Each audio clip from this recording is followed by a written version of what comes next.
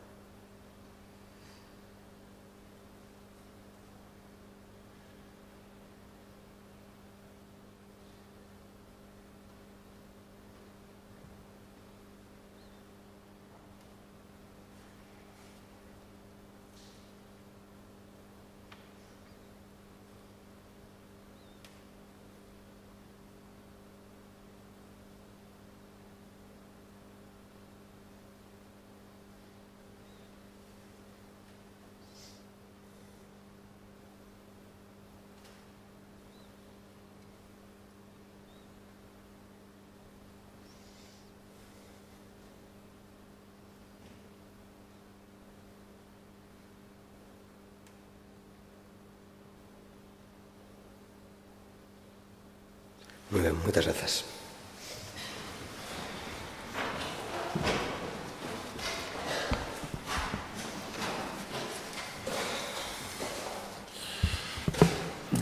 Bueno, antes non mencionei disculpar a dona Rosa Lendoiro Otero, que ten justificado a súa ausencia esta sesión. Área de Facenda e Administración, Oficina Orzamentaria, expediente de aprobación de recoñecementos extrajudiciais de obrigacións para imputar o presuposto de 2016. Moitas grazas, señor secretario. Ten a palabra a concelleira de Facenda, Eugenia Vieito.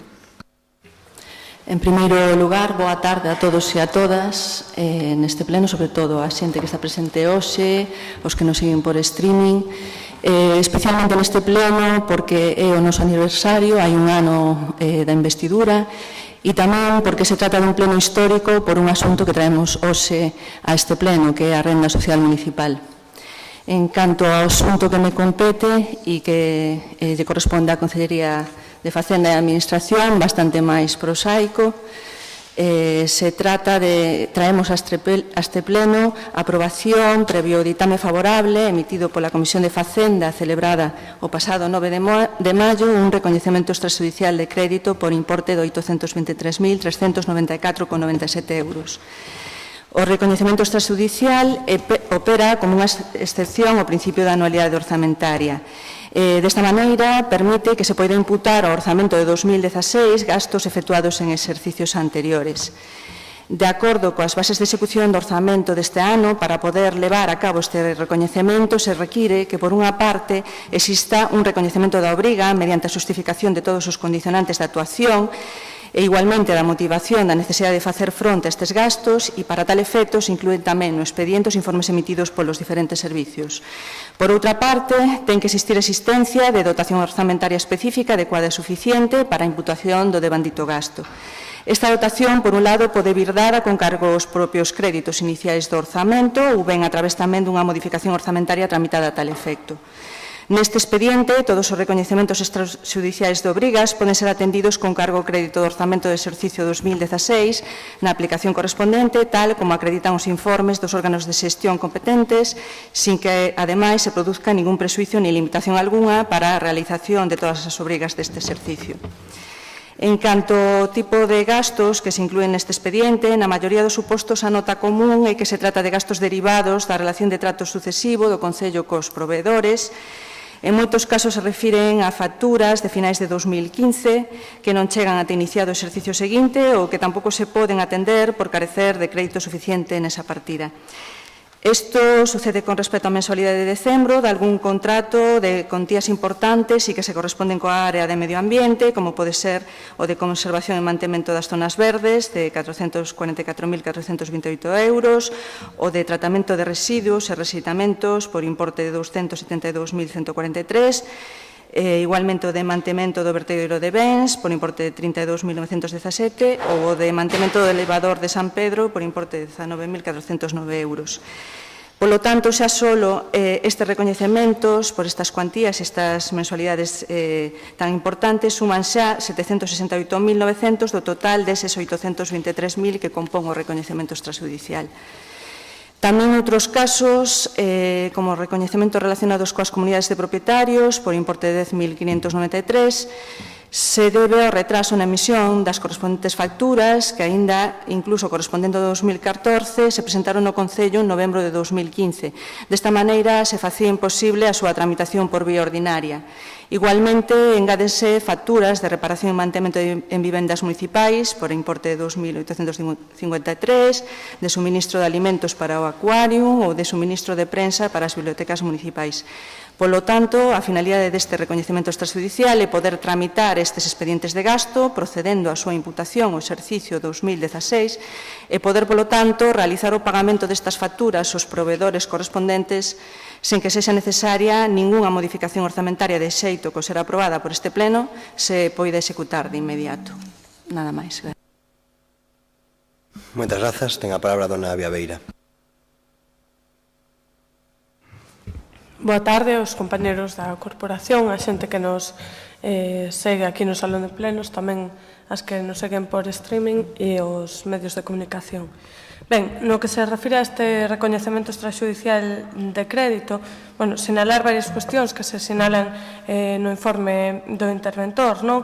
E é que se trata, os recoñecementos extrajudiciais de crédito como ferramenta teñen que ser unha excepción ao principio de anualidade orzamentaria, polo tanto, debe acudirse a este tipo de recoñecementos de xeito excepcional. A nos chámanos en particular a atención varias facturas que obtiveron no seu día o reparo do interventor, que supoñen alrededor do 60% deses 823.000 euros, que é o total do recoñecemento extrajudicial, que se trata de facturas de tracto sucesivo de servizos que se seguen prestando unha vez rematado o contrato, non? E eu entendo que, claro, o que nos preocupa particularmente neste caso é que se tomen as medidas necesarias e oportunas de xestión para que non se sigan producindo este tipo de facturas e que se proceda a tomar esas medidas oportunas para solucionar estes problemas de xestión canto antes, non? Porque, entendo que é un prexuízo, non? Estar pagando facturas en oportuno contrato licitado, non? Por lo tanto, o único que instar ao Goberno a que se proceda canto antes a tomar estas medidas e anunciar que imos votar a favor deste recoñecemento extrajudicial porque, obviamente, as facturas hainas que pagar. Nada máis. Moitas grazas, señora Beira. Por o Grupo Socialista, señor García. Gracias, señor alcalde. Saludos a todos aquellos que nos están siguiendo en directo por streaming, a los medios de comunicación y a los compañeros del Pleno Municipal. Sumarme un poco al alegato de la compañera del Bloque Nacionalista Galego en lo referente a unas determinadas partidas que se aprueban en este reconocimiento extrajudicial de crédito. Llamamos la atención en la propia Comisión de Hacienda que había en concreto 4 de ellas por importe superior a 100.000 euros, que suponían más del 50% de toda la partida que como tal se reconocía, que tienen que ver con parques y jardines, un contexto todavía no solucionado y que nos gustaría que no se repitiera, ¿no? Apuntarle a la señora Eugenia que cuando hablaba de hacer historia pensamos que se refería al partido de España que ganamos 1-0, pero no, veo que seguimos haciendo historia con cuestiones puntuales de la marea. En cualquier caso, destacar que nosotros también vamos a votar a favor de este reconocimiento, pero con esta puntualización, rogarle a la concejala y a usted como alcalde que este tipo de partidas se eliminen del ámbito presupuestario a través de este procedimiento.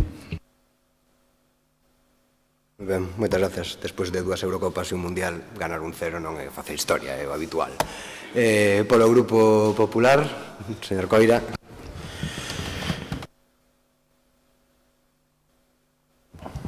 Buenas tardes a los representantes de los distintos medios de comunicación, a los vecinos que nos acompañan, a los miembros de la corporación, a los trabajadores municipales y a todas las personas que estén donde estén nos siguen hoy un rato por el STEMI.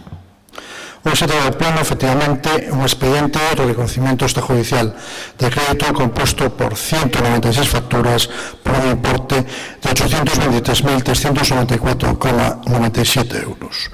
Son expedientes que han acompañado los respectivos informes de los responsables de los servicios, en los que se da conformidad a la realización de la prestación y se exponen los motivos que a su juicio justifican la excepción a los procedimientos regulares de contratación y autorización del gasto, incluido también en el expediente un informe del interventor. De la lectura de esta documentación me gustaría hacer algunas aclaraciones o puntualizaciones. Se trata de gastos realizados sin autorización previa, sin crédito presupuestario adecuado y suficiente para su realización, de contratos previamente aprobados y adjudicados pero cuyo crédito resultó insuficiente, de prestación de servicios de tacto sucesivo, como se decía mis compañeros anteriormente, sin contrato en vigor. Estamos hablando de 196 facturas, las cuales 816.604 euros se realizaron durante el segundo semestre del año 2015, lo cual representa el 99,18% del reconocimiento extrajudicial.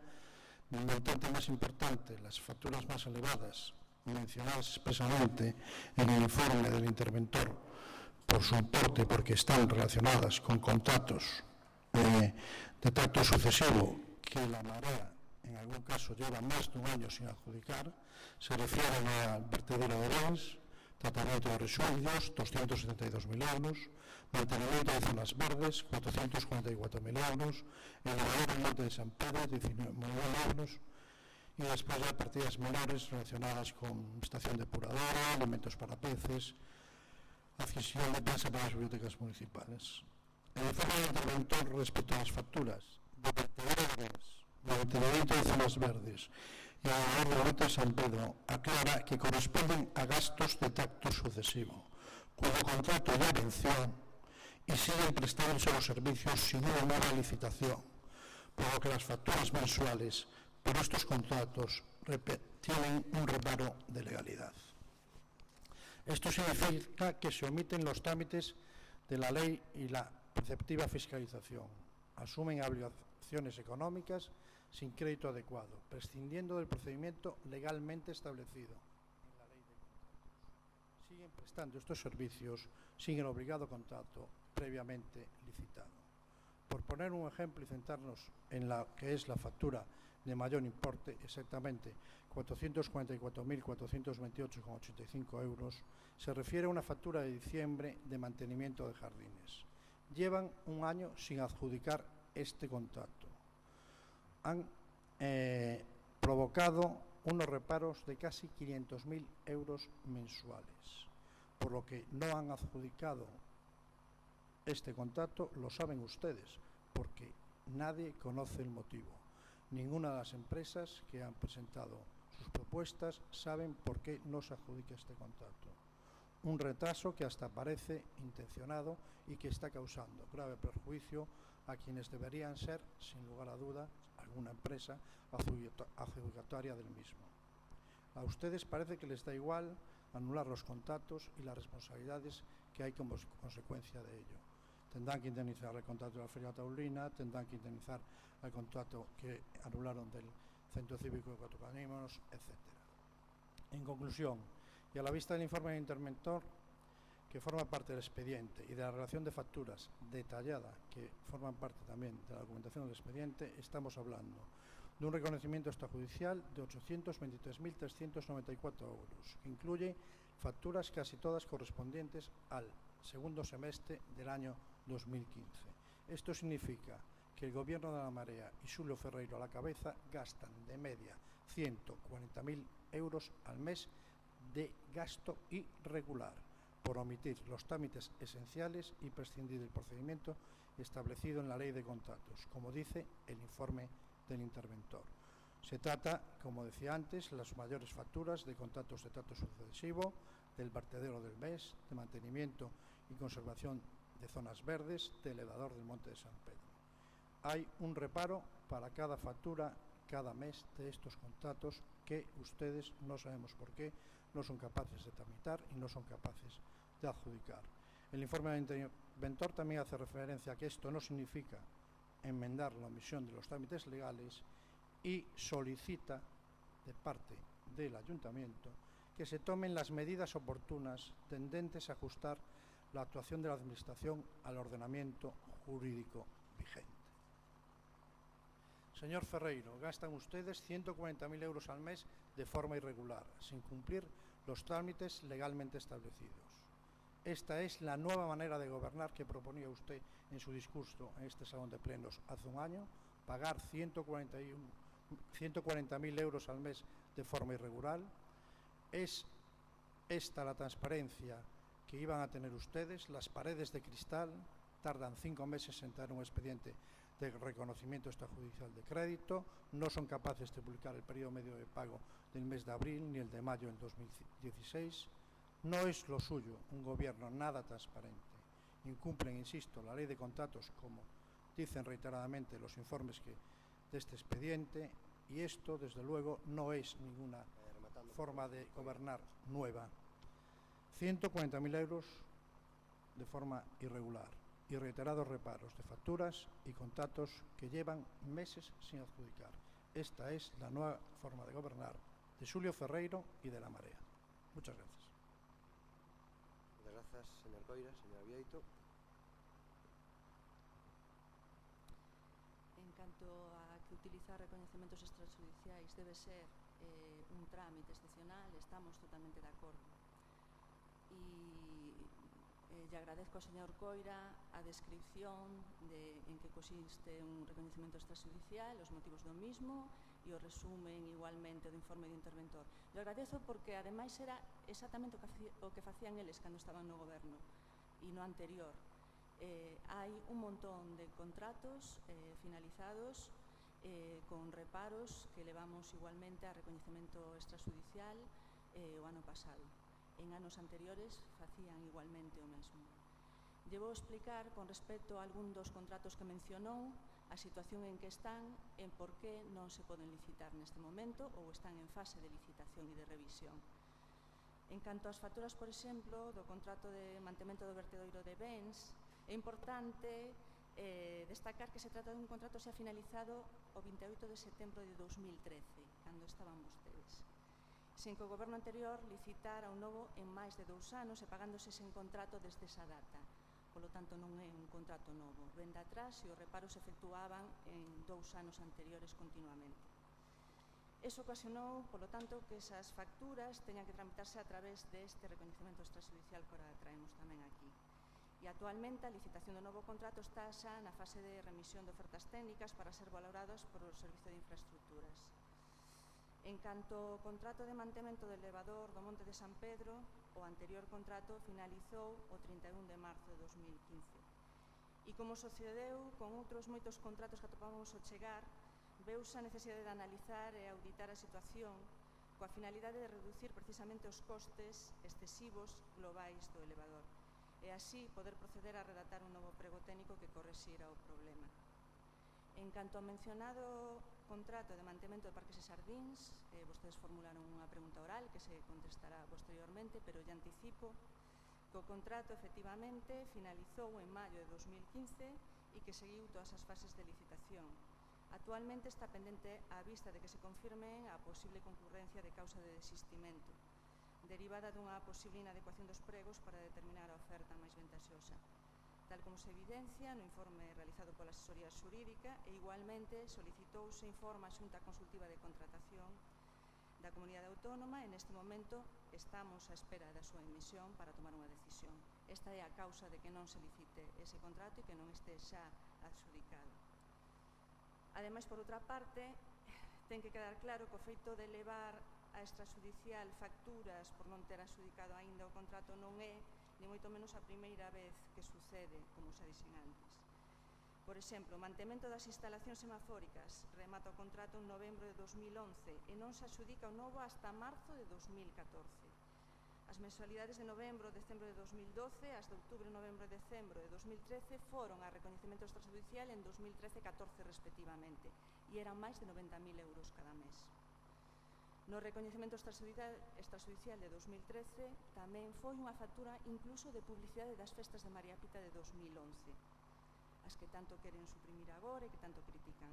Non aprobaron nin sequera en 2011 nin en 2012, sino que tiveron que agardar a 2013 para recoñecela extrajudicialmente. Igualmente tamén no recoñecemento de 2013 mentéronse gastos realizados en 2011 na antiga fábrica de tabacos para precintar o recinto e impedir o acceso. O curioso é que cando se facían estes gastos se sabía que incluso ese recinto se ia acceder á Xunta de Galicia. Por lo tanto, a cambio de nada, ademais, e para a sede da Administración de Xustiza. E como este, moitos máis exemplos. Por lo tanto, non son vostedes precisamente quen poden dar exemplo e criticar a situación de contratos que rematan e que se pagan con reparos. Nada máis. Moitas grazas, señora Beira. Se quere utilizar a segunda quenda de intervencións, señor García. Señor Coira. Vamos a ver, si efectivamente nos sentamos un poquito. Aquí vienen facturas por importe de 823.000 euros. Se trata de 196 facturas. De este importe, 816.000 euros son de gasto generado en el segundo semestre del 2015. ¿Quiere que le admita que 32.000 euros son de periodos anteriores? Pues le admito, pero el resto corresponde a una mala gestión de la Marea. Llevan un año. Yo estoy en la oposición y lo que tengo que criticar es la forma que tienen de trabajar ustedes. Y la forma que han tenido de trabajar y de gestionar estos 823.000 euros nos trae como resultado que estamos con facturas de trato sucesivo que no han adjudicado los contratos por los motivos que sea y que suman todo esto y que el interventor advierte por activa y por pasiva que esto es una forma irregular, que es excepcional, que evidentemente la ley contempla esto, ya sería el colmo que los pobres proveedores que suministran al ayuntamiento no pudieran cobrar, ya sería el colmo, y entonces por eso la ley prevé este mecanismo para que las empresas que siguen prestando los servicios, que los servicios municipales dicen que estos servicios están prestados, puedan cobrar, ya solo faltaría. Y esto es lo que pasa cuando uno no sabe gestionar, cuando uno no es capaz de adjudicar los contratos. Y mi obligación desde la oposición es decirle que esto significa que el señor Xulio Ferreiro y la Marea gastan 140.000 euros al mes de forma ilegal. Para que lo entiendan los ciudadanos, sin cumplir la ley de contratos de la administración pública. Y eso es lo que dice este informe, lo que dice en todas y cada una de sus páginas y de párrafos, casi el informe del señor interventor. Y es lo que le toca a usted aguantar con su incapacidad para gestionar adecuadamente los contratos y las facturas y la gestión económica de esta ciudad. Del periodo medio de pago, me dirá usted algún día por qué pueden tardar tanto y cómo tardan tanto en publicar ese dato. Y además que algunos que publican siempre son peores que los que teníamos nosotros en el anterior mandato. Nada más y muchas gracias. Muchas gracias, señor Coira. Señora Vieito. Me sorprende, señor Coira, que diga vostede iso, porque xa manifestou varias veces neste pleno que a xestión económica deste goberno era boa e que incluso eso nos permitía pois baixar impostos e todas esas cousas. É algo, a verdad, bastante sorprendente estas contradicións que ten o PP no pleno habitualmente. Por outra parte, como xa vimos, estes contratos xa era habitual que se repararan e que non se licitaran en plazo e precisamente eran vostedes os campeóns neste tema. A parte, o recoñecemento extrajudicial está previsto precisamente como vostede di, para que os proveedores podan pagar e non teñan que pagar, digamos, o retraso ou as licitacións tardías e que poidan ter, polo tanto, satisfeitos os seus dereitos económicos. Por outra parte, ben diferente era o que facían vostedes en moitos casos, que era non pagar cando non lles gustaban ou non estaban de acordo con certas facturas. Temos exemplo deso, por exemplo, facturas de Albada, de Sermasa ou IPC da hora. En todos estes casos, o que facían era non pagalas porque non estaba de acordo, co que se paralizaban as facturas, se acumulaba retraso e o PMP, decir que era moito mellor que o noso nestes últimos meses me parece que non é tampouco de todo correcto. Así que me parece que terán que repasar o que facían vostede e os informes de intervención e os datos do PMP anteriores. Nada máis, gracias.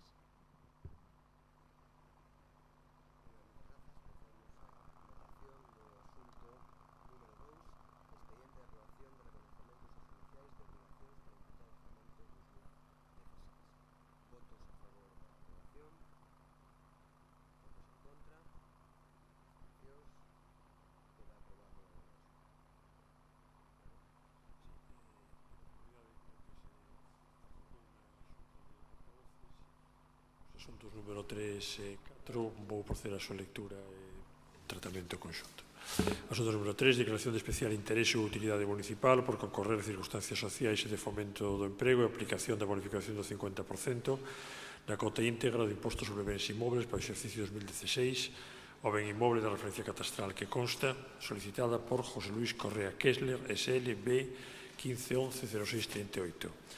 Asunto número 4, declaración de especial interese ou utilidade municipal por concorrer circunstancias sociais e de fomento do emprego e aplicación da bonificación do 50% na cota íntegra do imposto sobre bens inmobles para o exercicio 2016 o ben inmoble da referencia catastral de que consta, solicitada por Lonja de la Coruña S.A. a 1567-8162. Deberán ser obxecto de votación separada.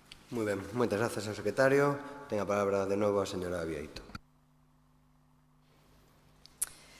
O pasado 29 de decembro de 2015, o Pleno desta Corporación aprobou a modificación da Ordenanza Fiscal número 51, reguladora do imposto de bens inmobles, a través da que se igualou o tipo impositivo de bens de características especiais do Porto ao resto de bices xa existentes.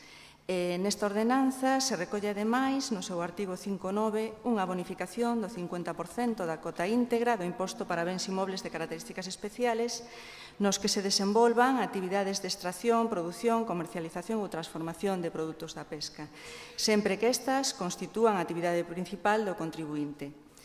Así, na Lei de Facendas Locais se establece esa posibilidade de que as corporacións locais regulen a concesión destas bonificacións a favor de inmobles nos que se desenvolvan actividades económicas que se sean declaradas polo Pleno da Corporación de especial interese ou utilidade municipal por concorrer circunstancias sociais ou de fomento de emprego que xustifiquen tal declaración, como sucede neste caso. Esta é, polo tanto, unha das poucas ferramentas coas que contan os concellos desde o ámbito fiscal para establecer incentivos ás actividades económicas consideradas estratégicas para a actividade económica local. Sobre o carácter estratégico da pesca para a Coruña e mesmo para a economía de Galicia no seu conxunto, pensamos que non é necesario afondar entendendo que existe un amplio consenso ao respecto dese carácter. Ademais, hai que ter en conta tamén que as actividades económicas desenvolvidas no ámbito das instalacións portuarias, a pesca e as actividades derivadas teñen unha relación moi estreita co porto, xa que a súa ubicación ten que ter lugar necesariamente aí, a diferencia de outras moitas actividades económicas. Por outra parte, a Lei de Facendas Locais determina que estas bonificacións, ademais, teñan carácter rogado, é dicir, que se poidan recoñecer únicamente a instancia dos interesados. Polo tanto, estes deben solicitar do Pleno a declaración de especial interese ou utilidade municipal. O prazo para a presentación de tales solicitudes está aberto durante todo este ano, si ben por motivos de xestión tributaria e como determina a ordenanza de xestión tributaria, a esas solicitudes se producirán os seus efectos no exercicio económico seguinte do ano no que se formulen. De xeito excepcional, previmos este primeiro ano de aplicación de tal bonificación que as solicitudes formuladas ata o 31 de marzo produzan os seus efectos xa neste exercicio 2016. Polo tanto, sometemos a pleno a declaración de especial utilidade ou interese municipal e, en consecuencia, a concesión dunha bonificación do 50% da cota íntegra do IBI das dúas solicitudes presentadas ata o momento por Alonso da Coruña S.A. e por José Luis Correa Kessler S.L.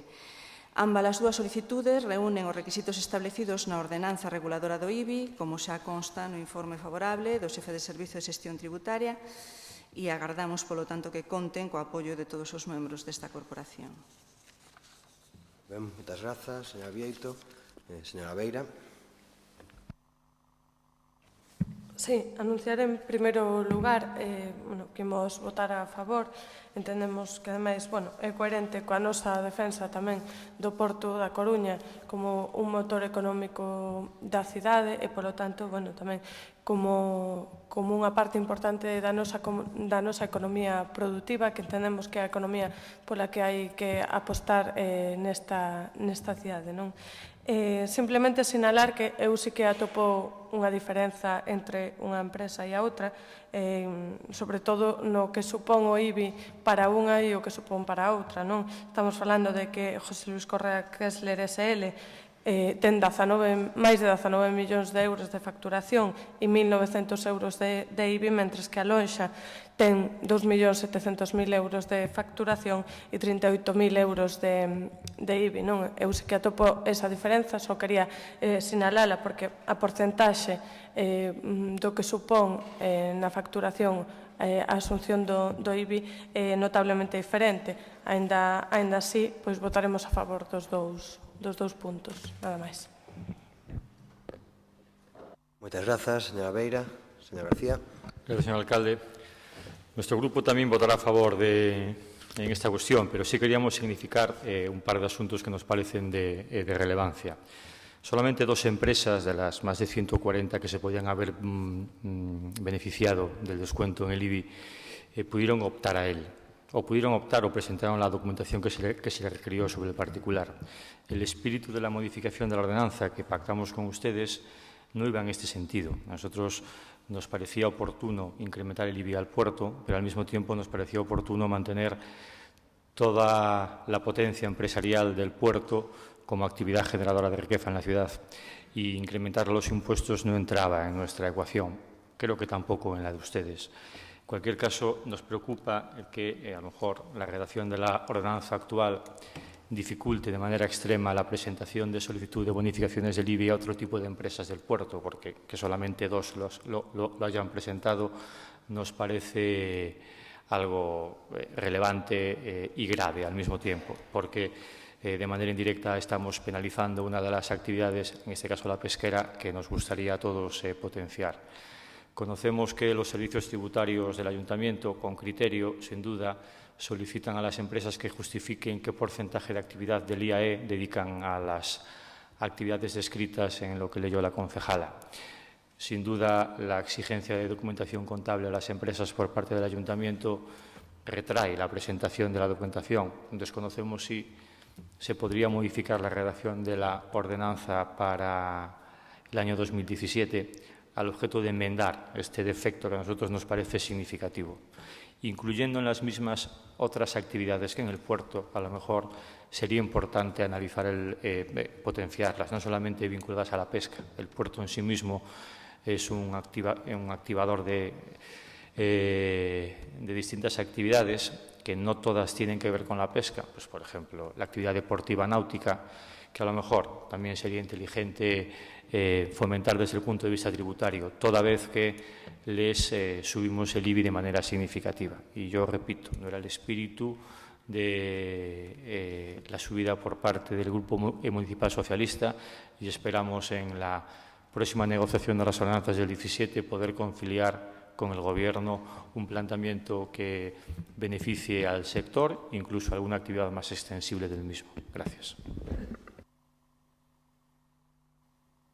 Muchas gracias, señor García. Señor Coira.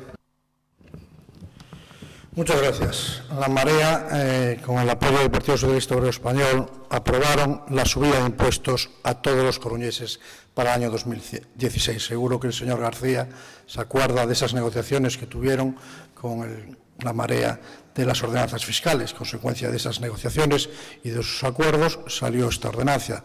Lo que me sorprende mucho es que ahora diga que ya hay que rectificar. Probablemente lo que tenían que haber hecho era no haber aprobado una subida de impuestos a todos los coruñeses y, evidentemente, menos una subida de impuestos tan brutal a todas las empresas que tienen actividad económica en el puerto de La Coruña, que, como usted muy bien ha dicho, son 140, de las cuales, terminado el plazo, entiendo que la concejala me puede confirmar el dato, solo 2 entidades han solicitado esta declaración de interés y solo 2 empresas se van a poder beneficiar de una bonificación del 50%.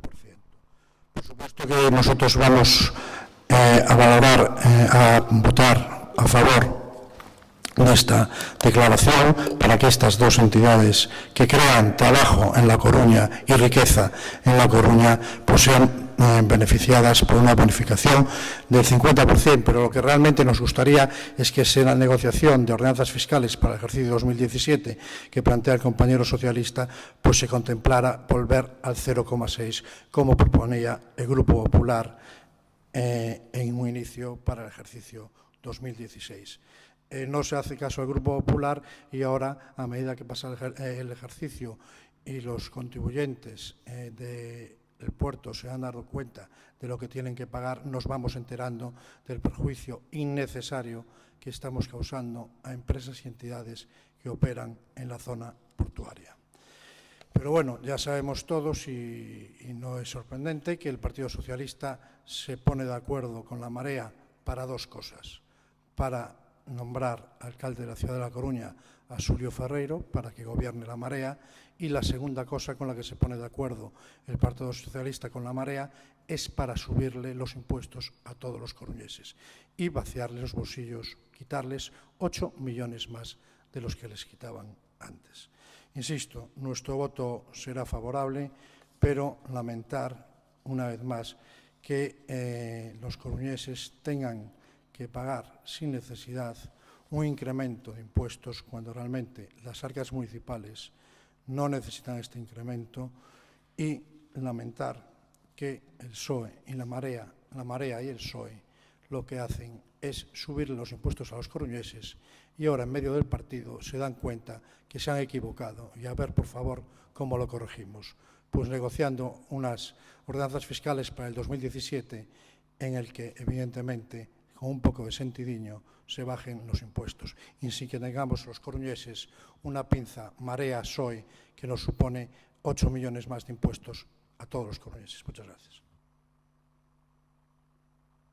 Moitas grazas, señor Coira. Señora Bieito. En primeiro lugar, decirlle ao señor Coira que o tipo impositivo aplicable aos vices xa era neste Concello en xeral do 1,3%. O que estamos facendo é igualar a de portos e aeroportos ao resto dos vices existentes na cidade. E, ademais, prevemos que son as actividades pesqueiras, como as estratégicas, as que se teñen que promocionar. As outras tamén se teñen que promocionar, pero especialmente as actividades pesqueiras relacionadas coa lonxa, por ter un carácter estratégico e por requerir de especial protección nestes momentos.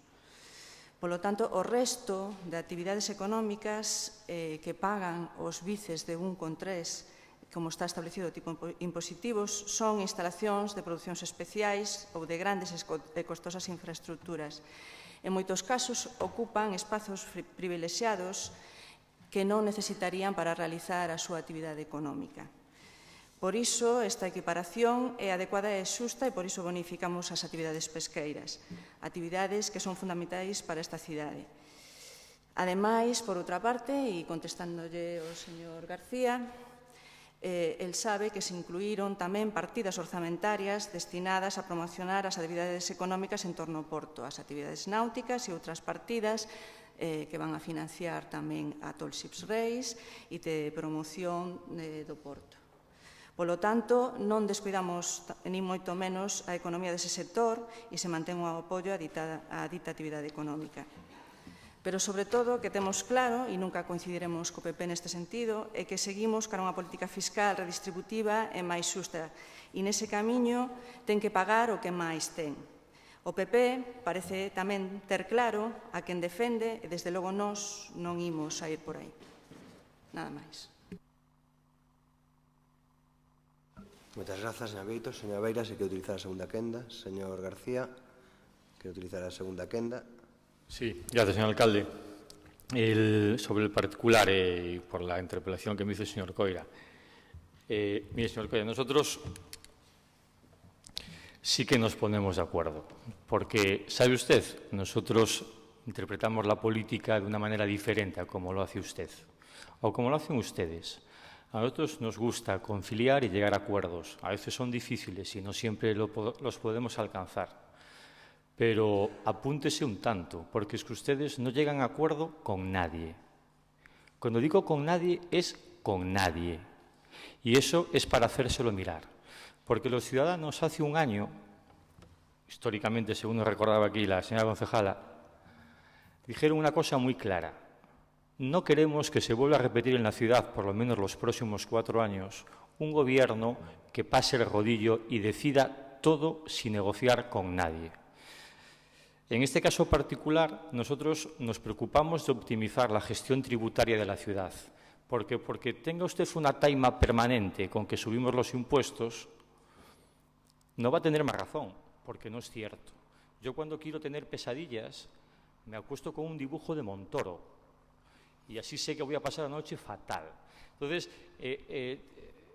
creo que era importante que en la reflexión de la gestión tributaria de la ciudad hiciéramos un ejercicio de consenso mayor.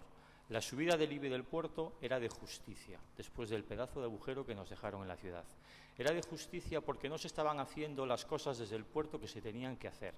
El puerto ocupa un espacio privilegiado en esta ciudad, que ya va siendo hora que pongamos en valor desde el punto de vista de la gestión de todos. En el ámbito tributario, esa bonificación del IBI que tenían histórica a nosotros se nos parecía irrisoria, cuando hay cientos de millones que se llevan otros de la ciudad por la gestión que hizo el puerto en los últimos años. En esa modificación de la ordenanza tuvimos la sensibilidad suficiente para modificar el incremento del IBI para aquellas empresas vinculadas a la pesca. También tuvimos la sensibilidad suficiente para pedirle a la Marea que incorporara al presupuesto las partidas relativas al incremento del IBE en promoción del puerto en determinadas actividades turísticas y deportivas, que, por cierto, están en el presupuesto, pero no tan claras como nos gustaría. Sobre este particular, señor Coira, de momento, a nosotros, lecciones las justas, porque en materia tributaria, el yermo que dejan ustedes al país y las situaciones de asfixia económica en la que intentaron dejar a los ayuntamientos de toda España no favorecen el que ahora se hagan ustedes adalides de no sé qué justicia tributaria o de qué optimización de los impuestos a no sé quién. Entonces, en cualquier caso, reiteramos lo que decimos. Nos gustaría que para el 2017 esta ordenanza en particular pudiese incorporar facilidades para que las empresas vinculadas al puerto se beneficiasen de la bonificación establecida. Y, en cualquier caso, nosotros seguiremos gestionando la negociación conjunta en este ámbito porque nos parece de responsabilidad, aunque a otros no les guste. Muchas gracias. Muchas gracias, señor García. Señor Coira. Muchas gracias. Vamos a ver si nos centramos un poco. Yo creo que todos somos conscientes que el polígono industrial más importante de la ciudad, casi sin discusión, es el puerto de La Coruña, que durante años ha generado riqueza y empleo para esta ciudad. Y evidentemente la situación económica no es la mejor que todos desearíamos, con lo cual no se entiende que la Marea y el PSOE se pongan de acuerdo para subirle a 140 empresas que realizan actividades en esta zona de la ciudad, en el puerto de La Coruña, el impuesto de esta forma tan brutal. No tiene sentido. No tiene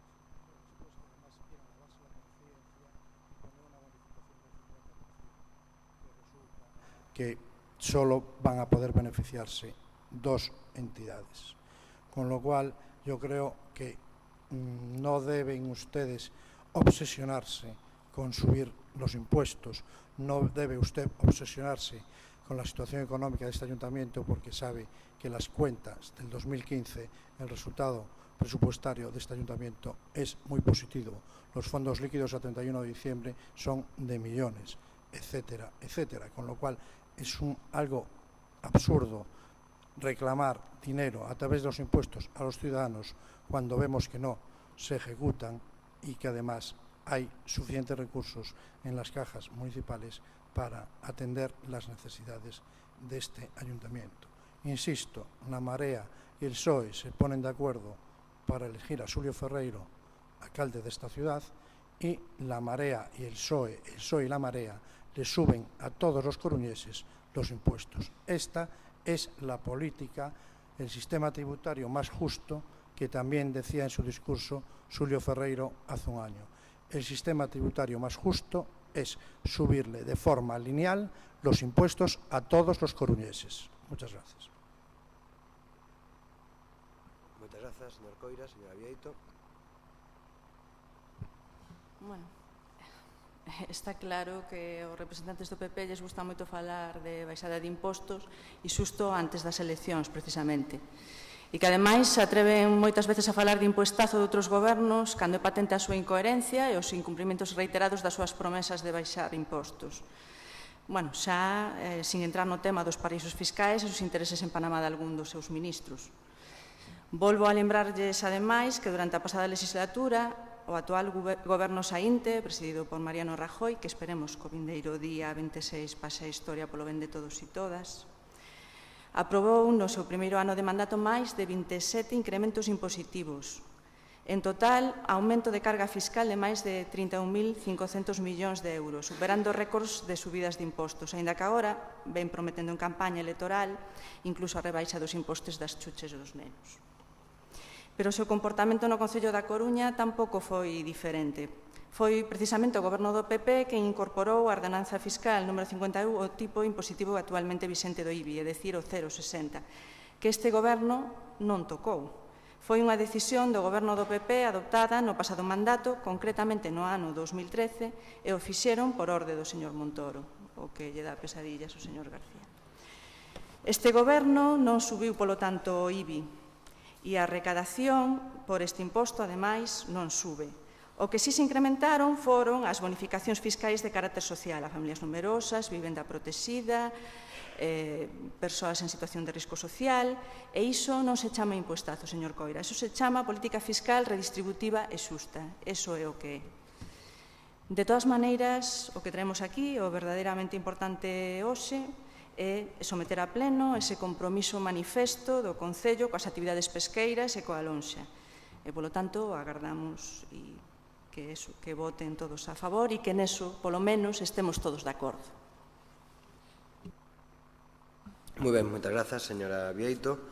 Efectivamente, tal como sinalou anteriormente o secretario municipal e de acordo co establecido hoxe na comisión de voceiros, ainda que o debate era conxunto os asuntos 3 e 4, por cuestións formais, a votación será separada.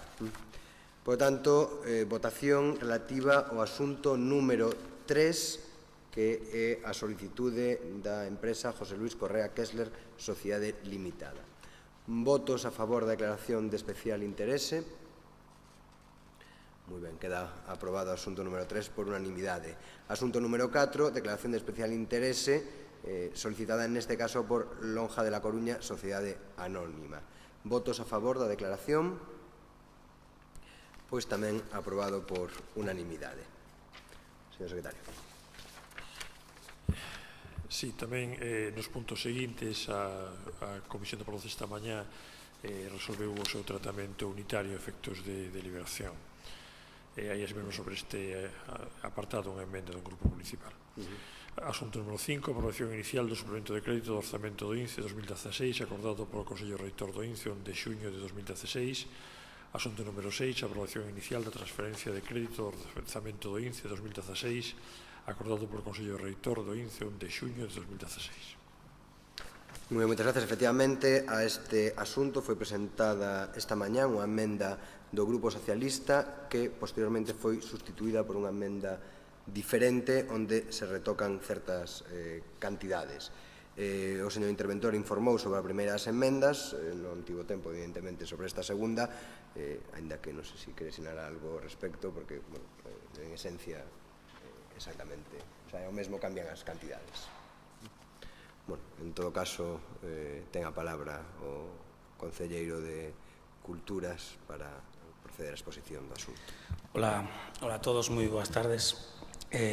Como se decía antes, hoxe é un día importante, non só a celebración ou aniversario desa investidura, sino a chegada ao pleno dunha medida de significación social. Se tocan asuntos máis mundanos aquí e me temo que repetitivos, non? Sempre que falamos de INCE, volvemos, eu creo que a unha especie de camiño sin saída, non? Porque non creo que se entendan ou se queran entender determinadas cousas. O caso é que hoxe propoñemos, hasta próximo, ademais, o principal período festivo do ano, propoñemos para a INCE a aprobación, tal e como citaba o secretario, dun suplemento de crédito e dunha transferencia de crédito que foron acordados polo Consello Reitor xa con data 1 de xuño e posteriormente en Xunta de Goberno con data 6 de xuño. Efectivamente, tanto no Consello Reitor como incluso na Comisión de Facenda do día 9, e é o motivo da emenda, xurde unha cifra conflictiva que, resaltarei logo.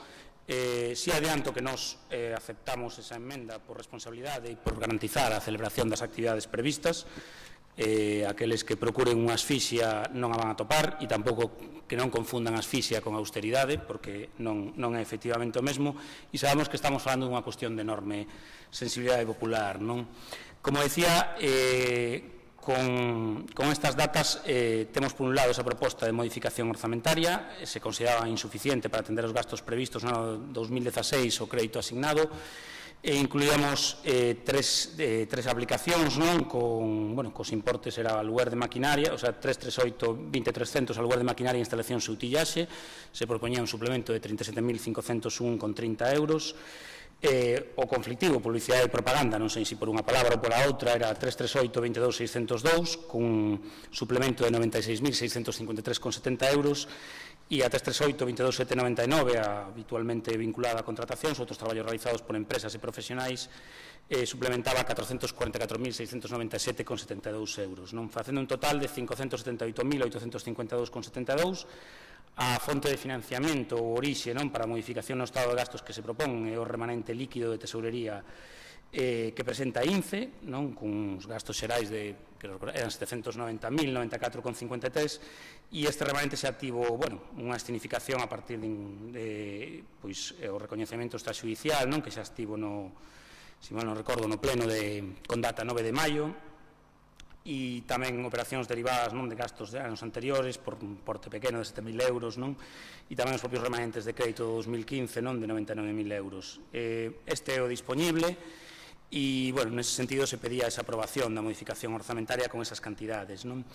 A outra parte viña tamén, ou estaba relacionada cun pleno anterior, neste caso de marzo, na aplicación 338.482.00, eran as subvencións para festas e actividades de carácter comunitario en barrios, do orzamento do INCE, que fora aprobada definitivamente o 23 de maio, que se contemplaban 250.000 euros, que deste xeito, unha vez que foi rexeitado no pleno, un asunto, como decía antes, lembrarán, en marzo, non se poderían materializar no 2016, e se consideraban necesarios para atender a programación de INCE, neste caso incluindo esa parte que moitas veces nos debates moitos parecen descoñecer, que tamén ten INCE, a dos recintos, Ágora, Teatro Rosalía, Fórum, Coliseum, e que, sobre todo, estaba vinculada tamén a esa partida de barrios coa aprobación, co novo orzamento, procuraba outras necesidades atendidas tamén, incluindo partidas que logo poderíamos explicar, como unha partida que hai 110.000 euros de actuacións de entidades de arraigo históricas na vida da cidade e que van vinculadas tamén ao propio gasto nas festas de barrios. Entón, se pedía, o que se propón nese segundo punto, que agora refundimos, esa modificación do orzamento do INCE de 2016, que consistiría en transferir de aplicación 338/482.00 eses 250.000 euros para darlles vida, por decirlo de algún modo.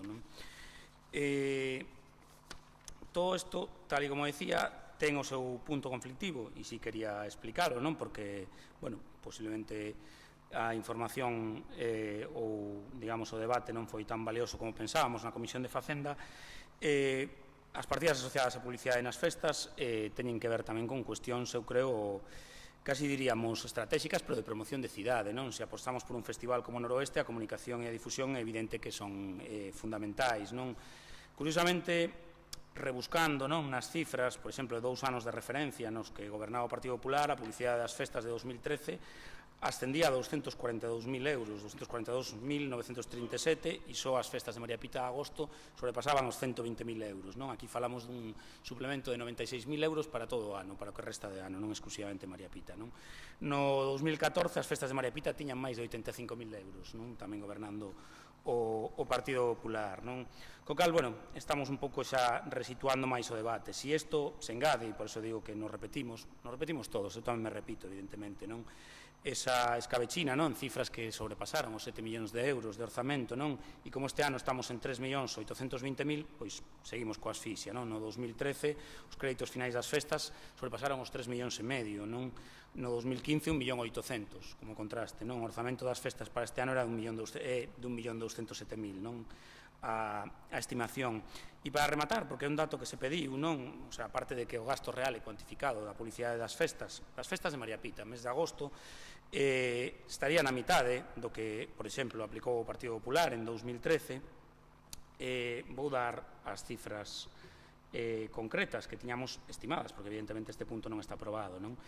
25.373 euros, produción material audiovisual mes de agosto, coordinación gráfica, adaptacións para redes sociais e prensa, máis diseño de folleto, 4.840 euros, diseño cartel xeral, 3.025, 7.500 produción folleto xeral, 2.000 produción cartel xeral, 3.630 distribución cartéis e folletos, 10.285 produción e instalación 200 banderolas, varios comunicación, engadiríamos outros 10.000 e perdonen se as estimacións son así como moi xerais, pero 30.000 euros de cuantía para o resto de comunicación do ano, que, entre outras cousas, tamén hai outros períodos festivos e outras necesidades que atender.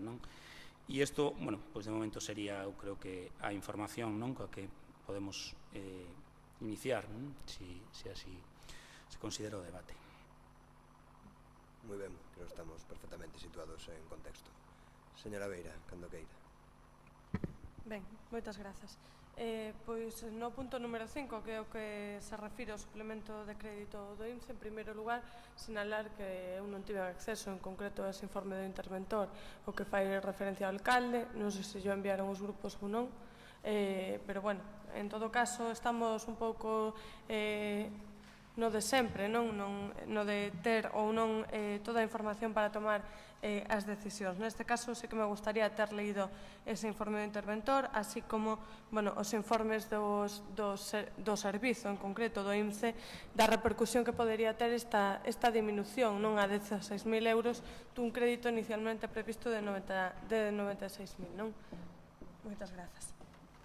En todo caso, entrando no controvertido, nos entendemos que a publicidade e a propaganda, así falada en termos xerais, pode ser obxecto de demagoxa en moitas ocasións, pero desde o noso punto de vista, no eido cultural, porque o INCE vai moito máis aló do que son estritamente as festas, no eido cultural ten un sentido especial ou un sentido específico, porque nos creemos que, grazas á publicidade e propaganda, que non é publicidade e propaganda, sino divulgación, ao final, da programación, pois é un punto moi determinante de cara á democratización e á divulgación do que é a cultura e a programación cultural. Nos entendemos que é vital para que a xente acuda, efectivamente, por exemplo, aos espazos culturais, que tamén se lles está diminuindo a súa chega con esta emenda, non van poder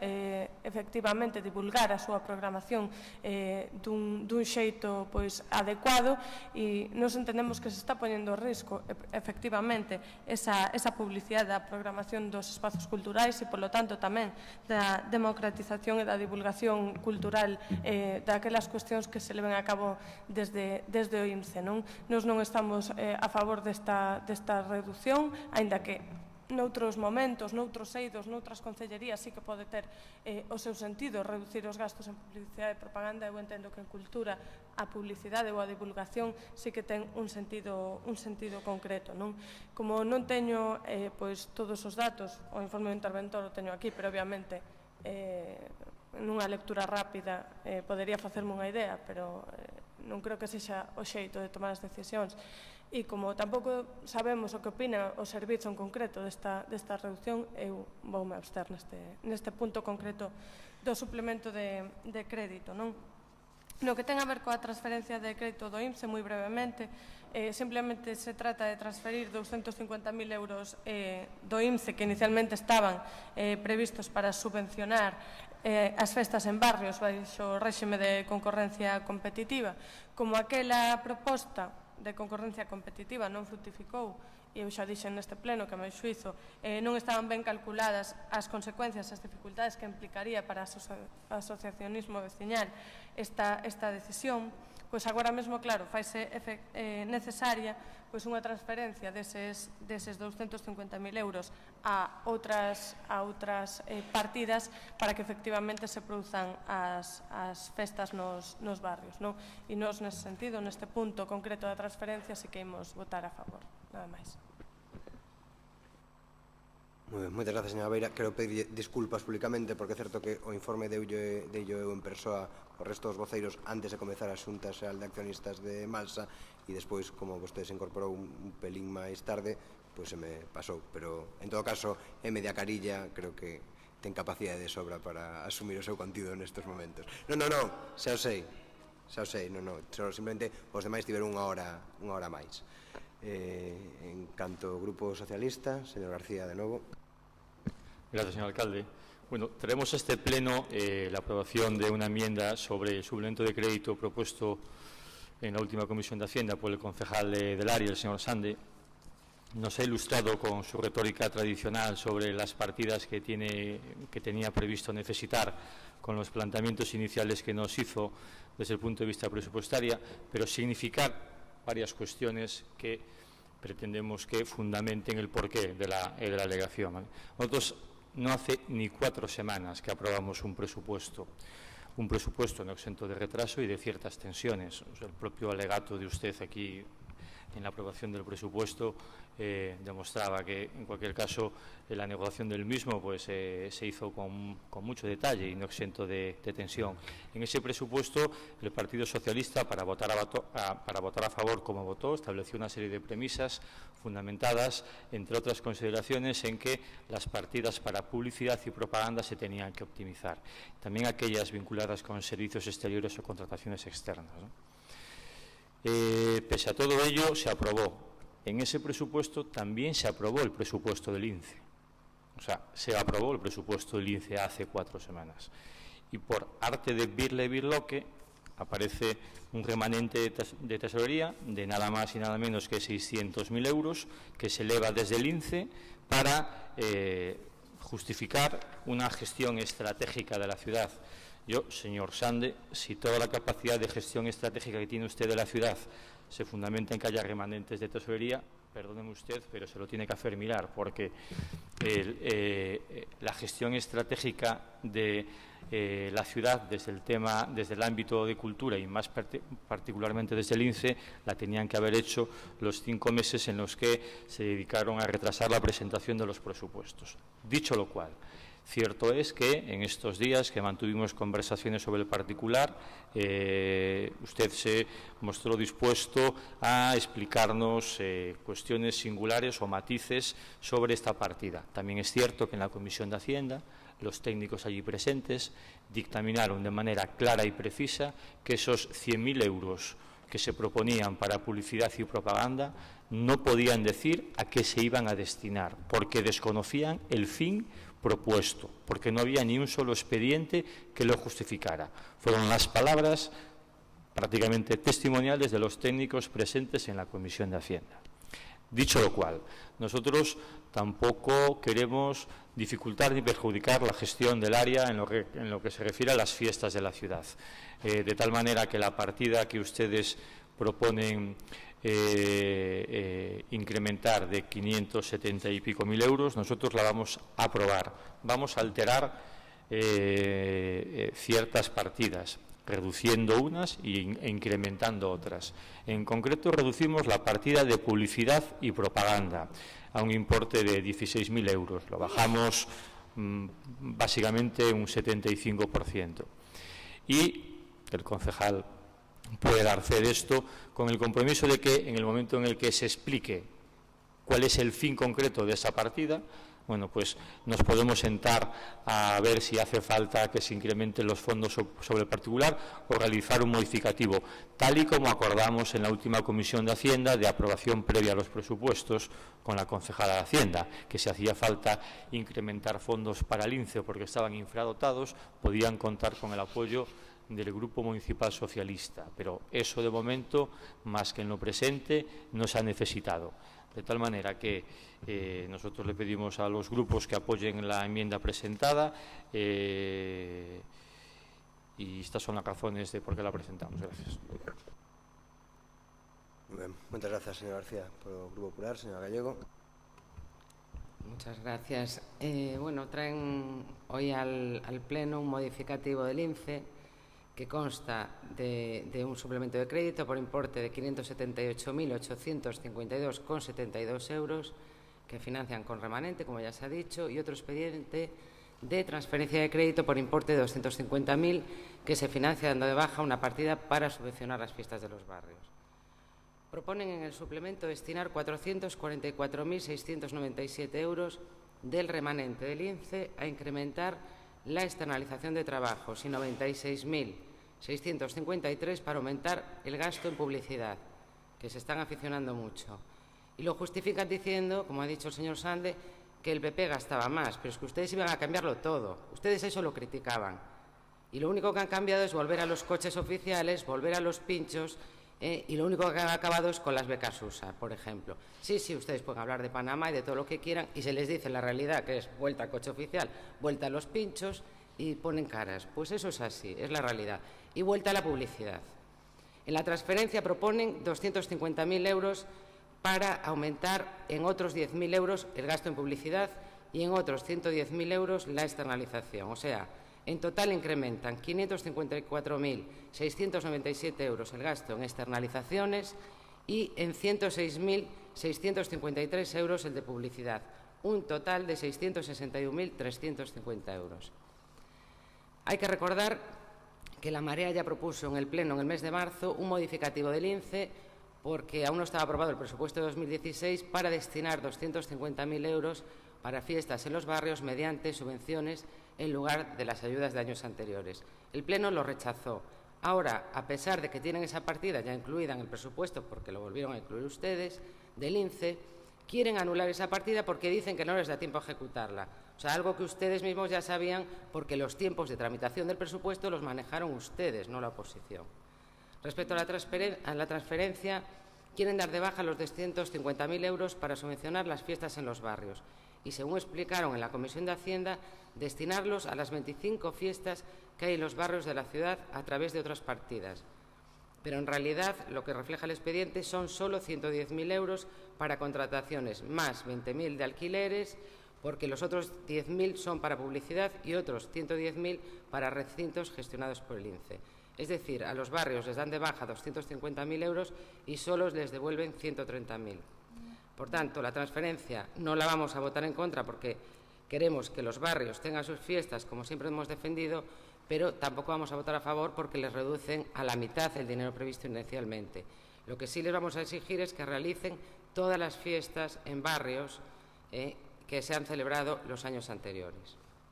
Respecto al suplemento, proponen destinar 445.000 euros para aumentar las externalizaciones, con lo que no estamos para nada de acuerdo y menos estamos de acuerdo con los 96.000 euros que quieren pasar a publicidad y propaganda, a mayores de los 20.000 que tienen aprobados en el presupuesto.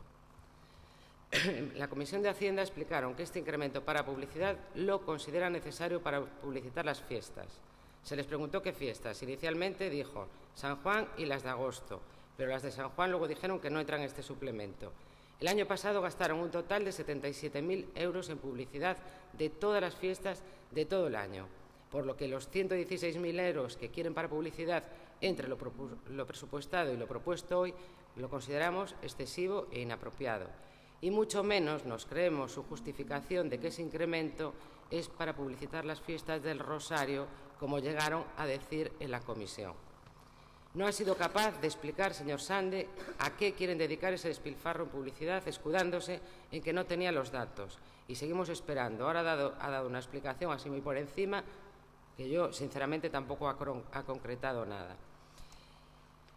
Por lo tanto, no estamos para nada de acuerdo con esta propuesta de suplemento. Tiene que replantearse la forma de gestionar el INCE, señor Sande, ya no solo por su propuesta de incrementar las partidas de publicidad y externalización, también por el nuevo caso de despilfarro que supone la decisión de gastar 120.000 euros para externalizar la gestión de los contenidos de la página web de Cultura relacionados con el Instituto Municipal, y los mismos que se quejaban de que no tienen dinero para programar fiestas, los que decían que iban a contar con los funcionarios, son los que apuestan por privatizar un trabajo que hasta ahora realizaban los trabajadores del propio Instituto Municipal y para el que ahora contratan un asesor para el asesor de Cultura. Lo dicho, nos abstendremos en la transferencia y votaremos en contra en el suplemento. Moitas grazas, señora Gallego. Señor Sande. Sí, bastantes cousas, non? Decía ao principio que moitos asuntos comezan de verdade, non? A resultar repetitivos e, efectivamente, non? O triste é que son cuestións importantes, non? Casi de amargo, non? Ligadas ao propio funcionamento económico e organizativo de INCE e que por esa falta de procura do ben común, non? Afortunadamente non estamos ao servizo de apriorismos nin de sectarismos, pois digamos que non van a ninguna parte. Tratarei de contestar un pouco ao que se comentou. Falaba antes da asfixia porque eses 3.820.000 euros en que queda o orzamento final de INCE son unhas cifras insuficientes. Isto ven aquí agora porque existe unha urxencia de contratación obvia, ademais, é unha incorporación de remanente que é unha práctica habitual e que está derivada dos beneficios xerados, ademais, nos propios recintos de INCE, o sea, non estamos falando de algo extrafalario nin dun modificativo extraordinario que cambia 4 semanas despois ese orzamento de xeito sustancial. Se fala tamén de que, claro, se piden cifras concretas para algo sin aprobar, non? Era unha estimación, ainda así acabo de dar cifras creo que bastante concretas, non? E logo se busca, como sempre, o xogo da confusión, a externalización, non? a externalización, quizáis non sexa a palabra, pero creo que a esencia da contratación, a non ser que se desexe escoitarnos cantar a nós en María Pita ou algo parecido, creo que pasa por contratación de empresas, de artistas, toda unha serie de cousas que todos sabemos o prezo das cousas, non digamos que non estemos aquí un pouco de farsa, non? Noutros tempos houve almorzos en María Pita e xantares en restaurantes e hai facturas, non, que así o demostran, non? Entón non creo que procede, aquí non hai coches, ni siquiera coches panameños, non? Entón, polo tanto, eu creo que isto non, vamos, nin procede. Estamos falando constantemente de mesura e de austeridade e creo, e as cifras son bastante elocuentes, non se trata de quen gastou máis, sino do prezo das cousas tamén, non? Unhas partidas concretas que teñen que ir vinculadas ao prezo real, non? E creo que tanta obsesión pola cifra logo o que está reflexando, o que está reflectindo é desmemoria. E iso sí que me parece importante. E nada máis. Moitas gracias, señor Santos. Señora Beira, que utiliza a segunda quenda. Sí, só para sinalar que precisamente o informe do interventor que acabo de ler neste momento sí que sinala efectivamente que non se pode tomar esta decisión sin saber precisamente a repercusión que ten nos servizos, non?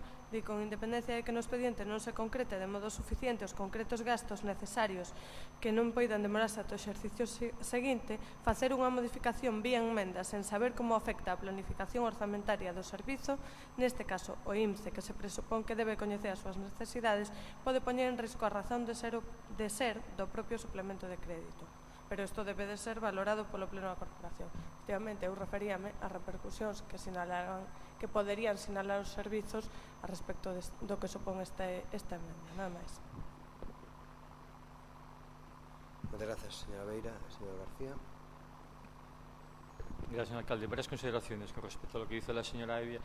Los servicios en la Comisión de Hacienda dijeron que no tenían justificación de ese gasto, de tal manera que es imposible que lo justifiquen si desconocían a qué se iba a destinar.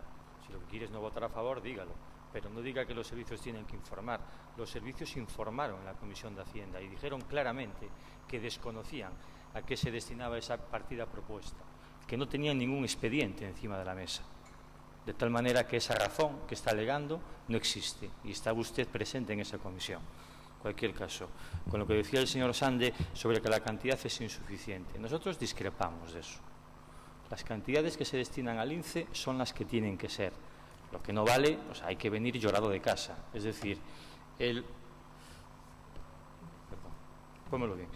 presupuesto es el que es y el que se aprobó, para lo bueno y para lo malo, pero en todas las partidas. Lo que no se puede decir es que ahora el presupuesto que tenemos para un área en concreto es insuficiente, porque el presupuesto lo aprobamos dos grupos políticos presentes en este pleno con responsabilidad para que la gestión de la ciudad sea eficiente. En cualquier caso, ustedes toman decisiones de manera autónoma que a lo mejor no quiere decir que estemos en contra o a favor, pero que son singulares, porque está bien criticar lo que hacen otros, pero aquí vuelven a cantar Víctor Manuel y Ana Belén, que parece que están asociados con la ciudad de La Coruña, y es una decisión que toman ustedes, pero con cifras muy elevadas, que me parece bien que ustedes decidan que sea así, pero a lo mejor se podía gestionar de otra manera, porque desde luego original, lo que se dice original,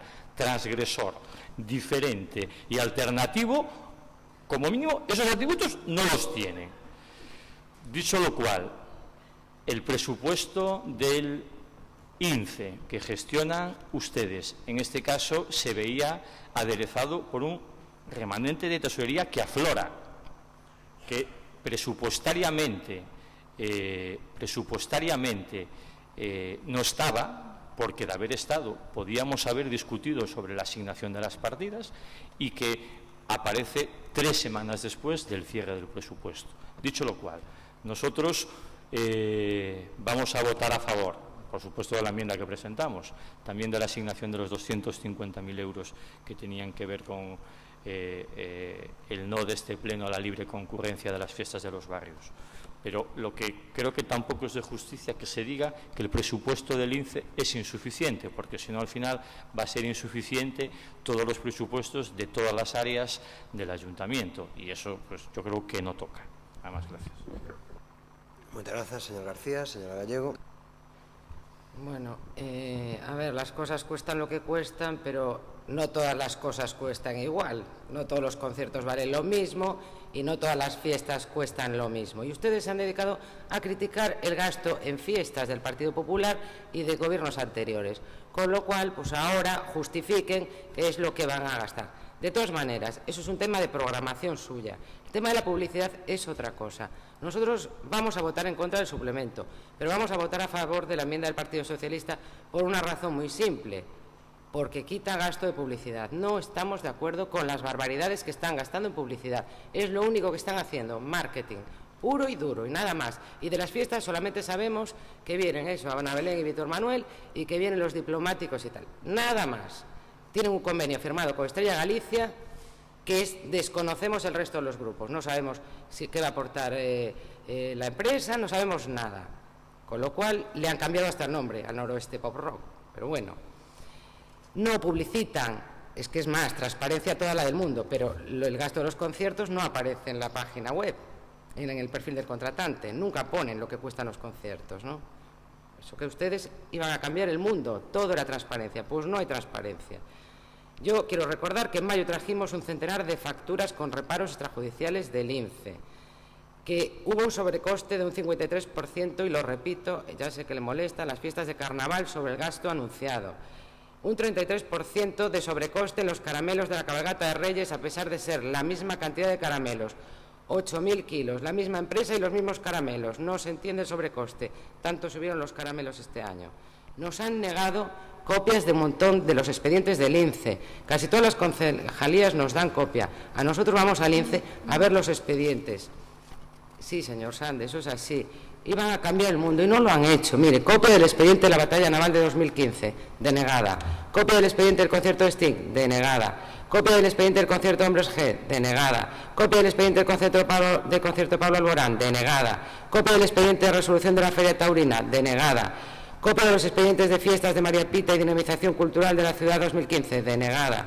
Copia del expediente de actuación del Circo del Sol, denegada. Copia del expediente de programación extendida TRC Danza, denegada. Hemos pedido el de las fiestas de San Juan 2016, vamos a ver si nos lo deniegan o no, ya se lo digo aquí. El expediente del Festival Noroeste Estrella Galicia, anunciado el otro día, y el convenio precisamente con la Corporación Hijos de Rivera para el fomento de diversas actividades. Vamos a ver si nos los deniegan o no. Espero que por fin haya un poco de transparencia. Gracias. Muchas gracias, señora Gallego. Señor Sande. Sí. Ni el gusto es nuestro, que é o nome con que aparecen Víctor Manuel, Ana Belén, Miguel Ríos e Joan Serrat, ni os diplomáticos de Monte Alto tocan ou actúan en festas, non? O ano pasado publicamos por primeira vez na historia as cifras de todos os concertos das festas de María Pita, non? Efectivamente, non se volve a falar dos orzamentos, por eso estamos reducindo, non? E estamos amosando as cifras constantemente. É posible, as cousas teñen o seu custe. Por certo, eu nunca falei do Rosario na Comisión de Facenda, nunca mencionei o Rosario. E, bueno, con respecto a programamos para todos, non, pois está bastante claro, non? Por un lado parece que éramos indies, punkis, vanguardistas, raros, pero ao final tamén se nos reprocha lo contrario, curioso, non? Importante, publicidade co fin de promocionar a cidade. Queren que a xente veña a cidade? É algo que un se pregunta, non? E de golpe, bueno, eliminamos partidas que non sea que la marea le pueda ir bien, non? E neso, evidentemente, se unen a Xunta de Galicia, non se unen ninguna a cidade, non? ACB, Regata, San Xoán, simplemente na nosa concellería acumulamos, digamos, afrentas da Xunta de Galicia que parece non ter ninguna relación de repente coa cidade da Coruña. E vostedes suscriben, ademais, esa estrategia, non? Votaremos, obviamente, a favor dos puntos, incluído a emenda, pois por unha cuestión de responsabilidade e para garantizar a celebración, francamente, das actividades previstas. Dixen a outra vez, cando se falou das subvencións de barrios en marzo, que trataremos de poñer orde onde non había, seguiremos nesa difícil acción e vostedes sigan procurando a asfixia que eu creo que os cidadáns xa o están percibindo e o percibirán en maior grado. Mil grazas. Moitas grazas, señor Sande. Se non entendí mal, aceptan a emenda do Grupo Socialista. Se acepta a emenda. Entón non fai falta votala, se acepta por parte. Sería el texto integrado de la propuesta con la enmienda. Por tanto, votación única. Dado que por parte do Goberno se acepta a emenda, non faría falta votala, votaríamos o suplemento incluíndose a emenda do Partido Socialista. Digo, porque, hombre, si queren a votamos, pero está aceptada expresamente, entonces, se o señor secretario entende que así non hai que votala, pues votamos o suplemento, por lo tanto, que sería o asunto número 5, pero incluíndose a emenda do Partido Socialista, que se acepta por parte do Concello de Cultura e, por lo tanto, por parte do Goberno municipal.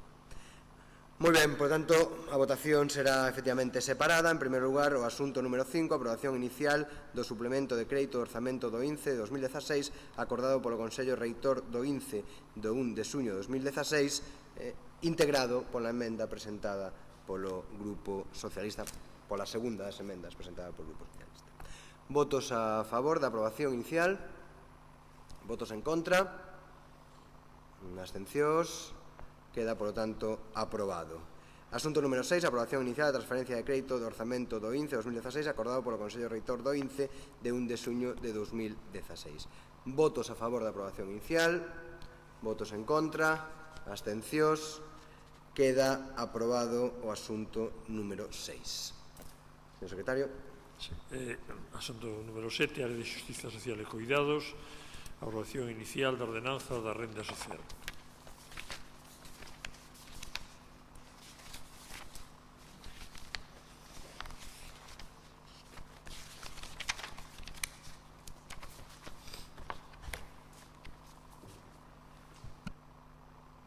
Moi ben.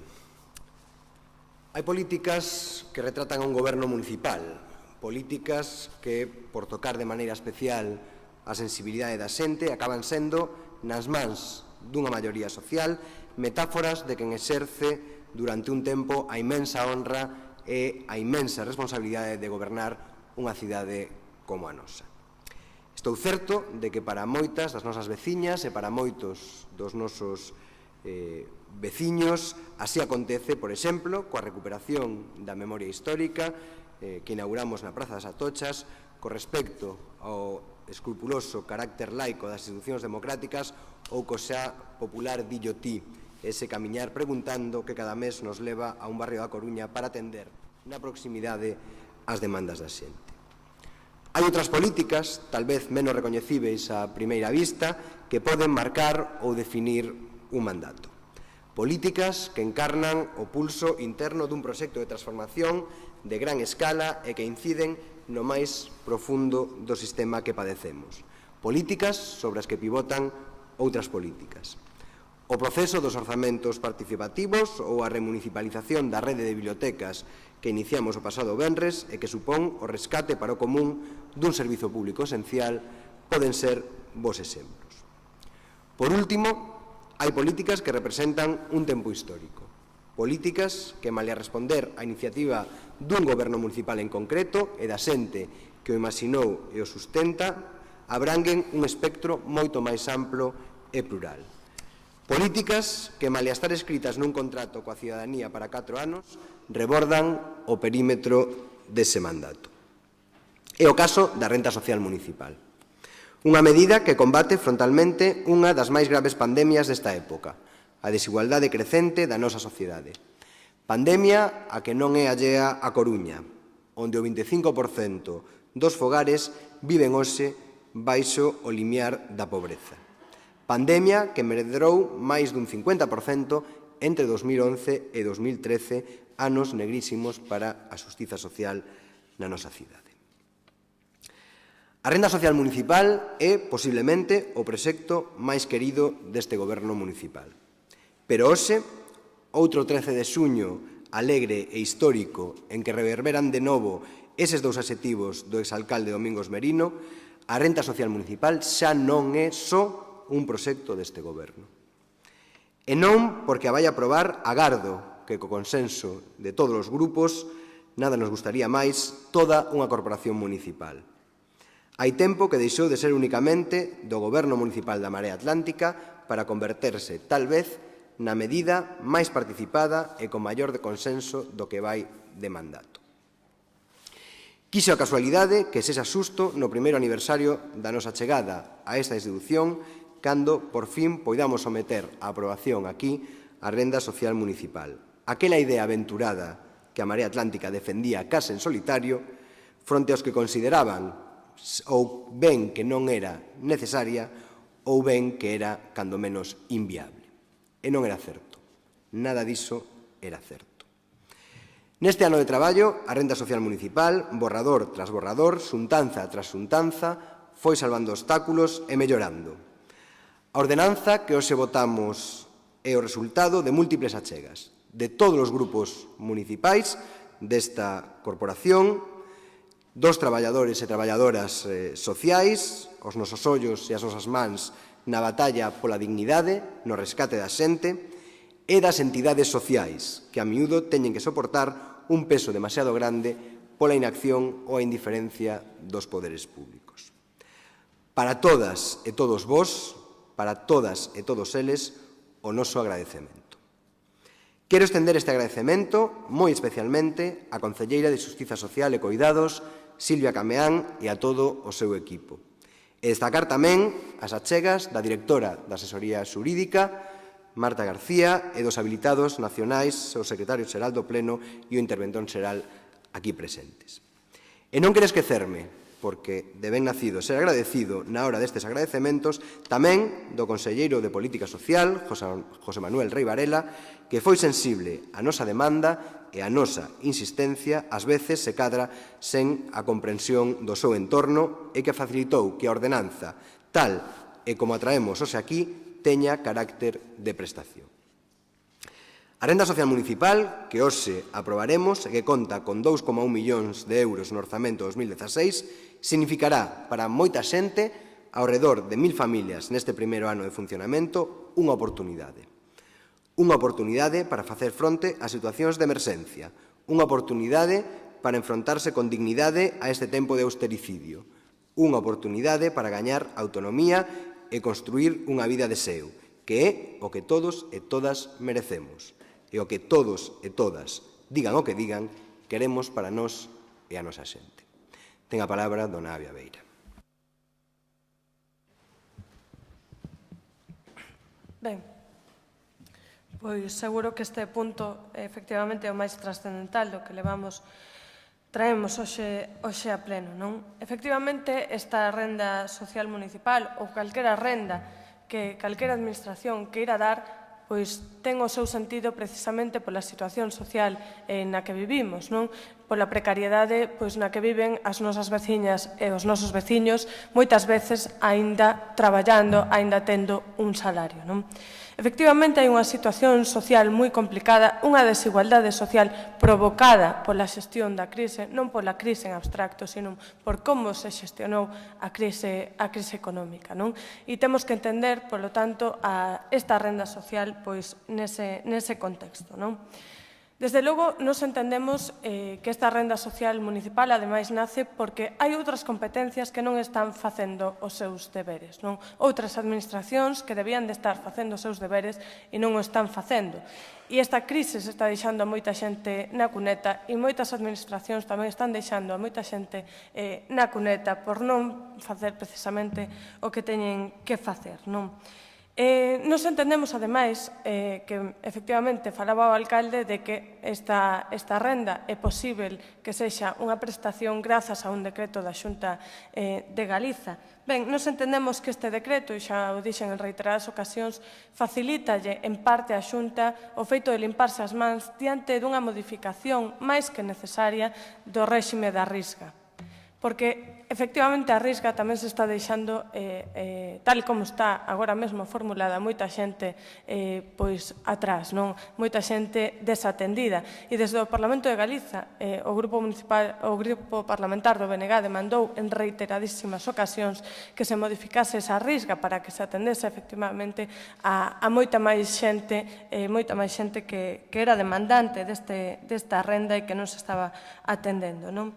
Pero que este decreto da Xunta nos entendemos tamén que o permitir aos concellos precisamente establecer prestacións está creando desigualdades poboacionais. Explícome. O Concello da Coruña co seu orzamento vai poder efectivamente establecer unha renda municipal para atender os seus veciños e as súas veciñas, pero é posible que outros concellos que tamén teñan veciños e veciñas en risco de exclusión social ou en exclusión social pois non poidan atendelo por esta cuestión. Nos entendemos que a reformulación da risga sería o máis xusto a nivel poboacional e, ademais, pois suporía que a Xunta asumise as súas propias responsabilidades.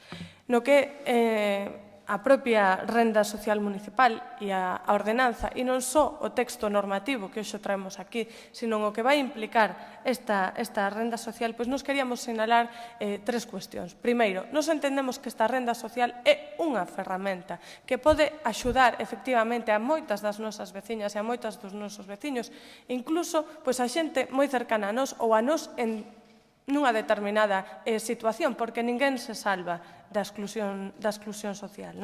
Entón, nos entendemos que é unha ferramenta que debería de nacer baixo paraugas dun plan máis amplo, dun plan de inclusión social, porque desta renda social vai haber xente que non entre.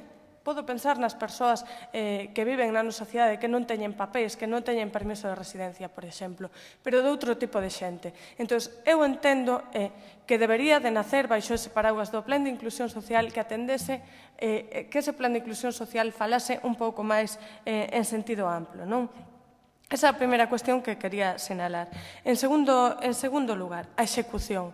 Efectivamente, esta renda social se dá a cambio, enténdase ben, de cumprir cuns itinerarios de inclusión activa.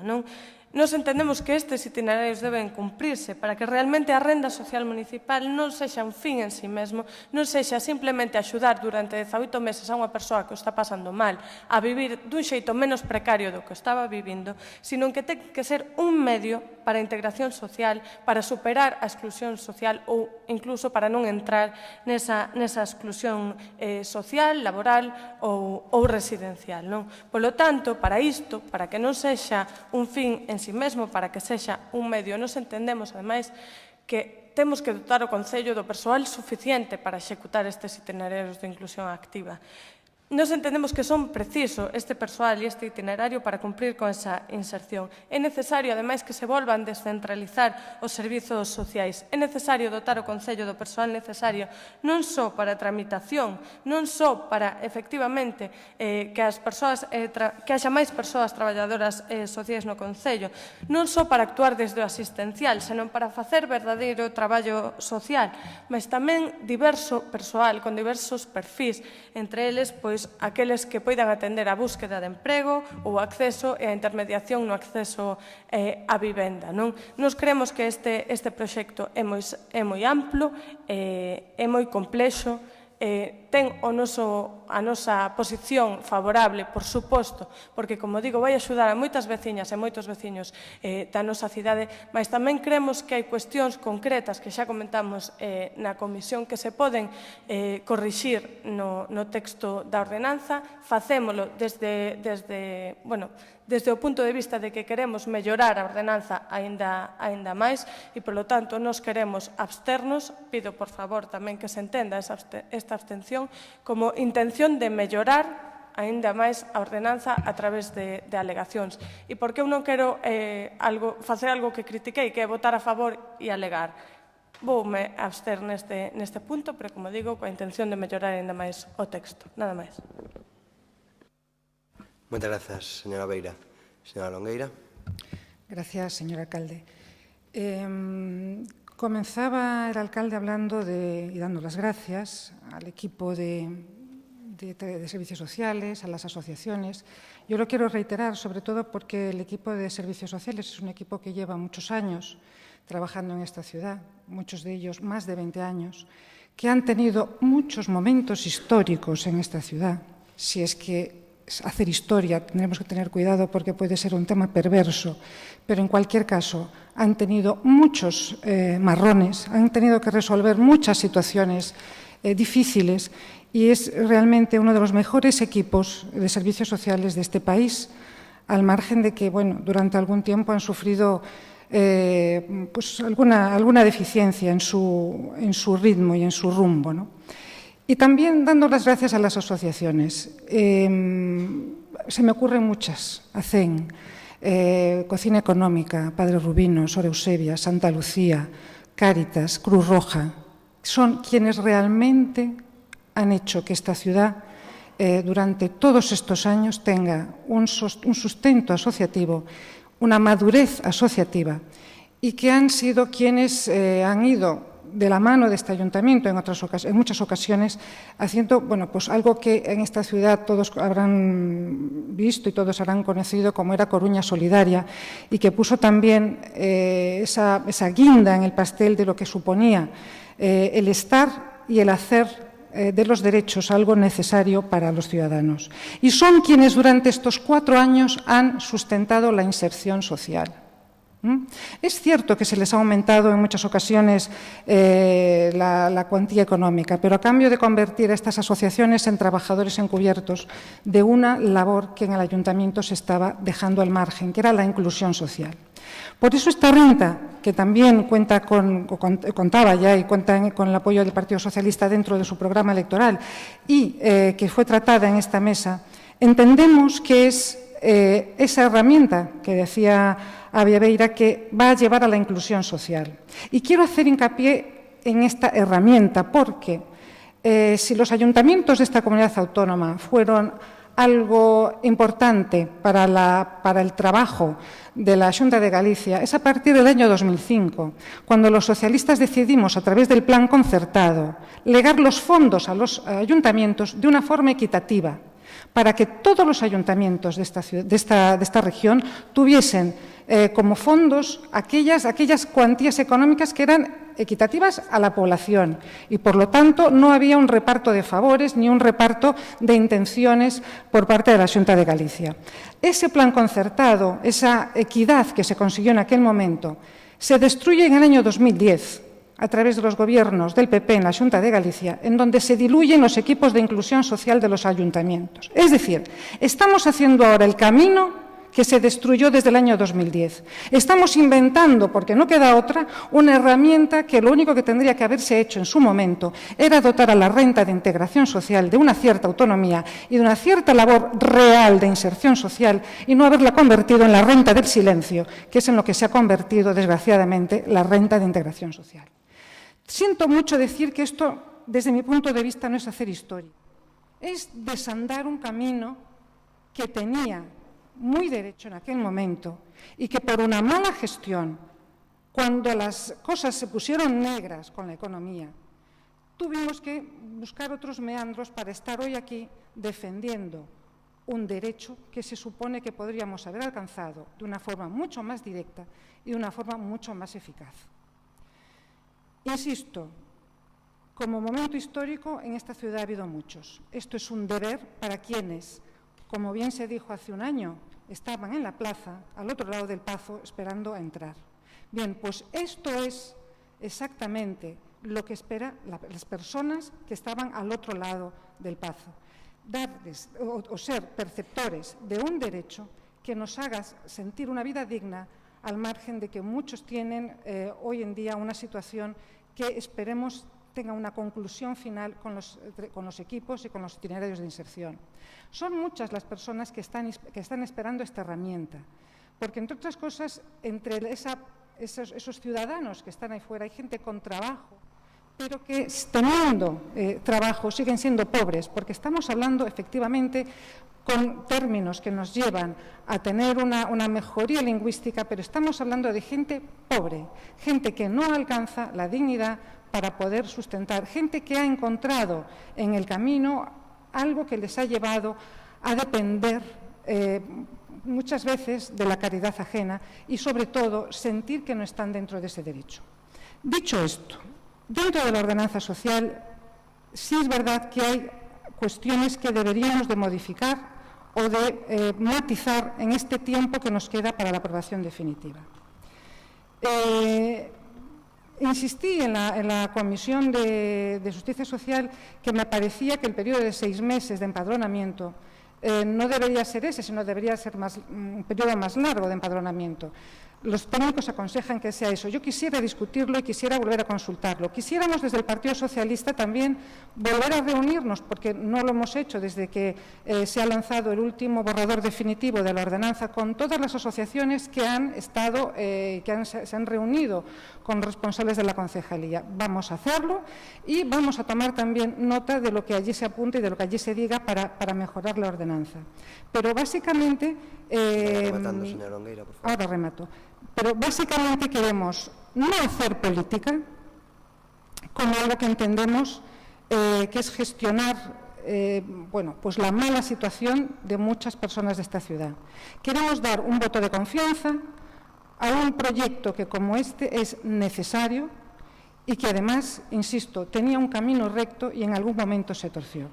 Les anuncio que nuestro voto va a ser favorable y seguiremos comentándolo a continuación. Muy bien, muchas gracias, señora Longueira. Por el Grupo Popular, señor Lorenzo y Masino. Sí, con la veña, señor alcalde. Buenas tardes a todos los que están presentes y los que nos están viendo por streaming. Empezó este pleno diciendo que hoy era un día histórico y yo, antes de entrar en materia, quiero decir primero que para mí personalmente y para mi grupo municipal pues es un día triste y no por supuesto por las rentas sociales, pero queremos expresar nuestro sentimiento de dolor, de indignación y repulsa ante la tragedia deleznable de Orlando, un acto de terrorismo, un acto de odio, un acto de homofobia, y queremos mostrar, por supuesto, nuestra solidaridad con las víctimas, con las familias y con el pueblo americano. Dicho esto, también se insistió mucho en lo del día histórico.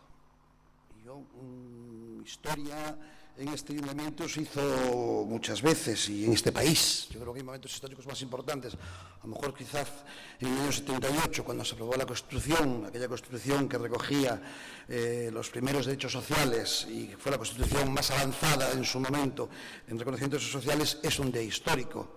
A lo mejor también es un día histórico el día que el señor Paco Vázquez decidió pues crear la Concejalía de Servicios Sociales, o el día que se creó la Concejalía de Igualdad. Ahora, decir que es un día histórico el día que se trae a la aprobación inicial de un proyecto, yo creo que la historia hay que cubrirla de otra manera. Sobre todo cuando estamos hablando de una medida que se nos ha dicho que iba a ser aprobada el primer mes y ha pasado un año y no ha sido aprobado. También es verdad que nos dijeron otras medidas del Partido Socialista, que iba a retirar el primer mes, como era el copago a domicilio. Ha pasado un año y el Partido Socialista no ha hecho nada para retirar ese copago que ellos mismos, por supuesto, habían impuesto. Pero dicho esto, también quiero reconocer sus palabras de agradecimiento a la Xunta. Pero no fueron ustedes los impulsores fue el Partido Popular y el Ayuntamiento de Santiago, que fue el primero que creó este tipo de norma, y nosotros, cuando estábamos ordenando, quisimos implantarla, pero era imposible implantarla porque no había el marco legal. Hoy sí hay el marco legal, porque la Xunta de Galicia, la Xunta del señor Feijóo, ha cambiado la normativa y permite este tipo de prestación. Entonces, le agradezco también aquí, por supuesto, el reconocimiento público al conselleiro y a la Xunta de Galicia por la labor efectuada hasta el día de hoy. Pero mire, nosotros vamos a dar la bienvenida, por supuesto, a todo programa, a todo proyecto, a toda cosa que vaya dirigida a aquellas personas más necesitadas. Ustedes estaban hablando antes del RISGA, que el RISGA no cubría. En La Coruña, en estos momentos, el RISGA tiene 1.416 beneficiarios y hay casi 5,8 millones de euros en ciudadanos en la ciudad de La Coruña que está cobrando el RISGA. Esto es una especie de RISGA. O sea que esto no es nada nuevo que se han inventado, estamos copiando lo que es el RISGA con ciertos cambios en lo que es la normativa, pero no deja de ser una prestación. Y entonces, sinceramente, no hay para darse tanta alaraca. A lo mejor la alaraca la podemos dar el día que aquella persona que cobre esta renta social a cargo de los presupuestos de este ayuntamiento, pues se integre. Ahí sí que tenemos que darnos todos el parabién. Porque yo ya le digo, yo no estoy de acuerdo con las sociedades subsidiadas. No creo que ese sea el fin. Sí estoy de acuerdo en que se ayude a las familias, sí que estoy de acuerdo que se ayude a las personas. Pero si esta renta no va acompañada de una integración social, de una integración laboral, de la adquisición de habilidades sociales, pues la verdad que no la veo con futuro, porque entonces se va a convertir en lo peor, en un subsidio, en una sociedad subsidiada y no en una sociedad integradora. Porque nosotros lo que somos como una sociedad solidaria. Y como tal solidaria sí que debemos aportar y ayudar a la realización de estos programas, pero siempre que vayan encaminados a la integración. Y a mí eso es también lo que me preocupa. No solo la aportación económica, sino cómo se va a efectuar esta integración. Porque, por supuesto, se generan derechos para los ciudadanos. Es verdad que siempre que lo hace el Partido Popular hablamos de caridad, siempre que lo hacen ustedes hablamos de derechos. Yo siempre hablé de derechos, la caridad siempre dije que era otra cosa. Pero bueno, esto es lo que hay, esta es la realidad que subsiste. Dicho esto, ya digo, el momento será histórico, pero yo creo que la norma adolece de muchos defectos. Y yo quiero aportar desde aquí, ya en su momento lo hice en las comisiones, ideas que pueden ayudar a mejorar esta norma, porque realmente es una norma que nace muy coja.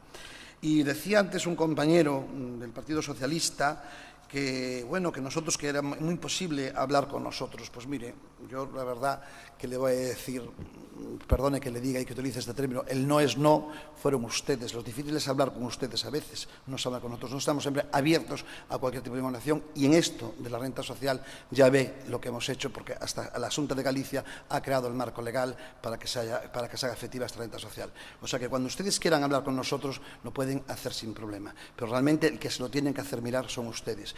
Y ya sé que a veces usted tiene pesadillas o quiere tener pesadillas viendo a Montoro, teniendo usted, si mirara para el otro lado, seguro que tenía unos felices sueños, pero quiere mirar a Montoro. Pues si quiere tener pesadillas, la verdad, ¿sabe lo que tiene usted que mirar? ¿A dónde han llevado ustedes al Partido Socialista? Un partido con una trayectoria histórica en este país, para mí de vital importancia para la democracia de este país, ¿a dónde los han llevado con sus políticas y con sus decisiones erráticas? Dicho esto, nosotros nos vamos a abstener, pero nos vamos a abstener para mejorar. Y en esto voy a coincidir con mi compañera del bloque. Vamos a hacer las aportaciones necesarias, porque esto es una aprobación inicial, esto es necesario que se elabore este texto, es necesario que se mejore este texto, es necesario que se corrija este texto. Yo no sé si usted se lo ha leído, me imagino que sí, porque además usted es jurista, pero por ejemplo, yo le voy a decir una cosa, las mujeres maltratadas no están protegidas. No están protegidas en este texto. Una mujer, si usted compara el RISGA, en el RISGA, una mujer maltratada, hay un procedimiento muy breve para darles ayuda. Aquí no existe ese procedimiento. Pues mejoremos esa situación, porque tenemos que también atender a las personas vulnerables. Hay otro tipo de situaciones que tenemos que pensarnos. Darle a un mayor de edad de 18 años la ayuda... Vaya rematando, pues puede ser, la verdad que eso tenemos que pensárnoslo. Ya digo, nosotros vamos a hacer las aportaciones que ya hicimos para mejorar la norma y vamos a seguir trabajando para esta norma. Y aquí va a encontrar colaboración siempre que vayan a programas destinados a las personas, pero siempre que estos programas vayan acompañados de la integración social y de la integración laboral. Gracias por su atención. Moitas grazas, señor Lorenzo. Señora Camián. Sí, boas tardes a todas e todos. Cando se fai xustiza social, faise historia, pero por unha simple razón, porque a sociedade avanza. É unha honra para min poder explicar hoxe en que consiste a ordenanza da renda social municipal, poñer voz a un ano intenso de traballo de moitísima xente. A renda social municipal é unha prestación de carácter económico que se outorga a todas as persoas que teñan dificultades para cubrir as súas necesidades máis básicas para a vida.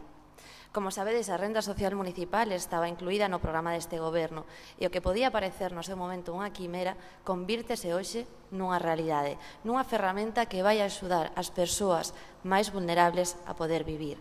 E esta ferramenta non ten únicamente unha finalidade económica, senón que pretende acadar a autonomía das persoas. O orzamento aprobado este ano para a renda social municipal ascende a 2.100.000 euros e, efectivamente, gustaríanos tela aprobado con anterioridade, pero neste caso preferimos ir despacio. Preferimos ir despacio para obter unha completa garantía de que esta norma será irreversible, goberne quen goberne. E por profundizar nas cuestións máis relevantes desta prestación, indicar a cuantía desta renda varía entre os 500 euros de mínimo e os 1.000 euros de máximo, en función do número de persoas que compoñan a unidade de convivencia. Pero a política social non debe consistir en pagar facturas e nada máis, e deixar as persoas soas. Require de acompañamento. Por eso se inclúe tamén nesta ordenanza itinerarios de inclusión encamiñados a conseguir unha autonomía vital a que todas temos dereito. E sabemos que a data actual ter un traballo non é garantía de absolutamente nada. Sabemos que hai xente que neste momento está traballando por míseros euros, por 200 euros ao mes. E por iso a renda social municipal é compatible con estes ingresos. Porque entendemos que as necesidades básicas tampouco están cubertas neste caso. E por nombrar algún dos requisitos para beneficiarse desta renda serían non ter dereito a percibir a risga, ser maior dos 18 anos, salvo excepcións, como, por exemplo, ter menores ao seu cargo, estar empadroado na Coruña con unha mínima antigüedade de 6 meses, salvo excepcións, como casos de violencia de xénero, e, entre outros, non ter recursos económicos suficientes para poder vivir. Esta renda social municipal vaise poder percibir durante 6 meses, que se van poder prorrogar ata un máximo de 18 meses. E unha vez que finalice, se estas circunstancias non mudaron, se as persoas beneficiarias da renda social municipal seguen sen ter as súas necesidades básicas cubertas, serán cubertas a través de axudas económicas de emerxencia social municipal. E posteriormente, transcurridos 2 meses, volverán poder solicitar esta renda social municipal. Ademais, tamén sabemos que non é fácil implementar un proxecto destas características. Sabemos que ten moitísimas dificultades e, dende logo, os servicios sociais municipais temos unha carga moi bestial nun contexto como actual, nun contexto onde existe unha situación de emerxencia social que non caeu do ceo, que evidentemente é a consecuencia dunhas políticas que foron impulsadas por partidos como o Partido Popular e o Partido Socialista. Dende logo, entendemos que é preciso reforzar de persoal os servicios sociais municipais e así o imos facer, Así imos facelo a pesar das enormes restriccións que existen, como a coñecida Lei Montoro, que impide ás administracións contratar persoal directamente, Temos previsto incorporar as unidades de atención social máis traballadoras sociais, máis auxiliares administrativas, técnicos da administración xeral e outros perfís de cara a unha orientación social. E non me quero estender con máis tecnicismos porque, dende logo, todas e todos temos copia desta ordenanza. Únicamente sí quero reiterar o orgullo que debemos sentir todas e todos hoxe neste pleno por ser capaces de construir unha norma que se traducirá nunha cidade, dende logo, moito máis amable e moito máis habitable. Ben, señora Beira. Sí, ben, cando anunciaba o meu voto, a miña abstención vía mover a cabeza a concelleira de Xustiza Social.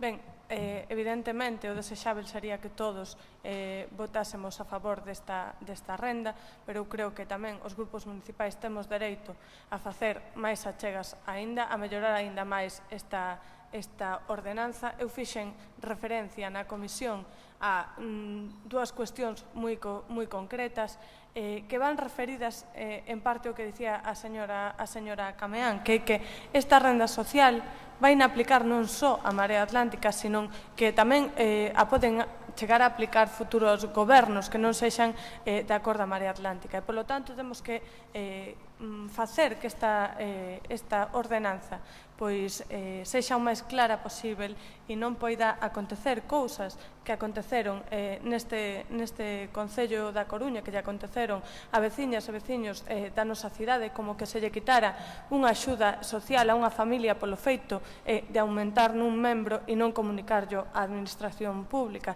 Iso aconteceu nesta cidade. Nos queremos evitar que ese tipo de cuestións acontezan e, polo tanto, queremos e cremos que este tipo de cuestións teñen que estar tamén recollidos na norma. A norma tamén di que todos os menores de idade teñen que estar escolarizados, cando os menores, os nenos de 0 a 6 anos e os de máis de 16 non teñen por que estalo. Entón, ten que estar correctamente recollida esta obriga. Por exemplo, por poñer dous exemplos que hai que corrixir e outras cuestións que se poderían corrixir a maiores. De verdade que a intención do BNG é facer achegas para mellorar a norma e, por suposto, que estamos a favor da norma, mas vemos incoherente votar a favor e facer alegacións.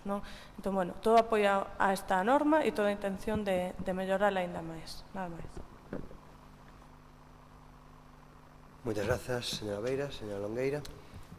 Como decía antes, el Partido Socialista convocará a las asociaciones que ya han sido convocadas en su día por el Gobierno municipal.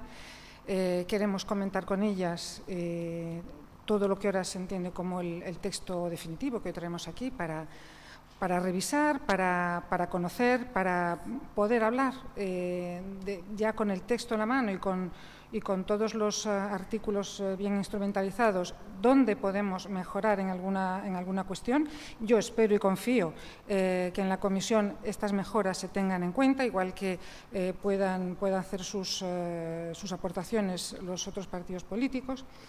Y sobre todo hay algo dentro de este apartado de la ordenanza que confiere una especial atención, que son los equipos que van a trabajar tanto en la gestión como en el seguimiento, como en los trabajos que se van a realizar con las personas que sean beneficiarias de la renta social. Y es algo que nos preocupa especialmente, cómo se van a protocolizar, cómo se van a constituir, aunque hemos pedido y hemos hecho ya también en la comisión por parte del Partido Socialista una referencia de lo que nosotros considerábamos óptimo dentro de los diferentes profesionales que podían integrar este equipo. Sí que queremos tener la certeza de cómo van a enfocar este trabajo, por dos cuestiones, porque, como decíamos antes, aquí no se llega solo, aquí se llega después de un camino.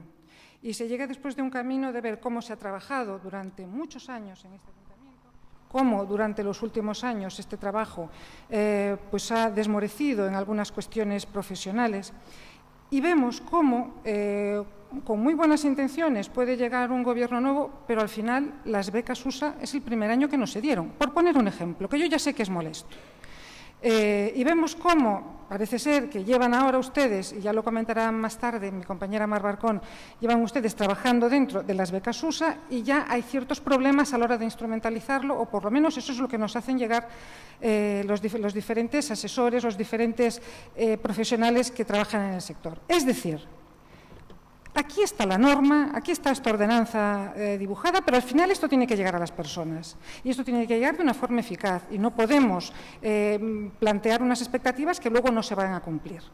Y hemos visto cómo durante este año hubo muchas expectativas que no se cumplieron y no se cumplieron por una mala gestión única y exclusivamente. Yo siento mucho decirlo aquí y decirlo además en este tema, pero es verdad que hay antecedentes que nos dicen que puede haber fallos en la gestión. Dicho esto, y además sin ningún ánimo de nada, porque ya les hemos dicho que vamos a votar a favor. Dicho esto, vamos a hacer esta reunión, vamos con mucha seguridad a hacer unas aportaciones después de las reuniones que tengamos con los diferentes profesionales de la ciudad, que son, insisto, los que durante 4 años han sustentado la inclusión en esta ciudad y esperemos que además sean tenidas en cuenta. Esto es un ánimo para seguir adelante, esto es algo que entraría y que entra dentro de las premisas que este grupo municipal considera propias. Lo hemos demostrado en muchas ocasiones. Están ustedes gestionando talones restaurantes, por ejemplo, están ustedes gestionando equipos de chabolismo. Es decir, el Partido Socialista ha puesto siempre por delante que cree de forma fehaciente en el trabajo profesionalizado dentro de los servicios sociales y aquí va nuestro apoyo. Pero digo que también irán nuestras aportaciones con la de otros grupos para mejorar esta norma que espero que el día que tenga la aprobación definitiva, al día siguiente los usuarios puedan ser eso, usuarios, y no quedar a la espera. Nada más. Muchas gracias, señor Lorenzo. Sí, hola, veña, señor alcalde. Bueno, yo, escuchando sus palabras, señora Camián, entendí ya muchas cosas. Usted habla de que en servicios sociales prefirió ir despacio. Mire, yo le voy a decir, ustedes cuando anunciaron el programa electoral, la renta social no se podía hacer. La renta social no había el marco jurídico, pero el marco jurídico se ha cambiado. Pero este preferir ir despacio en los servicios sociales es muy duro. Es muy duro porque las consecuencias las sufren los ciudadanos. Y le voy a dar ejemplos de haber preferido ir despacio. La emergencia social. La emergencia social que atiende las necesidades de las personas, que atiende necesidades como medicinas, libros, como pagos de desahucios, como pago de rentas, etc., dejó usted sin ejecutar el 18,5%. De los 890.000 euros presupuestados el año pasado, quedaron 164.650 euros sin ejecutar. Esto para usted es ir despacio. ¿Prefiere usted ir despacio también en el bonotaxi? Estamos en el mes de junio, quiero recordar. Aún a día de hoy, después de 8 meses, no hay bonotaxi para las personas discapacitadas. Y esto nosotros lo gestionábamos antes incluso de aprobar el presupuesto, para que una vez que ha aprobado ya se podía poner.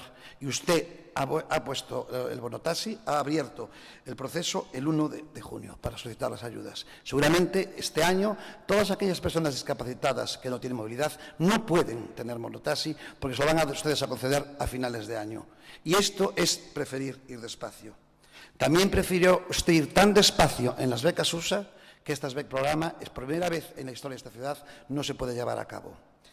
También prefirió ir despacio en los campamentos de verano. Este año no hay campamentos del 1 al 11 de junio. Las 2 primeras semanas de julio no hay campamentos, pero los padres tienen que conciliar. Pero a usted eso no le importa. Lo sustituye con otra partida, con otro programa a cargo de las entidades de los centros cívicos y luego en septiembre, en octubre y noviembre, los centros cívicos no van a poder tener actividades porque está gastando el presupuesto en esas actividades para sustituir su ineficacia, para sustituir su preferir ir despacio. Ya le digo, el ir despacio se perjudica mucho a los ciudadanos. Y yo creo que este preferir ir despacio lo que es una falta de capacidad de gestión. Y lo denuncio aquí públicamente, señor alcalde. Este gobierno de la marea de lo que peca es de falta de gestión. Y este ir despacio, digo, hace mucho daño a los ciudadanos. El ir despacio en la concesión de una licencia para un ascensor hace mucho daño a los ciudadanos y a las empresas de esta ciudad.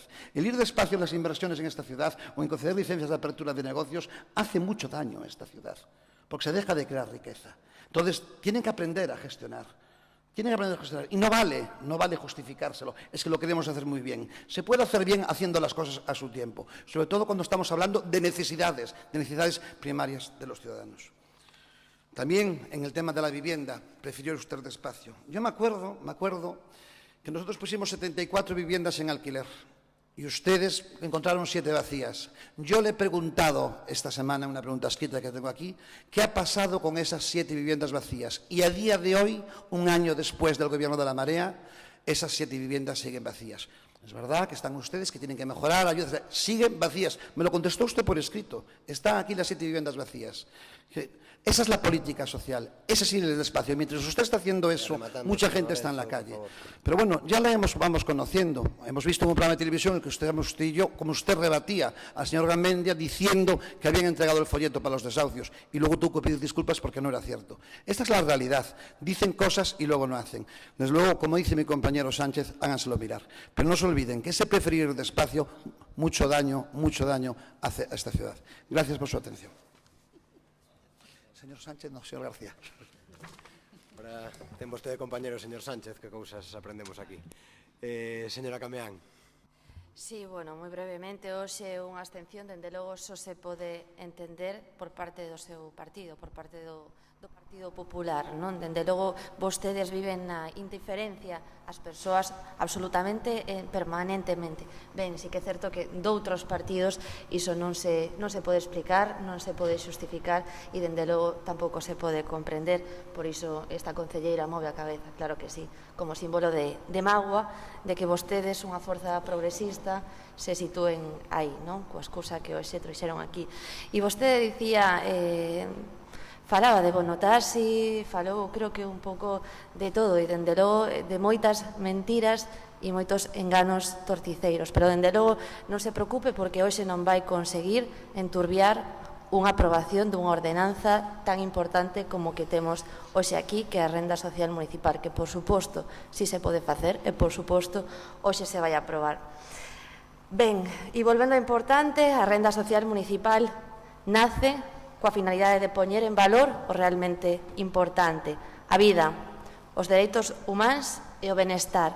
Un benestar que lle foi secuestrado a moita xente e onde ninguén está libre de atoparse, porque únicamente escapan desta cárcere ese 1% que o ten todo. Non é tolerable o enriquecemento ilimitado duns poucos fronte ao empobrecemento ilimitado da gran maioría. Hoxe traemos a aprobación inicial por parte deste pleno unha ordenanza que busca a xustiza social e a redistribución da riqueza. Nun momento como o actual, onde son moitas as persoas que se atopan nunha situación de vulnerabilidade social, articular ferramentas transformadoras no ámbito tamén da política social municipal non só unha cuestión de responsabilidade, non só é eso, é unha obriga de todos os representantes que estamos aquí. E o camiño que emprendemos con esta renda, coa renda social municipal, non foi sinxelo, dende logo que non. Houbo que sortear moitos impedimentos, houbo que ir por eso despacio, pero tamén sobre seguro. Eses impedimentos ás veces foron xurídicos, outras veces foron culturais, pero o certo é que detrás desas 15 páxinas, detrás dese texto de papel, hai algo moito máis grande e hai innumerables horas de traballo de moita xente. Houbo cuantiosas xuntanzas de traballo, se o dixo o alcalde, xuntanzas na propia comisión informativa, onde vostedes fixeron múltiples alegacións que hoxe tamén aparecen recollidas algunhas delas nese texto de ordenanza. E, obviamente, tampouco quero desperdiciar este momento para agradecer a todas esas persoas que estiveron detrás da Concellería de Xustiza Social e Coidados, pero tamén do Concello, de fora do Concello, o seu esforzo. Porque esta ordenanza, a ordenanza da renda social municipal, é de todas e de todos. É froito dun traballo colectivo. Esta ordenanza nace con un claro obxectivo. Nace para rescatar a xente. Os servicios sociais municipais, dende logo, deben de ser unha pata que nos permita camiñar cando caemos, pero, sobre todo, deben ser algo máis. Deben de ser esa pata que nos empurre e que nos levante definitivamente.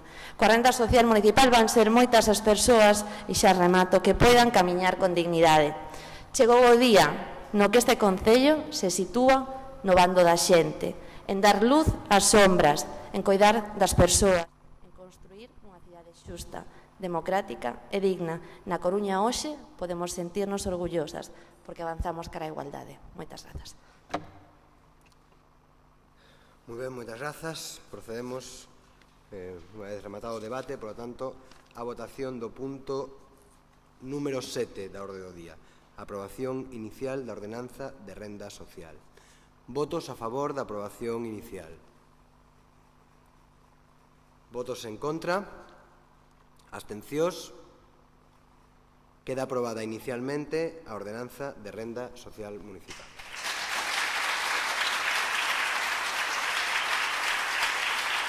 Silencio, por favor, gracias.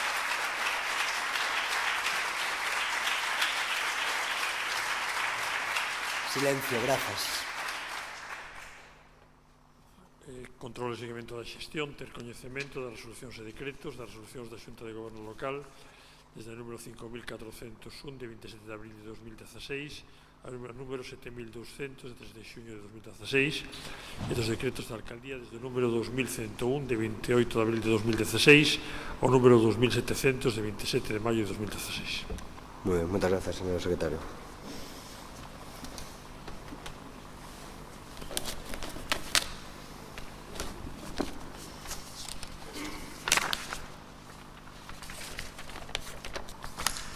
Moi ben. Segundo, mocións. A primeira é unha moción conxunta que foi consensuada, digámoslo así, esta mañán na Xunta de Voceiros, moción en defensa da viabilidade das fábricas galegas de produción de aluminio primario. Ten a palabra o concelleiro de Emprego para a lectura da parte dispositiva. Hola, boa tarde. Esta é unha moción que nos achega a presidencia do Comité de Empresa de Alcoa. Alcoa está, como sabemos todos, sufrindo unha situación de incertidume, unha situación provocada, segundo se fai constar na exposición de motivos, entre outras cousas, por un sistema de suministro de enerxía eléctrico que non garante de ningún xeito a mínima seguridade en canto ao cálculo dos custes a medio prazo, e entón, vivindo a situación que estamos vivindo nesta cidade de unha progresiva baixa do peso da actividade industrial, tanto, digamos, na actividade económica como nos índices de emprego, entendemos que podemos estar ante unha nova fábrica de armas. Entón, ante esta situación, o Comité de Empresa, a presidencia do Comité de Empresa, na parte resolutiva desta moción, propónnos o seguinte: punto 1, instar ao Goberno galego e ao Goberno de España a revisar o sistema de reparto da interruptibilidade para garantir o mantemento da actividade industrial na produción de aluminio primario. Punto 2, instar ao Goberno de España a modificar o sistema regulador do prezo da enerxía para grandes consumidores, especialmente para aqueles nos que a enerxía eléctrica é o principal custe de produción. E punto 3, instar ao Goberno galego e ao Goberno de España a que interveñan no proceso de venda das plantas de produción de aluminio primario aberto por Alcoa, para que exixa a propia Alcoa ou a calquera outra empresa interesada un proxecto industrial e as inversións necesarias que garantan a competitividade e a viabilidade das factorías da Coruña e San Cibrao e se manteñan os postos de traballo que deles dependen. Gracias. Procedemos a votar a urxencia da moción. Votos a favor da urxencia. Queda aprobada a urxencia e invito a expoñer os motivos da moción. Como dixemos xa brevemente na introducción, a planta de Alcoa na Coruña, da que dependen aproximadamente 400 traballos directamente e outro tanto de xeito indirecto, sufre hoxe unha situación de incertidumbre, unha situación que, tal como expón o presidente, a presidencia do Comité de Empresa, que coñece, creo que mellor que a calquera de nós, os motivos e as razóns desta situación na que está hoxe en día a empresa, ben motivada maioritariamente por un sistema de subasta da enerxía eléctrica que, entre outras cosas, ademais de crear unha incertidumbre que faga imposible planificar os seus custos de produción a medio prazo, tamén eleva, ao non contemplar tasas especiais de altos consumidores, eleva muitísimo os custes de produción no contexto dun mercado competitivo, que é o mercado global, con referencia a competidores próximos que tamén teñen instaladas plantas de produción de aluminio primario na Comunidade Europea. Nos entendemos que, ainda que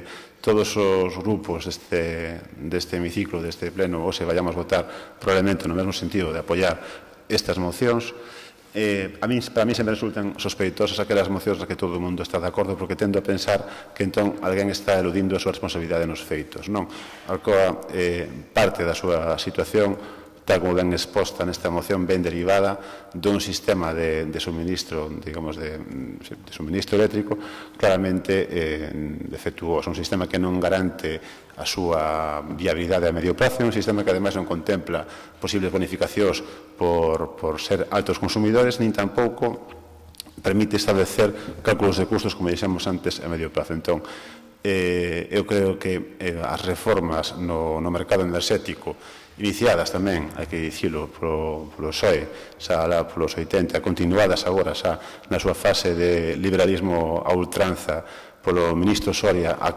cal, por certo, hai que lembrar que o presidente de Castela de Castela e León, algunha vez dedicou así algún epíteto pouco cariñoso, pois están provocando esta situación. Creo que tamén compre que, a pesar de que todos votemos no mesmo sentido, esta situación é unha situación que ten as súas xénese, que ten as súas causas, e é evidente que nestas causas están implícitamente con un gran peso esta política enerxética dos últimos anos do ministro Soria, que creo que, a pesar do seu final todavía máis triste, solamente polos seus feitos, pola súa xestión, todos recordaremos como un ministro que, desde logo, non vai ser dunha memoria agradable. Non o digo solamente polo caso que nos ocupa hoxe, da viabilidade comprometida da planta de Alcoa na Coruña, senón, eu creo que tamén, desde logo, non se posicionou de parte do interese xeral, senón únicamente de parte do interese das rendas enerxéticas. Ainda así,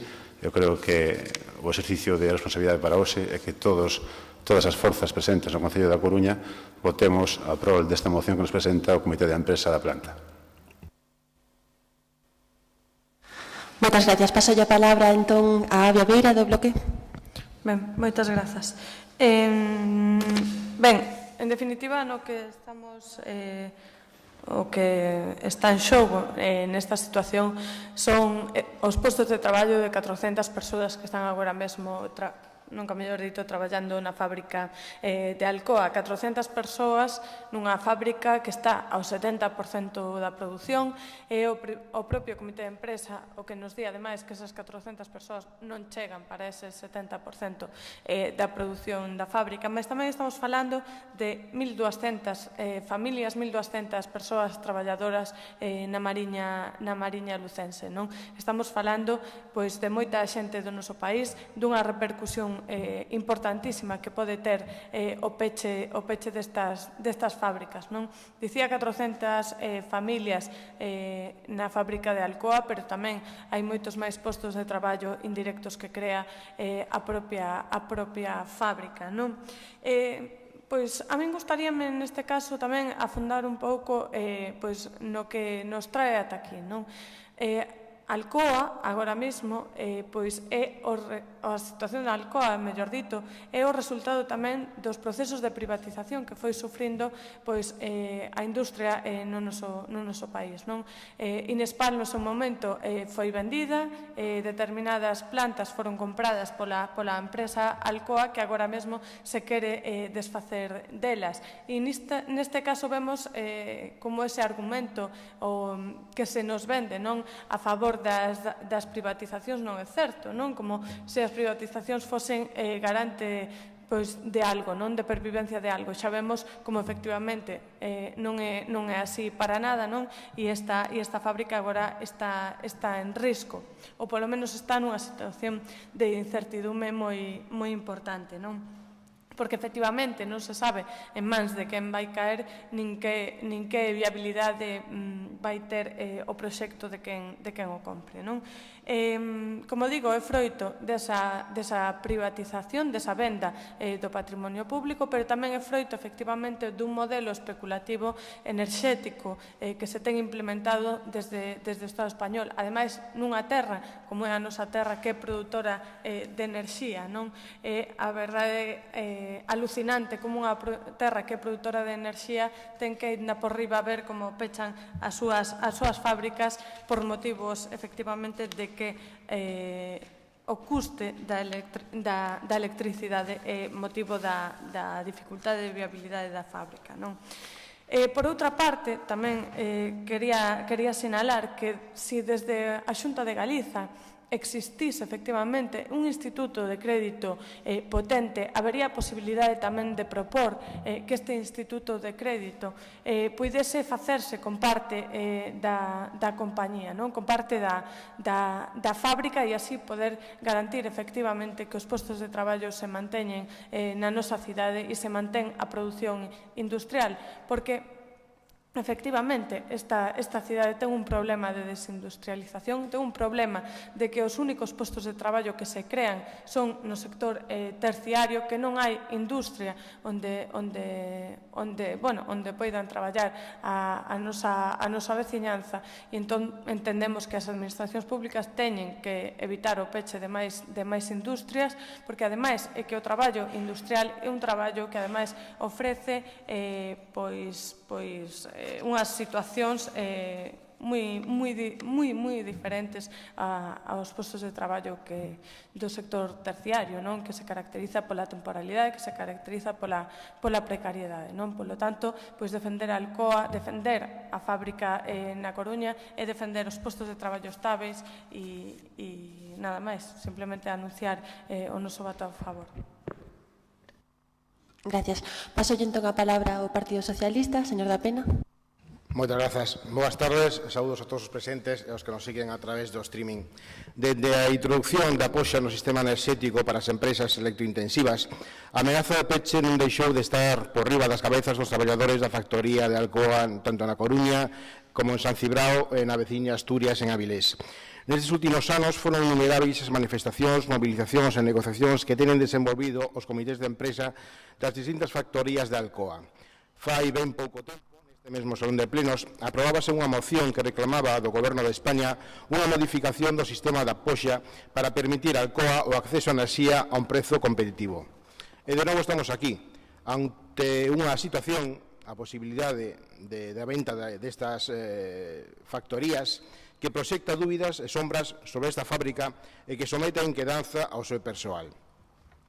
Agora fálase da venda das fábricas, pero a quen e para que? Porque a empresa agocha aos traballadores as súas intencións. E non esquezamos, o problema enerxético persiste. A inestabilidade xerada polo sistema de poxa e a imposibilidade de coñecer o prezo da enerxía eléctrica para os próximos anos é un factor destacable para unha empresa cuxos custes de produción dependen nun 45% deste prezo enerxético. Para que Alcoa poda competir adecuadamente, España debe ter regulado o marco enerxético para permitir a competitividade da totalidade da súa industria e o mantemento do emprego industrial. España pode e debe facelo. O actual marco enerxético impide calquera renovación das factorías e a realización de investimentos que procuren a súa modernización e, obviamente, a contratación de máis persoal. Pola contra, a amenaza de pexe convértese nunha realidade continua, dado que as poxas a curto plazo non resolven as necesidades da Alcoa, ben ao contrario. Trátase de garantir o acceso da industria do aluminio a un prezo competitivo de enerxía eléctrica, entendendo que só un novo marco regulador pode resolver definitivamente este problema. Lembremos que a nosa área viviu nos últimos anos unha perda incesante de postos de traballo no sector industrial. Emesa ou Santa Bárbara son só dous dos exemplos de marcas enlleiras que pecharon as súas portas coa conseguinte perda de postos laborais. A perda de emprego industrial non afecta só a ese sector, senón que se traduce nunha perda de actividade económica para toda a cidade e a súa área, unha reducción da capacidade de atracción para investimentos de todo tipo. Non podemos tolerar que iso se siga a producir, e só un cambio axeitado do sistema permitiría o mantemento con futuro das factorías produtoras de aluminio da Coruña e San Cibrao. En consecuencia, con o noso permanente alento aos traballadores da Alcoa, votaremos, por suposto, a favor da moción suscrita por todos os grupos conxuntamente. Moitas grazas. Moitas grazas, señora Pena, polo Grupo Popular, señora Cid. Gracias, señor alcalde. Bien, yo creo que esto es una moción en la que todos estamos de acuerdo y no de ahora, sino desde hace mucho tiempo ha existido un consenso, un apoyo clarísimo a esta entidad que efectivamente da tanto trabajo, no solamente aquí, sino en San Cibrián, incluso también en Avilés. Realmente no tiene demasiado que ver la situación ni con las privatizaciones ni desde luego con el ministro Soria. Esto es una cuestión de competitividad y del marco efectivamente eléctrico, tal y como se ha dicho, que viene de mucho tiempo atrás. En España tenemos un sistema un tanto bizarro, como pasa en otras cosas, y que además ha venido lastrado también precisamente probablemente por un exceso de intervención.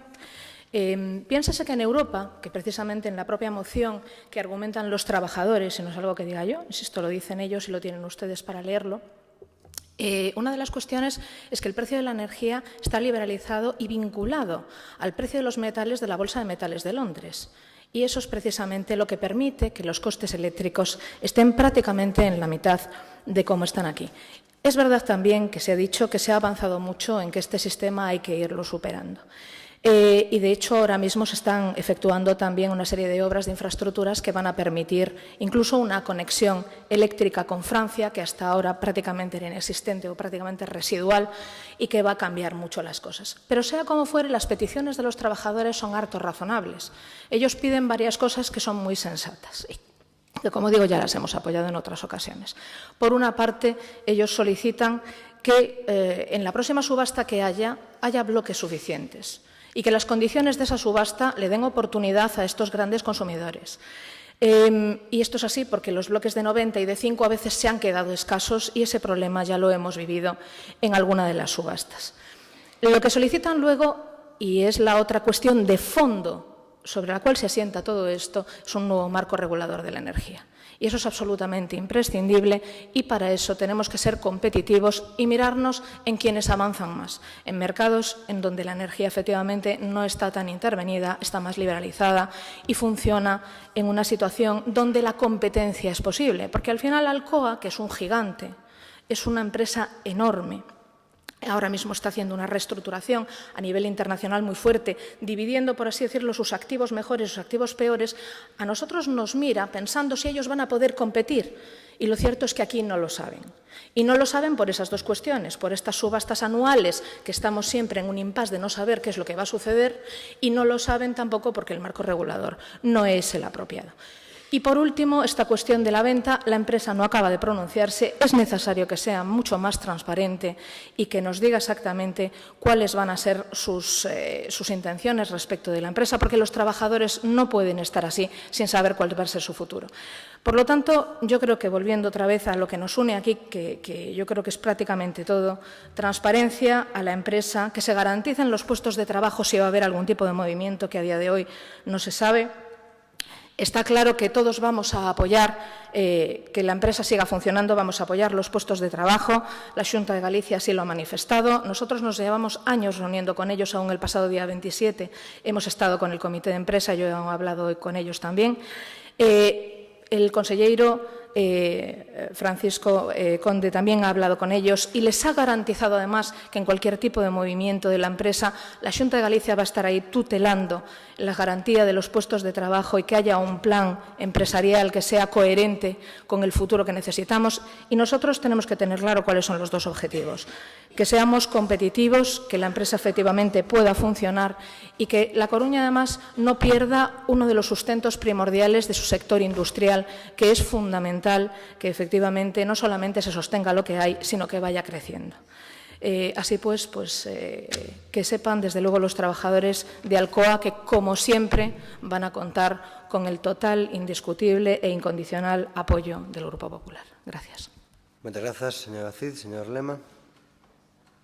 Xa interviu de primeiro. Non sei, que como eu non estaba...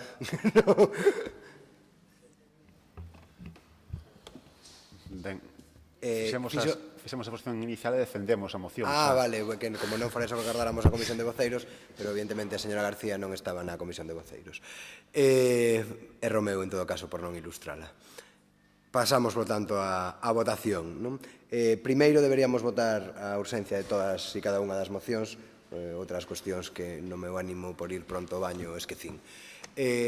Votamos a urxencia das mocións que hoxe se presentaron. Votos a favor da urxencia das mocións. Moi ben, agora vamos a proceder a votar a moción, señor Varela, pode pasar, a moción conxunta. Votos a favor da moción. Moi ben, queda aprobada a moción por unanimidade. Agora a moción do Bloque Nacionalista Galegos sobre a proposta Coordinadora Nacional Galega de Emigrantes Retornados sobre a situación das persoas emigrantes retornadas e modificación da Lei 35/2006. Ten a palabra dona Viabeira para a lectura da parte dispositiva da moción. O Grupo Municipal do Benegar, recollendo a proposta da Coordinadora Nacional Galega de Emigrantes Retornados, solicita do Pleno da Corporación Municipal a adopción dos seguintes acordos. Primeiro, instar o Goberno do Estado a modificar a maior brevidade posible a Lei 35/2006, garantindolles unha tributación xusta e igualitaria ás pensións recibidas no estranxeiro e idéntica do resto dos e das pensionistas, evitando a discriminación que supón o feito de ter dous pagadores e evitando os prexuizos da dupla imposición, establecendo un sistema claro e sinxelo e garantindo que non se aplique con carácter retroactivo. 2. Instar o Goberno do Estado a axilizar a devolución de oficio de todos os cobros indebidos realizados até este momento a todos e todas as emigrantes retornadas e singularmente a todas aquelas persoas que percibiron pensións procedentes de Alemanha, que con anterioridade ao ano 2013 estaban exentas de tributación no Estado español, segundo o artigo 19 do Convenio Hispano-Alemán, tal e como acreditan numerosas sentenzas xudiciais sen que teñan que pleitear individualmente para que se lles repare o seu dereito.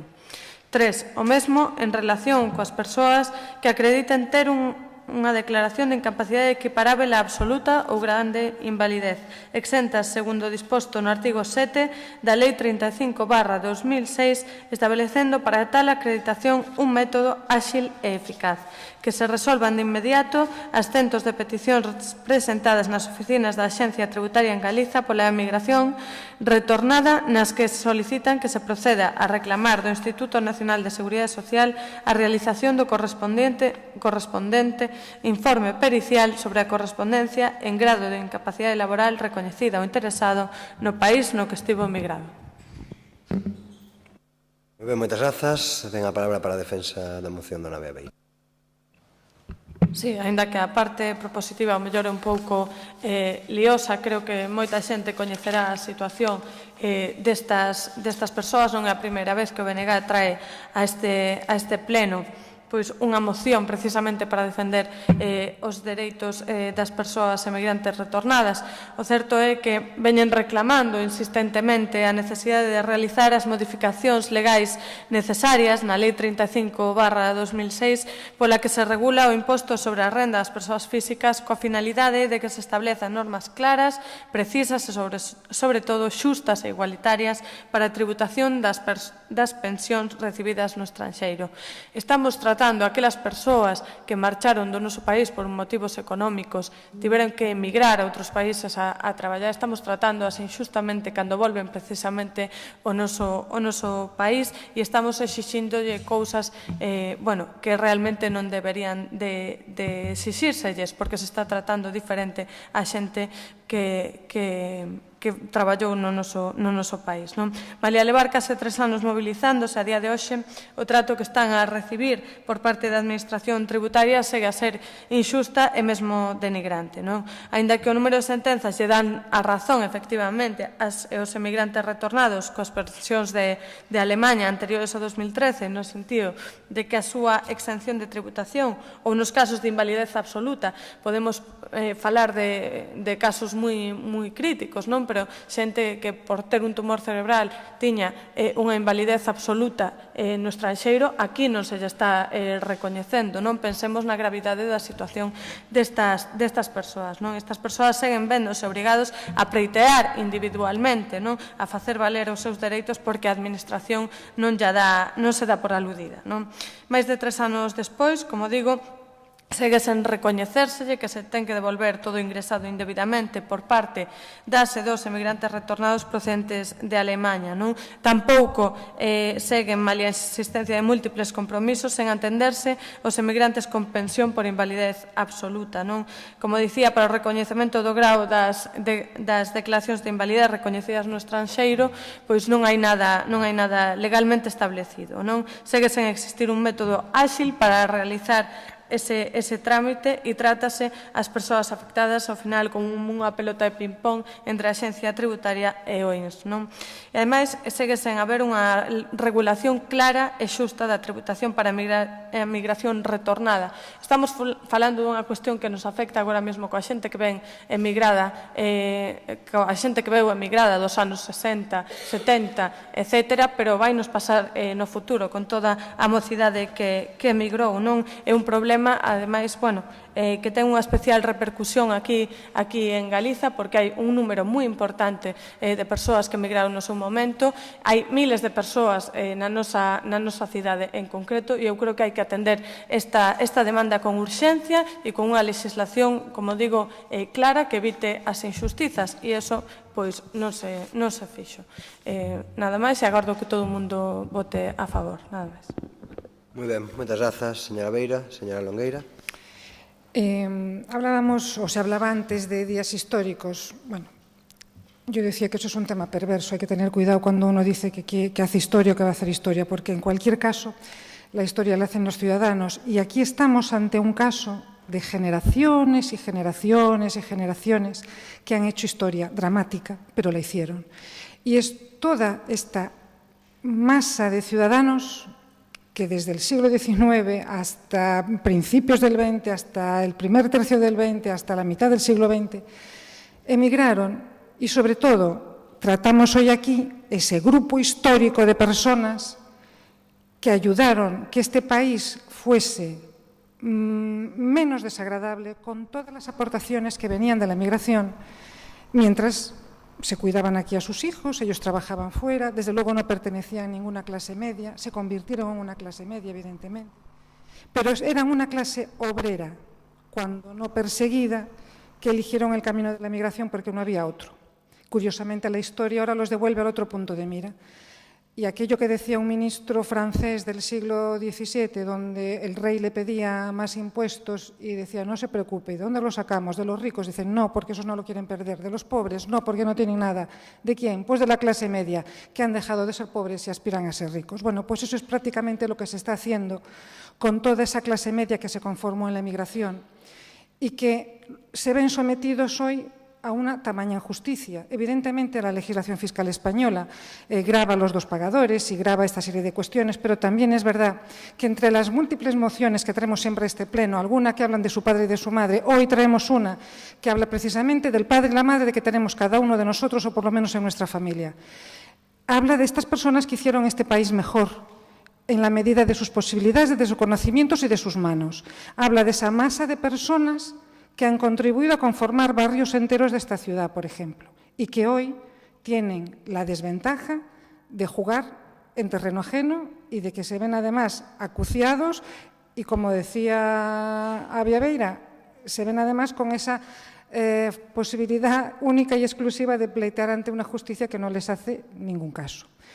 Si alguna vez alguna moción ha servido aquí para construir algo, yo pido que esta también sirva, porque realmente está afectando a la pequeña clase media que conformó este país, trabajando en otro, dejando a sus familias, dejando muchas veces de ver crecer a sus hijos, y que hoy se les devuelve de este modo. Evidentemente porque a la clase media es a la que hay que sacarle, como decía aquel ministro francés, a la que hay que sacarle el tributo para poder seguir subsistiendo, pero yo entiendo que podría haber otras muchas.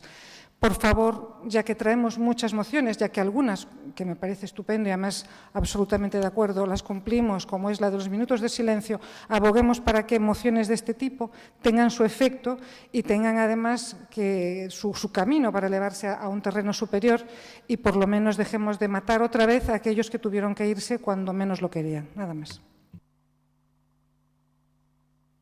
Muchas gracias, señora Longueira, por el Grupo Popular. Señor Lorenzo. Con la veña, señor alcalde. Me gusta esta moción porque también yo, como todos los presentes seguramente, todos tenemos antecedentes de migrantes, y yo soy nieto de migrantes, sobrino de migrantes, incluso tío de migrantes. Dicho esto, yo estoy totalmente de acuerdo, y además yo creo que ya el Partido Popular y el Bloque ya estuvieron de acuerdo en el Parlamento gallego de aprobar mociones para modificar las leyes, para modificar esta ley que supuso en su momento un grave perjuicio para los inmigrantes retornados. De hecho, casi más de 20.000 inmigrantes retornados, gracias a ese impulso que se dio por parte del Gobierno de la Xunta y del señor Feijóo, consiguieron regularizar su situación sin que fueran condenados por multas y que por supuesto, y también sin que fueran condenados a pagar los intereses de demora, lo que supuso, desde luego, una buena resolución, porque indudablemente los impuestos, cuando se cubren los mínimos legales, pues hay que pagarlos. Pero esta gente, que era gente inocente, gente que además que no desconocía un poco la legislación, incluso que no estaba bien informada, no había pagado sus impuestos, y hoy, en la actualidad, se regularizaron la situación, ya digo, sin ningún tipo de sanción y sin intereses de demora.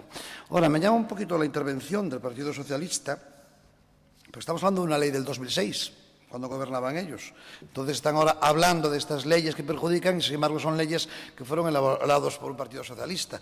Por supuesto que la ley se puede modificar, y yo creo que los puntos 2 y 3 estamos todos de acuerdo que la Administración tiene que tomar soluciones, sobre todo cuando las resoluciones judiciales le están dando la razón a los ciudadanos, con lo cual, si ya tienes varias resoluciones judiciales, no hagas a la gente ir al contencioso, no hagas a la gente ir a demandar, devuélveles el dinero que sea suyo.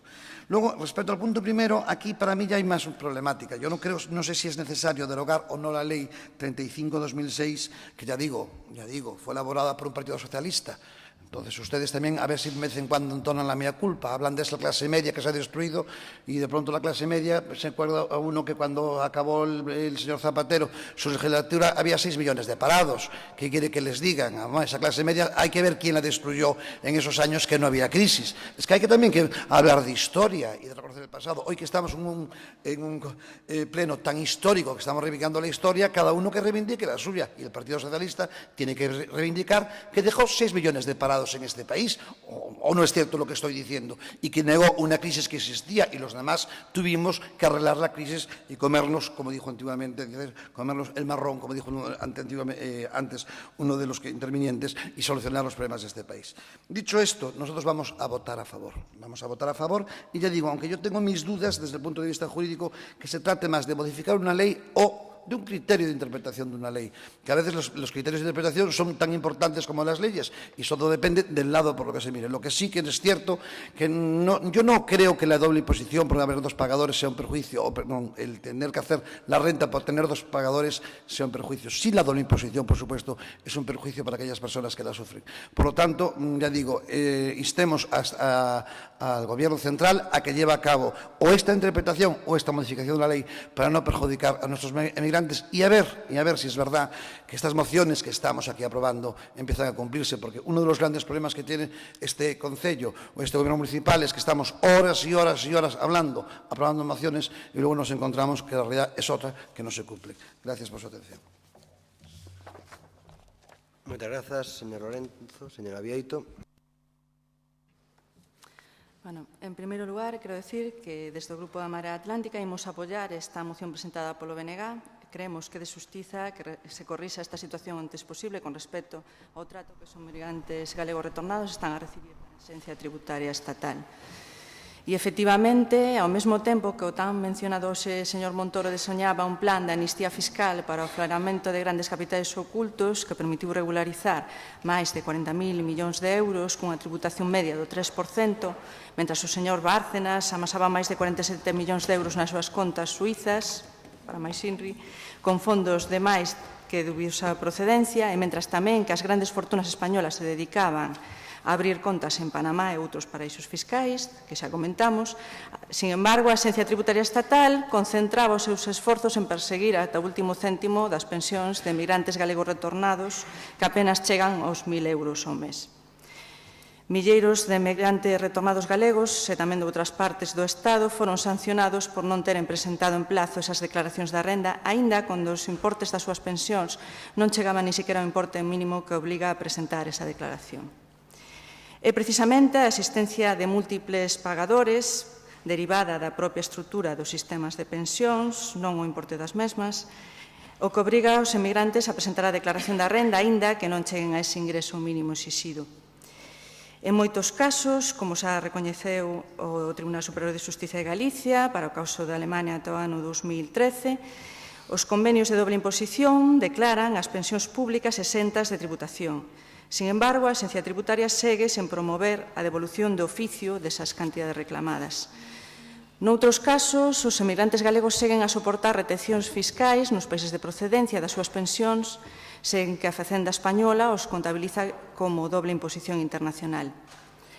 É igualmente tamén necesario, como se expón na moción, axilizar o recoñecemento do grao de incapacidade para o recoñecemento dos beneficios fiscais asociados, tanto das situacións orixinadas e recoñecidas no estranxeiro como unha vez retornados. Foi grazas á presión dos emigrantes e das súas familias que denunciaron esta injustiza que o Goberno do Partido Popular recuou e accedeu a aprobar un procedimento especial de regularización vixente entre 1 de xaneiro e 30 de xuño de 2015. Sin embargo, ese procedimento de regularización non deu en absoluto solución ao problema dos múltiples pagadores, nin tampouco estableceu a devolución do oficio das sancións e dos recargos executados hasta ese momento, nin solucionou tampouco a ambigüedade dos convenios de doble imposición, nin tampouco estableceu procedementos áxiles e eficaces, como se reclaman nesta moción, para o recoñecemento das situacións de incapacidade. Por todo isto, imos votar a favor desta moción. Moi ben, moitas grazas, señora Bieito. Procedemos a votar a moción. Votos a favor da moción. Moi ben, pois queda aprobada a moción por unanimidade. Moción do Bloque Nacionalista Galego sobre medidas que é preciso adoptar para mellorar a mobilidade na nosa cidade. Ana Beira pode ler a parte resolutiva da moción. Sí. O Grupo Municipal do BNG solicita do Pleno da Corporación Municipal a adopción do seguinte acordo. Instar o Goberno Municipal a, primeiro, deseñar a cidade da Coruña cunha mobilidade urbana sustentável a través dun verdadeiro plan de mobilidade urbano sustentable. 2. Contar coa mobilidade peonil como unha das primeiras prioridades da mobilidade urbana, creando espazos públicos de calidade, accesíveis e seguros, seguindo as directrices da Carta dos Dereitos dos Peóns e a Carta Internacional do Camiño. 3. Revisar a concesión outorgada á Compañía de Tranvías e o regulamento do Servizo de Transporte Urbano da Coruña. 4. Adoptar as medidas necesarias para mellorar o transporte público colectivo en canto a rutas, frecuencias, gratuidade dos transbordos e que garanta unha verdadeira conexión, cando menos, entre os barrios da cidade, os polígonos industriais, os centros médicos, os distintos medios de locomoción e diversos puntos estratégicos da cidade.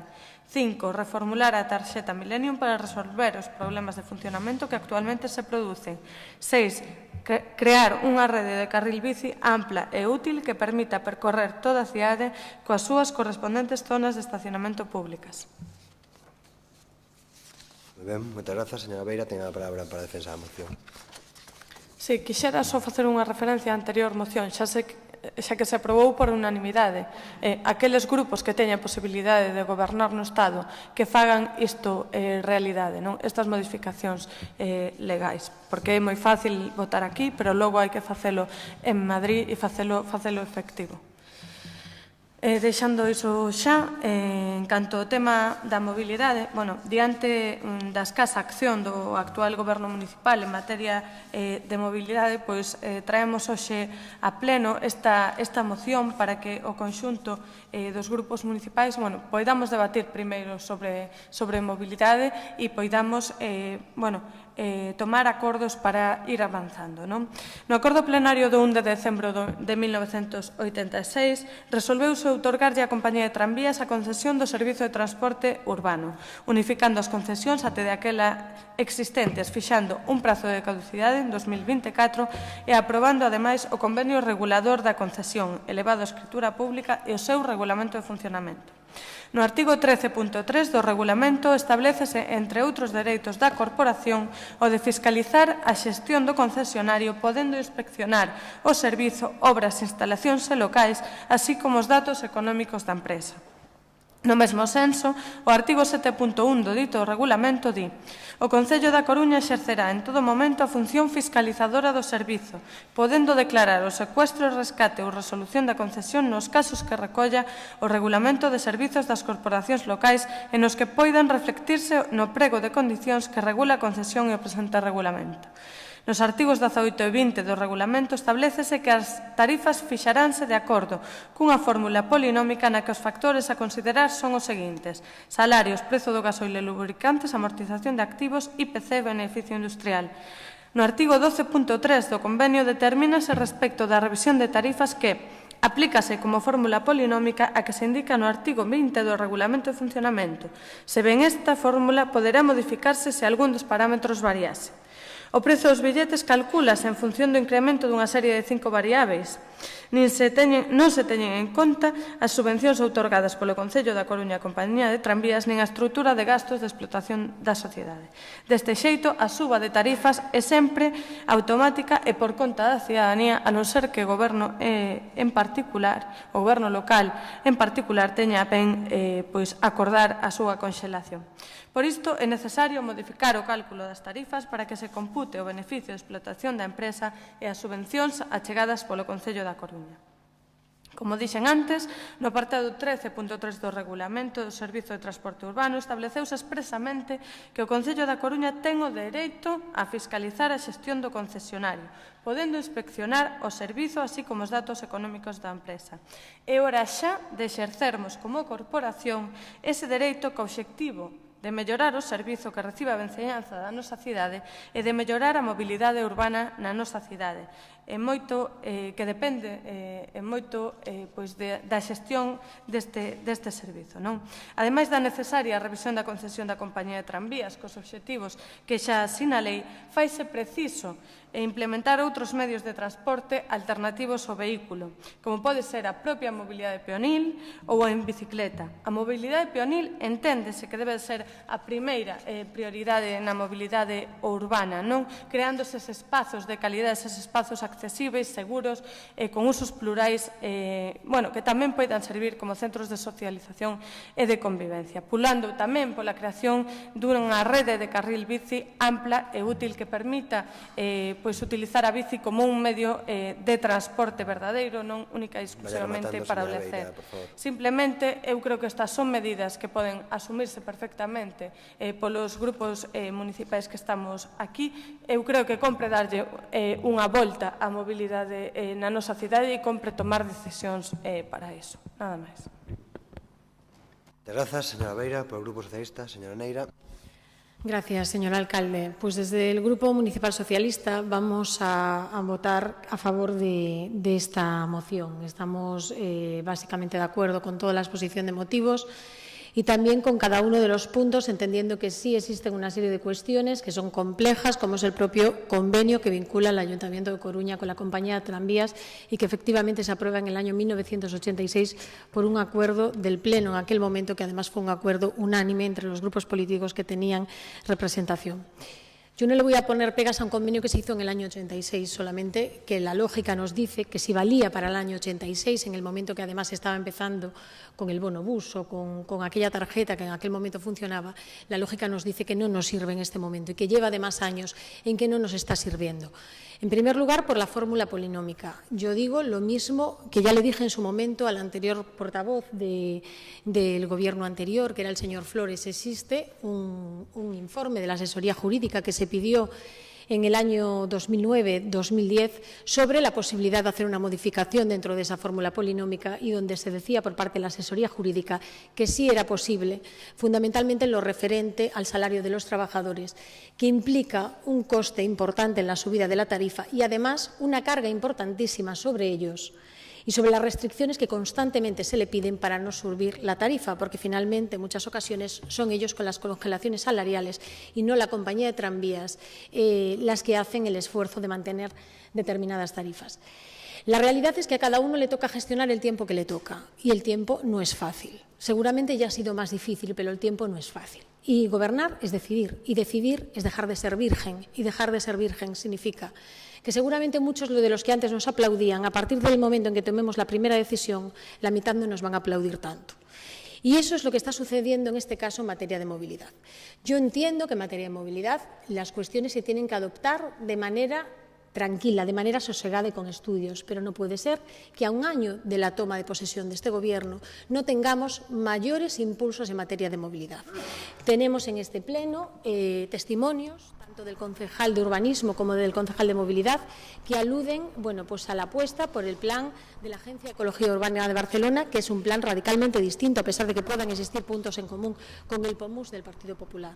Pero no tenemos ninguna puesta en marcha de esta cuestión. Tampoco tenemos encima de la mesa que se esté revisando el contrato o el convenio que tiene el Ayuntamiento con la compañía de tranvías.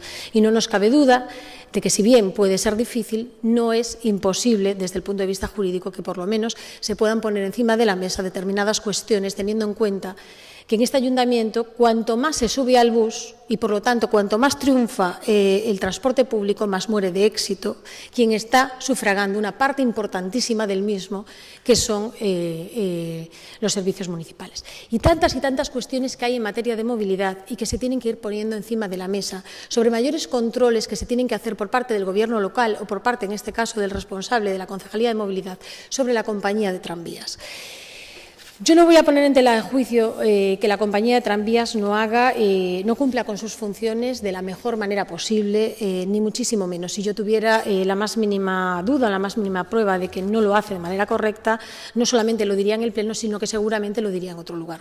No se trata de eso, se trata de establecer controles sobre la publicidad de la compañía de tranvías, sobre las ganancias de la publicidad de la compañía de tranvías. Nosotros formulamos pregunta escrita sobre si se está cobrando a las restantes concejalías para poner esa propaganda de carteles en las traseras, cuando en la época del Partido Socialista no se hacía porque no se le pagaba. Y creo que en este momento se está haciendo. ¿Qué tipo de publicidad se está permitiendo? O un tema que es mucho más importante, ¿en qué cuenta? Por favor, señora Neira. Ya terminó, señor alcalde. ¿En qué cuenta se ingresa la cantidad de la tarjeta Millennium? Si es en una cuenta municipal que gestiona el Ayuntamiento, o si es una cuenta cuyos réditos e intereses, desde luego en esta ciudad, se está beneficiando en un momento de crisis económica importante una empresa como es la compañía de tranvías. Sabemos que es difícil, jurídicamente no es imposible, pero desde luego para ir consiguiendo avanzar lo que hay que hacer es empezar a dar pasos aunque uno se tropiece. Y si ustedes los dan en el sentido que ustedes siempre han defendido, nos tendrán desde luego a su lado para apoyarles. Y si no es así, pues tendremos por responsabilidad que decir que un año no puede ser un año perdido en una materia tan importante como esta. Muchas gracias.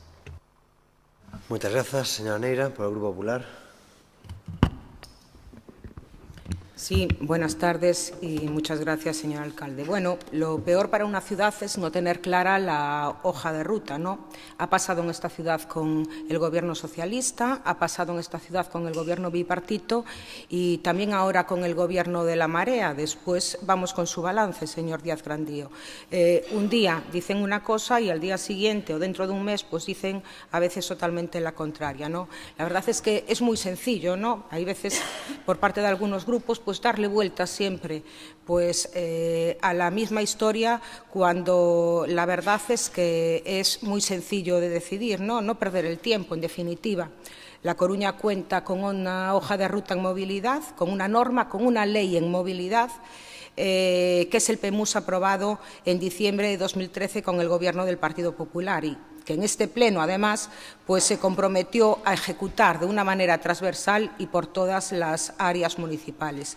Y creo, y ya lo dije aquí en este Pleno y en diferentes ocasiones, en relación con iniciativas similares, porque si bien podemos estar de acuerdo con algunos de los puntos de la moción planteada por el Bloque Nacionalista Galego, pues con algún que otro punto, y específicamente y concretamente el primero no, porque la afirmación que hay que hacer es que se ejecute el Plan de Movilidad Urbana Sostenible da Coruña. Entonces, bueno, al final es darle vueltas, como decía, a la misma historia, y la responsabilidad de decidir al final si está quieto, si avanza o si vuelve para atrás es evidentemente del Gobierno municipal, ¿no? Pues si está de acuerdo con esa norma, que además es una norma que contempla el entorno metropolitano y que es adaptable y que le permite ejecutar ya y dejar de estarse esteando 12 meses, y si no, pues la otra opción también está muy clara, ¿no? Licitar, participar, non un dillo ti, participar como es debido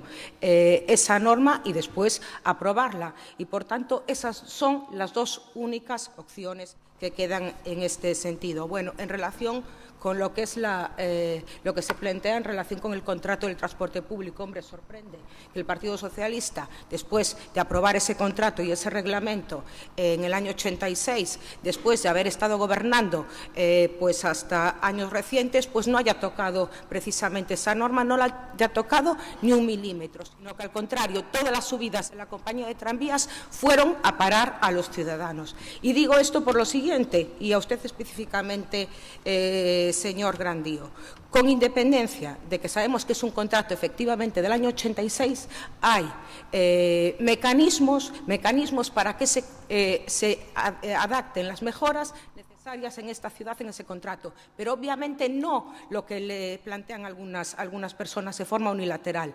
Como tiene que ser un contrato, y para los que somos licenciados en Derecho, pues sabemos lo que es un contrato y que hay que cumplirlo, y si no, lógicamente hay que pagar una indemnización, y la indemnización a la concesión de una compañía de tranvías obviamente no es baladí. Con independencia de eso, sí hay mecanismos que le permiten modular ese contrato, y ahí sí estoy de acuerdo con la señora Aviaveira, hacer cumplir los derechos y las obligaciones. Eso es lo que hay que hacer. Aquí, hasta determinado momento, hasta la llegada del Partido Popular, las concesiones estaban a su libre albedrío. Bueno, ¿qué fuimos haciendo en nuestra gestión? Bueno, pues como por ejemplo el contrato de la hora, cambiarlo de arriba abajo, modificarlo y eliminar pues ese déficit también del año 2005 heredado por el Partido Socialista. Y en otras concesiones, vigilar. Y una de las cuestiones que hemos hecho con la compañía de tranvías, y además supongo que se lo habrán comentado, y ahí es lo que tiene que seguir avanzando y hacer seguimiento de esa política. Hemos sido el primer gobierno municipal en el Ayuntamiento de A Coruña, y uno de los primeros gobiernos, el primer gobierno, digo, que hemos exigido a la compañía de tranvías que pusiese en marcha un sistema general de calidad, conforme a normativa UNE, y que, por tanto, eso permite adaptar las necesidades de los usuarios a lo que es el actual contrato. Digo, negociando, no solo no imponiendo. El Gobierno del Partido Popular en su momento consiguió un ahorro de 16 millones de euros hasta el final de la concesión en la negociación de la compañía de tranvías, y consiguió también congelar a partir del año 2012 las tarifas del bus urbano, igual que la implantación de la tarifa PEMUS, asumiendo la compañía de tranvías, como digo, sin estar en el contrato, pues 3 meses de ese coste. Y lo que tenía que haber hecho para este año 2016, señor Díaz Grandío, es negociar también en esas tarifas, en ese conjunto de la congelación de tarifas, el coste de la tarifa PEMUS para el Ayuntamiento, y que la compañía de tranvías pues asumiese pues efectivamente, una vez evaluado el impacto de esa tarifa, sí, remato enseguida, señor alcalde, una vez evaluado el impacto de esa medida, pues renegociar el coste con la compañía de tranvías. En cuanto al balance, bueno, ya lo dije el otro día, cero. Es que no ha hecho absolutamente nada. Desde luego, si tuviese que cobrar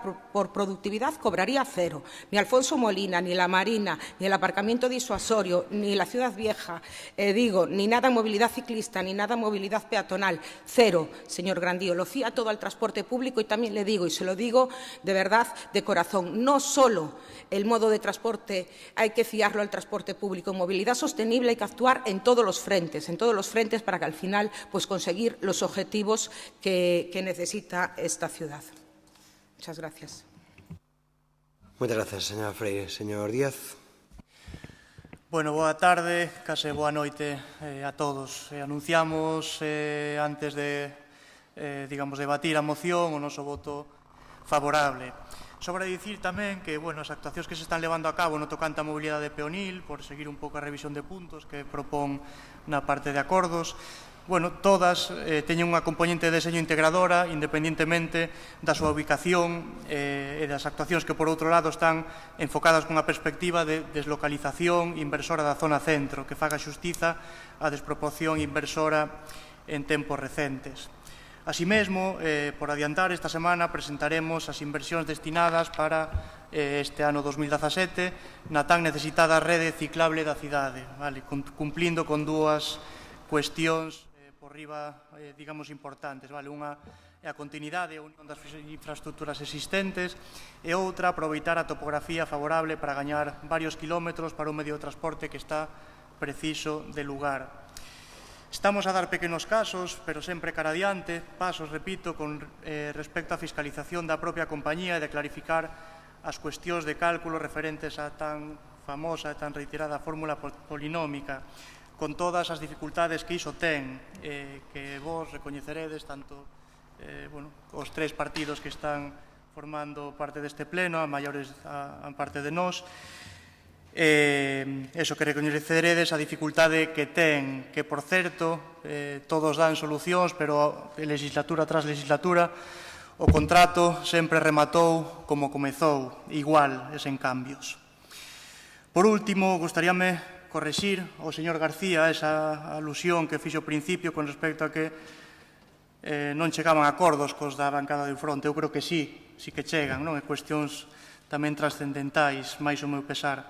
Acordos que dan mostra das dúas caras da vosa labor na oposición e que reflicte o comportamento bipolar que tedes. Por un lado, vos convertides en adalides e defensores da mobilidade sostible, valedores do Plan de Mobilidade e Espazo Público da Axencia de Ecoloxía Urbana de Barcelona, plan que nos ofrecimos como para recuperar en esta negociación de orzamentos, e tamén a reforma das liñas de transporte público. Por outro lado, chegades ou desquen de chegar a acordos para deixar, mediante emenda entre Partido Popular e PSOE, e reducir a metade a partida da que colgan estes dous proxectos de tanta relevancia para esta cidade. E deixades a situación dunha partida tan relevante como esa, con 60.000 euros contra os 800.000 euros dos que dispuxo o Partido Popular, a Concelleiro de Mobilidade, en toda a legislatura pasada. Repito, traballamos, e repito, a dificultade de traballar cunha oposición con un comportamento, repito, bipolar. Gracias. Moitas grazas, señor Díaz. Procedemos á votación da moción. Votos a favor da moción. Votos en contra. Abstencións. Queda aprobada a moción. Moción do Partido Socialista de Galicia PSOE sobre posta en marcha dos proxectos da Cidade da Música incorporados ao orzamento municipal nas emendas do Partido Socialista. Ten a palabra o señor Ferreiro para a lectura participativa da moción. Gracias, alcalde. El Grupo Municipal Socialista, tras la aprobación de los presupuestos municipales, insta al Gobierno municipal a que de manera urgente ponga en marcha la Ciudad de la Música. Para ello proponemos que el presupuesto aprobado sea gestionado a través del Consorcio para la Promoción de la Música, que en su primer año dispondrá de 68.000 euros repartidos en las siguientes 11 partidas con su destino especificado. 1. 300.000 euros para la temporada lírica del 2016. Tras la súbita cancelación de la temporada lírica del pasado mes de enero, solicitamos que se destine esta cantidad para financiar la actividad operística del segundo semestre del año 2016. De la misma manera, sabiendo que esta es una medida coyuntural para salvar la programación de este año, instamos a sentar las bases de un proyecto a medio y largo plazo, gestionado de forma profesional a través del Consorcio para la Promoción de la Música, que garantice una programación estable de ópera y otras actividades músico-escénicas en A Coruña, con un presupuesto equilibrado, sostenible y adaptado a las necesidades de la ciudad. 20.000 euros de ayuda a la música coral de la ciudad para la difusión y apoyo de la música coral entre niños y conciertos de la temporada 2016. 20.000 euros de ayuda a la música tradicional de la ciudad para su difusión de esta entre niños y conciertos de la temporada 2016, gestionado a través de la Escuela Municipal de Música. 20.000 euros de ayuda a la música sacra de la ciudad para la programación de conciertos de la temporada 2016. 30.000 euros de ayuda a la Orquesta Gauss para la realización de talleres de fomento de la música entre jóvenes y conciertos de la temporada 2016. 18.000 euros de ayuda a la Coral El Eco para la realización de talleres de fomento de la música coral entre los jóvenes y conciertos de la temporada 2016. 20.000 euros para la creación de un banco de música en la ciudad, un ente que sirva de encuentro para representantes del sector musical coruñés, tanto público como privado, y fomentar así las colaboraciones, los proyectos compartidos y la unificación de la agenda musical de la ciudad, que evite la contraprogramación y esté en contacto directo con la promoción turística de la ciudad. Una plataforma online donde quede registrada y catalogada toda la actividad musical de la ciudad, tanto profesional como amateur. Un lugar de encuentro donde tenga cabida tanto los creadores como las personas pertenecientes a la industria musical capaces de llevar a cabo dichos proyectos, como son los estudios de grabación y las emisoras de radios locales. Una herramienta que promueva también la publicidad y difusión de la actividad musical de la ciudad mediante la publicación de una programación mensual que le dé visibilidad. 10.000 euros para la realización de talleres de musicoterapia. Está demostrado que el beneficio que la música aporta en aspectos físicos, emocionales y cognitivos, así como en el tratamiento de algunos trastornos neurológicos. Proponemos, pues, la implantación de talleres de musicoterapia en los centros cívicos, enfocados mayoritariamente a personas de edad avanzada. 10.000 euros para la realización de una feria de la música en Expo Coruña, un punto de encuentro profesional que reúna a todos los sectores de la industria musical, donde acudan agentes nacionales e internacionales de todos los ámbitos de la música para conocer nuevas propuestas, asistir a foros, intercambiar conocimientos y comprar y vender música. 20.000 euros para la realización de un máster de especialización orquestal en colaboración con la Universidad de A Coruña. Y, finalmente, 100.000 euros destinados a becas de estudios a la excelencia musical. Ben, moitas grazas. Señor Ferreiro, ten a palabra para a defensa da moción. Bueno, antes de empezar a defender, es una pena que no esté el señor Lorenzo aquí, porque le doy las gracias por acordarse de lo sucedido ayer en Orlando, ¿no?, de este delito de odio, ¿no? Y hablando de historia, que él también habló de historia, ¿no? Pues bueno, les recuerdo que hace 11 años se opusieron al matrimonio igualitario, fueron al Tribunal Constitucional, pero no hay que irse tan lejos en la historia, ¿no? Hace 3 semanas, aquí en este pleno, no fueron capaces de apoyar una moción para luchar contra la LGTB-fobia, ¿no? Pero bueno, nos alegramos que poco a poco vayan entrando en el tema, ¿no? A lo mejor dentro de 20 o 30 años pues ya estarán en el trabajo por la lucha de la igualdad LGTBI. Bueno, voy con la moción. A Coruña ha gozado históricamente de una importante actividad musical. Basta con recordar la creación en 1884 de la Coral Polifónica Leco, la agrupación vocal más antigua de la península ibérica. En 1904 nació la Sociedad Filarmónica de A Coruña. En 1948 la Banda Municipal y en 1952 se fundó la Asociación Amigos de la Ópera de A Coruña, también la primera de sus características en España.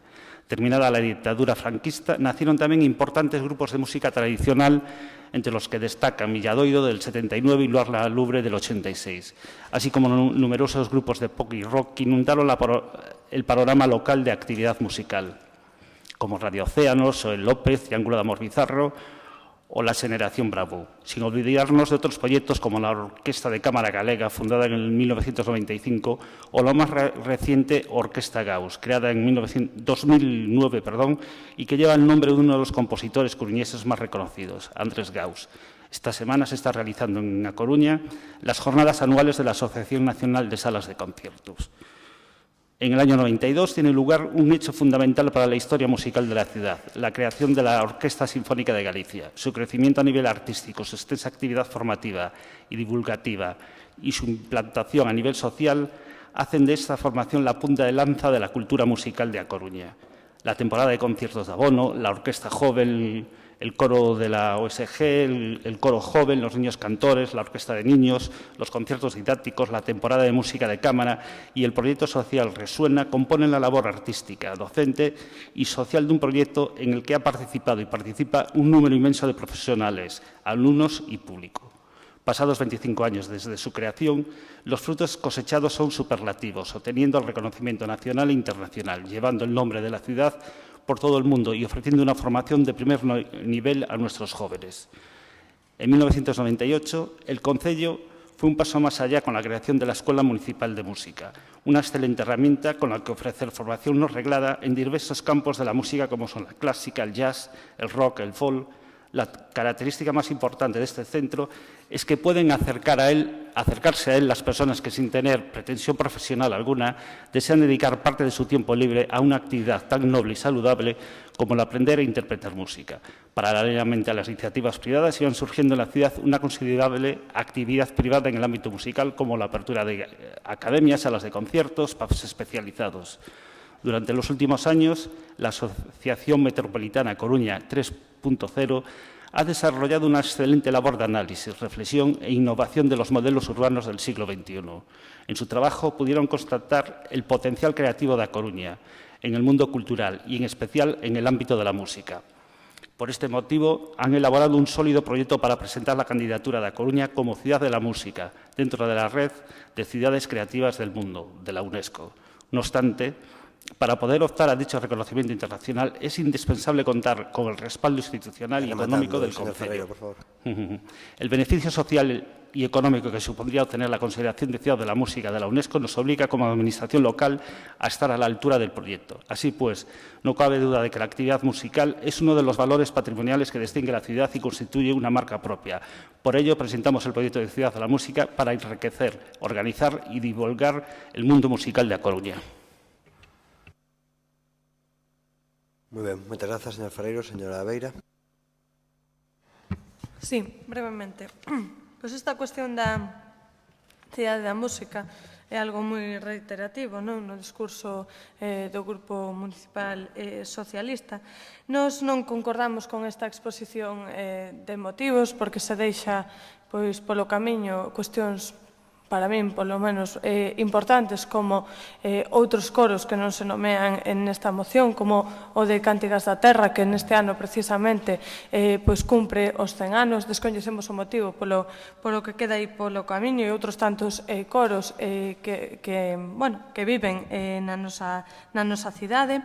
Tamén se deixa polo camiño os dous conservatorios que temos na cidade, o conservatorio o que ten o grau medio, pero tamén o conservatorio profesional.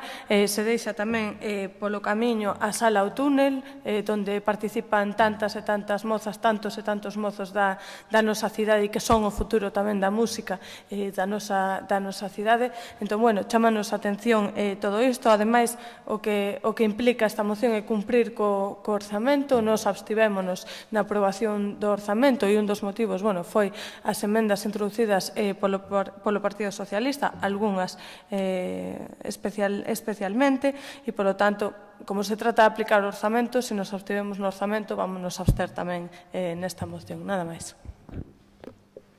Moitas grazas, señora Veira, polo Grupo Socialista. Señora Padín, perdón, Grupo Popular. Gracias. Buenas tardes. Desde el minuto 1, en el Partido Popular, ya manifestamos nuestra oposición a haber eliminado 550.000 euros del Consorcio de la Música para destinarlo a fiestas, ¿no? Aparte, una decisión que no pasó por pleno y fue aprobado por decreto. En el pleno del mes de febrero, en el Partido Popular, presentamos una moción de apoyo a la temporada lírica y el voto del Gobierno de la Marea a esta moción fue en contra. En nuestro mandato, la anterior legislatura, mandato del PP, se hizo una apuesta por el Consorcio de Música. Se creó un plan estratégico, nombramiento de gerente, nuevo director, se celebraron más de 500 conciertos, dando comienzo a giras nacionales y sentando las bases para giras internacionales. Apoyo a la temporada lírica, programas Son Futuras Promesas, Proyecto Resuena, etcétera. Entonces, manifestar el voto favorable del Partido Popular a esta moción, para que Coruña siga siendo un referente como ciudad de música. Muchas gracias, señora Padín. Señor Sande. Sí, gracias. Levamos días tentando axustarnos e comprender as brevísimas explicacións que marcan moitas veces as propostas que se integraron no orzamento final dos outros grupos políticos. Este é un dos casos. Nos defendemos a imaxe de cultura tamén como promoción de cidade viva, cidade de cultura. Un proxecto de cidade musical debe ser máis inclusivo, máis amplo, máis rico, máis plural. Se acaba de invocar un exemplo. Nos inaugurábamos moi cedo esta mañá un congreso de salas de música en directo que engarza ademais con dous puntos, o 7 e o 9, que da moción. Toda esta semana vai estar dedicada á música na cidade, non? De moi diversas maneiras, convivindo incluso diversos modelos culturais. 2 horas máis tarde anunciábamos a tempada da Orquesta Sinfónica de Galicia, a tempada 2016-17, non? En maio do ano próximo cumple 25 anos. A fin de semana tiñamos a música tradicional de Ardillo Eixo, non? Unhas iniciativas que convivía ademais con a Silvia Pérez Cruz, que espertaba o entusiasmo no Pazo da Ópera, non? Uns poucos días antes tiñamos a presentación dunha cita, eu diría, referencial e rediviva casi, non? Con nós como Festival do Noroeste. Nas xuntanzas de negociación orzamentaria fixemos un pequeno informe onde indicábamos as dificultades ou peculiaridades de algunhas destas enmendas, incluída, por certo, unha bastante preocupante, que é a dubidosa, casi diría, municipalización dun consorcio con xunta de goberno propia, desvirtuando ou ampliando as súas competencias, sin consulta previa, ademais, non? Algúns exemplos. En medio de moitas vaguidades, creo que, bueno, hai retoques ou melloras neste texto, non? Pero, bueno, exemplos que, por exemplo, inclúen como unha moción con contratos con empresas. Pero, bueno, eso sería outra historia. No caso da tempada lírica, temos un informe negativo da xerencia do consorcio, a data 27 de abril de 2016, unhas cantas frases simplemente, planificar con un mínimo de 6 meses de antelación para organizar bien la actividade e venderla ou promoverla con garantías. Constantes conflictos organizativos, económicos y artísticos. Conviene recordar que los conflictos surgidos dentro de la organización de la temporada lírica, aparte de haber generado un perjuicio económico al consorcio, han tenido numerosos informes negativos en cuanto a su articulación administrativa y organizativa. Además, desde 2009, el consorcio no puede subvencionar a la Asociación de Amigos de la Ópera por la existencia de numerosos informes desfavorables en relación con la justificación económica de subvenciones anteriores. Ademais disto, se rompería un acordo, eu creo que exemplar, con outras administracións, non? É curioso, por certo, como o PP local, o Partido Popular local, contribuiu con esta emenda en contra, non? O sea, estas emendas aos orzamentos vai en contra do PP autonómico galego, non? Bastante curioso. Ese acordo que se conseguiu coa Diputación e coa Xunta de Galicia rómpese nesta moción e rómpese na emenda proposta. Logo, existen convenios con entidades de arraigo vía INCE que podían dar lugar a unha circunstancia tan peculiar como que a Coral Polifónica OECO podería levar 2 axudas de 18.000 euros, 2 axudas repetidas, non? Logo, por que tal orquesta e non outras, non? Un pouco na liña do que dicía a señora Viabeira, non? E logo, bueno, francamente merece lectura, non? Se o leu o señor Fito Ferreiro, pero terminada a ditadura franquista nacieron tamén importantes grupos de música tradicional, entre los que destacan Milladoiro, Lunar na Lubre, así como numerosos grupos de pop y rock que inundaron el panorama local de actividade musical, como Xoel López, Triángulo Amor Bizarro, la Generación Bravú. De verdade que a música dos últimos 40 anos na cidade se pode reducir a estas frases, francamente. O sea, queremos máis, de verdade, non? O sea, en serio. O sea, queremos que a versatilidade e a calidade existen e así o demandan, non, os cidadáns. Nos imos absternos porque nos parece unha proposta que, si ben, pode ter aspectos ben intencionados, é insuficiente, non? Hai un último punto que parece necesario tamén que para reforzar esa candidatura ante a UNESCO se debería crear un marco de implicación, de reflexión, de colaboración ou de cooperación bastante superior ao que se executou ata agora, non? De algún xeito, os expertos en marketing deberían convivir ou deben convivir cos axentes culturais, non? E coa propia implicación da administración, porque, efectivamente, o proxecto precisa de todos. Grazas. Moi ben, moitas grazas. Procedemos á votación da moción. Votos a favor da moción. Votos en contra. Abstencións. Moi ben, queda aprobada a moción. Moción do Partido Socialista de Galicia PSOE sobre posta en marcha do programa Aprender en USA para o próximo curso. Ten a palabra a señora Barcón para a lectura da parte dispositiva da moción. Gracias, señor alcalde. El Grupo Municipal Socialista propone la siguiente moción.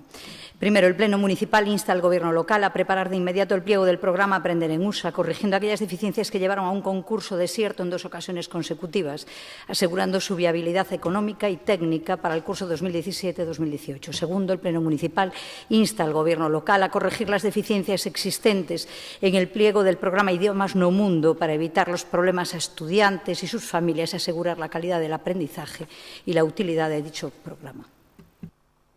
Muchas gracias, señor Barcón. Puede proceder a defensa de la moción. Gracias, señor alcalde. Realmente es lo que tienen los días históricos que uno Una se sienta aquí y escucha muchas cosas. Yo puse la misma cara que puso usted cuando escuché a su concejal de Cultura esta última frase de que los expertos en marketing deberían ponerse en contacto con los expertos en cultura para el tema de la ciudad de la música, porque si esa es la cuestión que pueden tener en contra de ese proyecto, seguramente se resolverá fácilmente. Pero en un día histórico como hoy, a mí me ha gustado su intervención. Me ha parecido muy bien la intervención del alcalde, la intervención que ha hecho el alcalde, porque además yo creo que vamos a coincidir. Nosotros presentamos una propuesta, una moción para defender un programa que creemos se ajusta perfectamente a los elementos con los que usted defendió el programa de la renta social. Usted dijo literalmente que era unha metáfora de quen exerce o goberno, dun goberno, que eran políticas de transformación a gran escala e que rebasaban el perímetro de un mandato.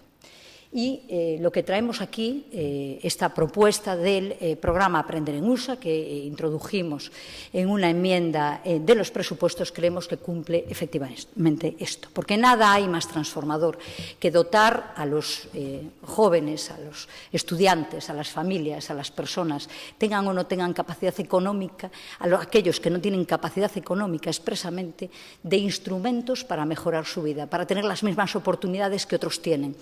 Que tenga las mismas oportunidades una chica que hace el bachiller en el Agra del Orzán que un estudiante que se forma en Obradoiro, pongo por caso.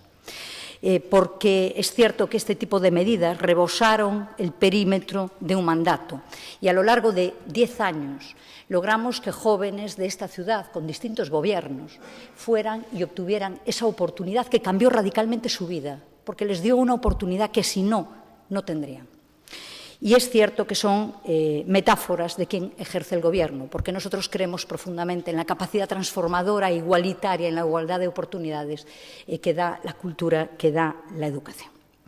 Este es un día histórico por muchas cosas. Quizás también este es un día histórico porque será el primer curso en el que no haya jóvenes becados en Estados Unidos, porque no han sido capaces de gestionar. Nosotros les pedimos que desde ya hagan un pliego igual que el del primer año, por ejemplo, que facilite ese viaje y esa capacidad de transformar su vida y de alcanzar pues una oportunidad que si no, no tienen.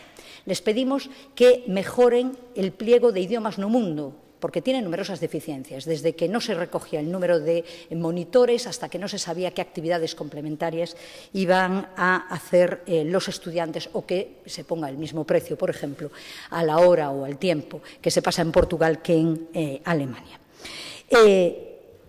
He leído finalmente en el Facebook de la Marea Atlántica, que supongo que le representa a todos ustedes, que decía que el Partido Socialista con esta propuesta desbotaba ou non facía caso a lo que habían hecho ustedes, que era aforro e eficiencia, que non queríamos aforro e eficiencia. Nosotros les felicitamos polo aforro, todo. Eficiencia cero. Porque en este momento no hay ni un solo joven que tenga esa beca, pero tampoco hay nadie que vaya de viaje. Por cierto, como habitualmente en este salón de plenos, cuando los unos y los otros nos quieren echar algo en cara, nos hablan de Vigo, les diría que hoy salía de Vigo el primer grupo de jóvenes que iban para sus cursos de inmersión lingüística. Recuperen este programa, porque es un programa que creo, señor alcalde, que se ajusta a lo que usted dijo. Y ojalá dentro de un año estemos aquí celebrando algo histórico, que hayan sido capaces de gestionar un programa que durante 10 años fueron capaces de gestionar distintos gobiernos. Gracias. Gracias, señora Barcón. Señora Beira.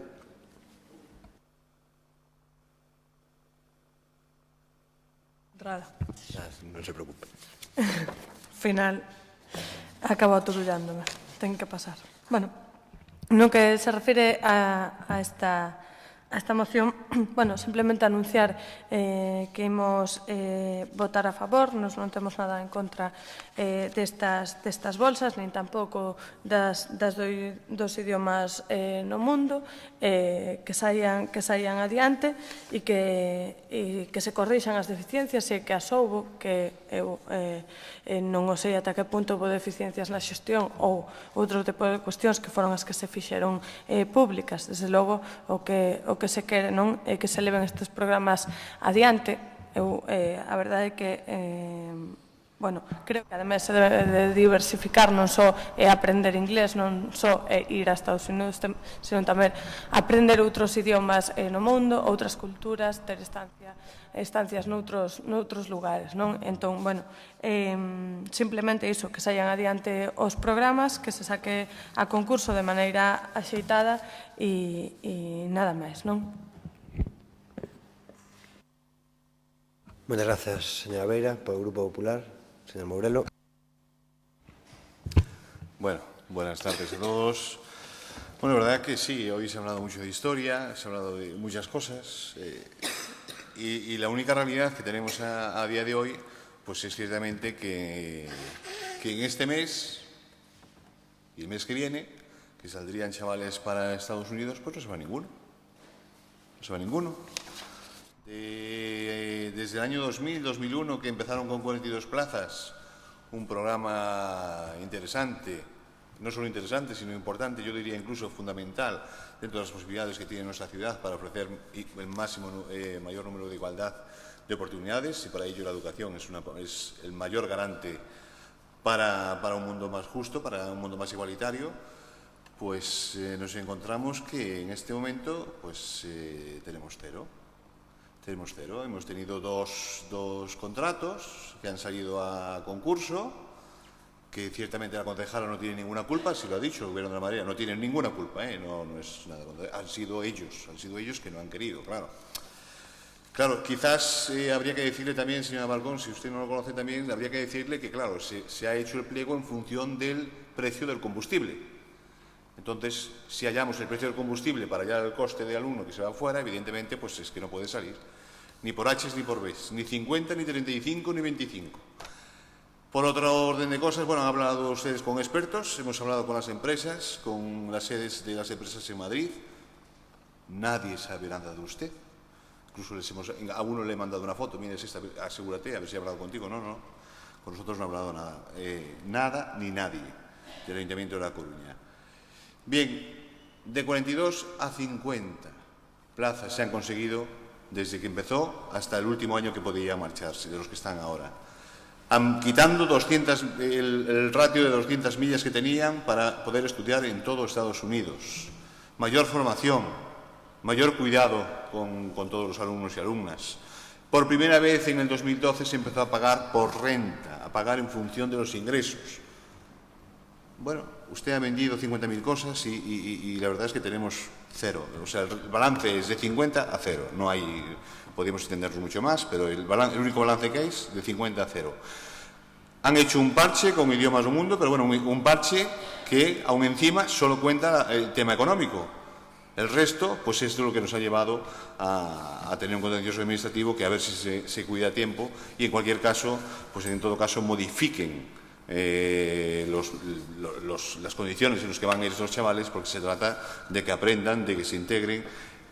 En un mes poco van a hacer, pero por lo menos que aprendan y no que odien otro país, porque usted en el plan que van, meterlos 8 horas durante todos los días, pues o aprenden o lloran, y yo creo que más bien llorarían a estas edades. Lo de las becas FP también tenía que decir una cosa, se lo digo a usted, señor Ferreiro, en todo caso, porque parece ser que en educación es muy difícil que entiendan esto. En las becas FP en Acore se hacían prácticas de 6 a 8 meses, entre 6 y 9 meses en diferentes países pagadas. 3 meses lo hace cualquier instituto. Cualquier instituto. Y antes había 6 y 9 meses que ustedes han reducido sistemáticamente a 3 en todas sus convocatorias. En todas y cada una de sus convocatorias. Entonces yo le ruego en cualquier caso que se interese un poco por el tema y que si queremos tener verdaderamente igualdad de oportunidades, sin tener jóvenes mejores formados con mayores oportunidades, no como los chavales que tienen ahora 16 años, que han pasado un año esforzándose en lo máximo para conseguir cumplir todas las condiciones para poder entrar dentro de las bolsas de becas USA, pues desde luego que no se queden desilusionados, decepcionados, y en cualquier caso que no aprendan que el esfuerzo, desde luego, no queda recompensado por el interés o la inoperancia de unos políticos. Muchas gracias. Gracias, señor Mourelo. Señora Cameán.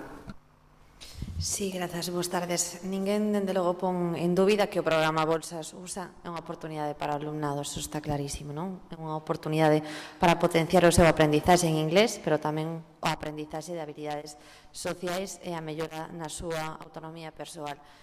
E miren, ninguén o puxo en dúbida no seu momento, e este goberno tampouco.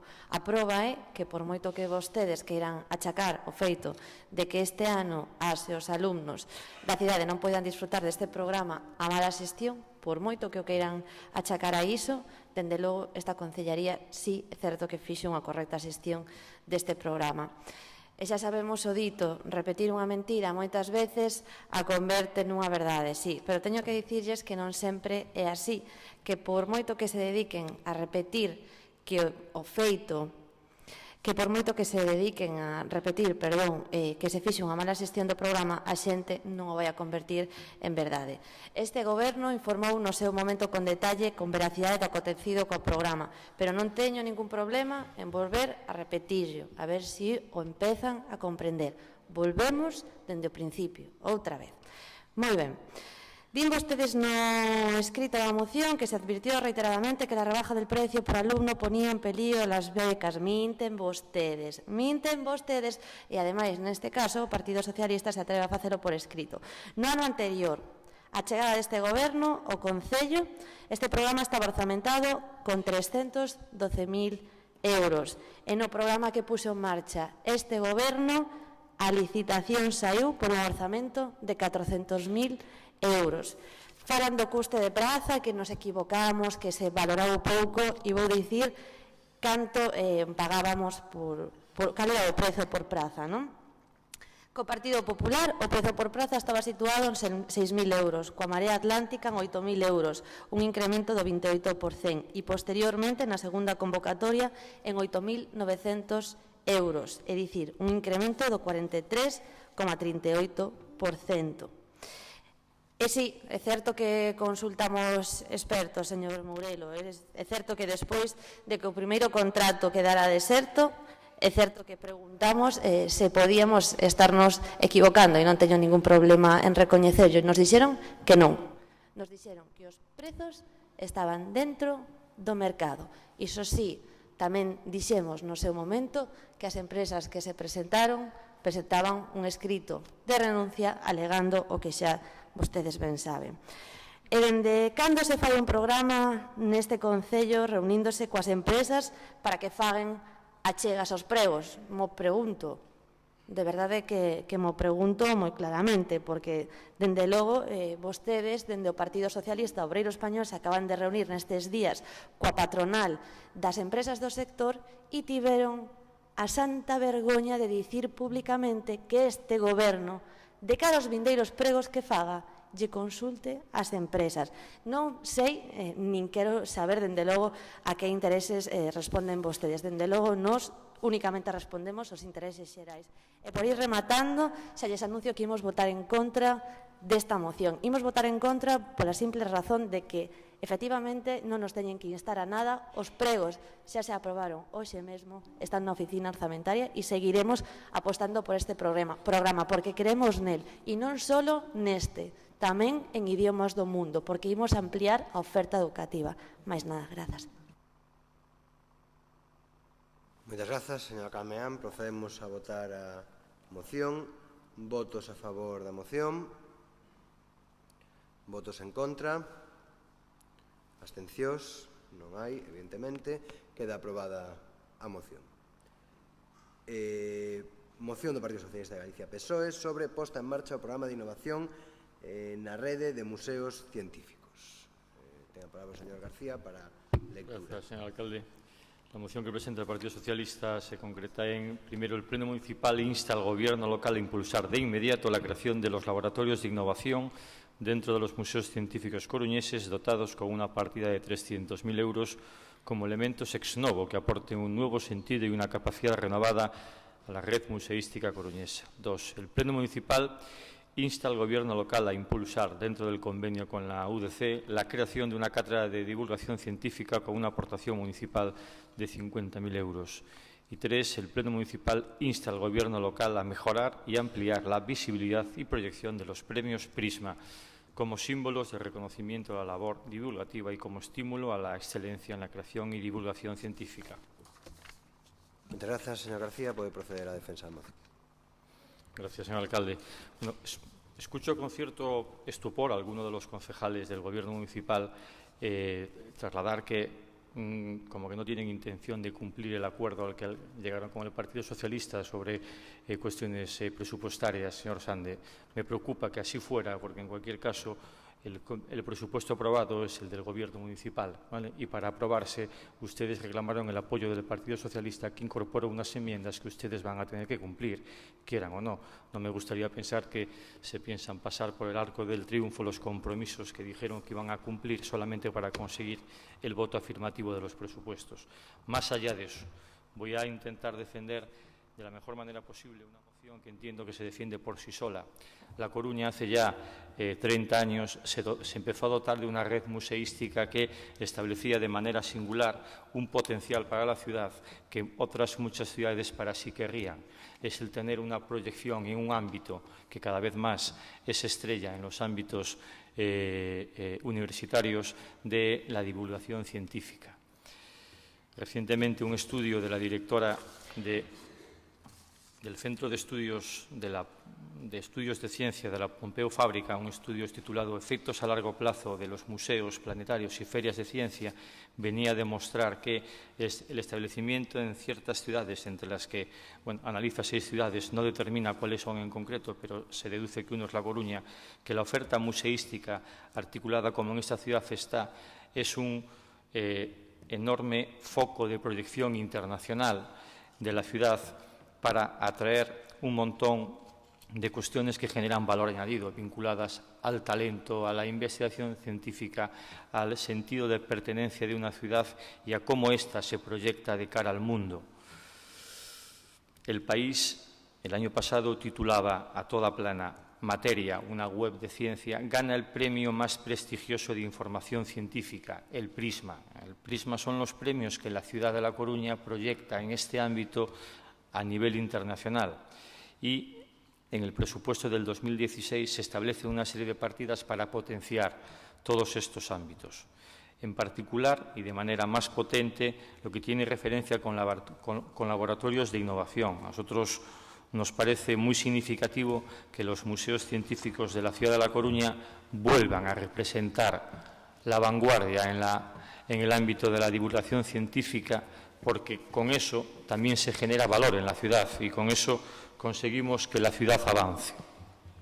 En cualquier caso, nosotros entendemos que si el señor Sande o el concejal que toque tiene dificultades para interpretar lo que en los presupuestos se aprobaron, le rogamos que se dirijan a nosotros de una manera un poco más concreta para que se los expliquemos con detalle.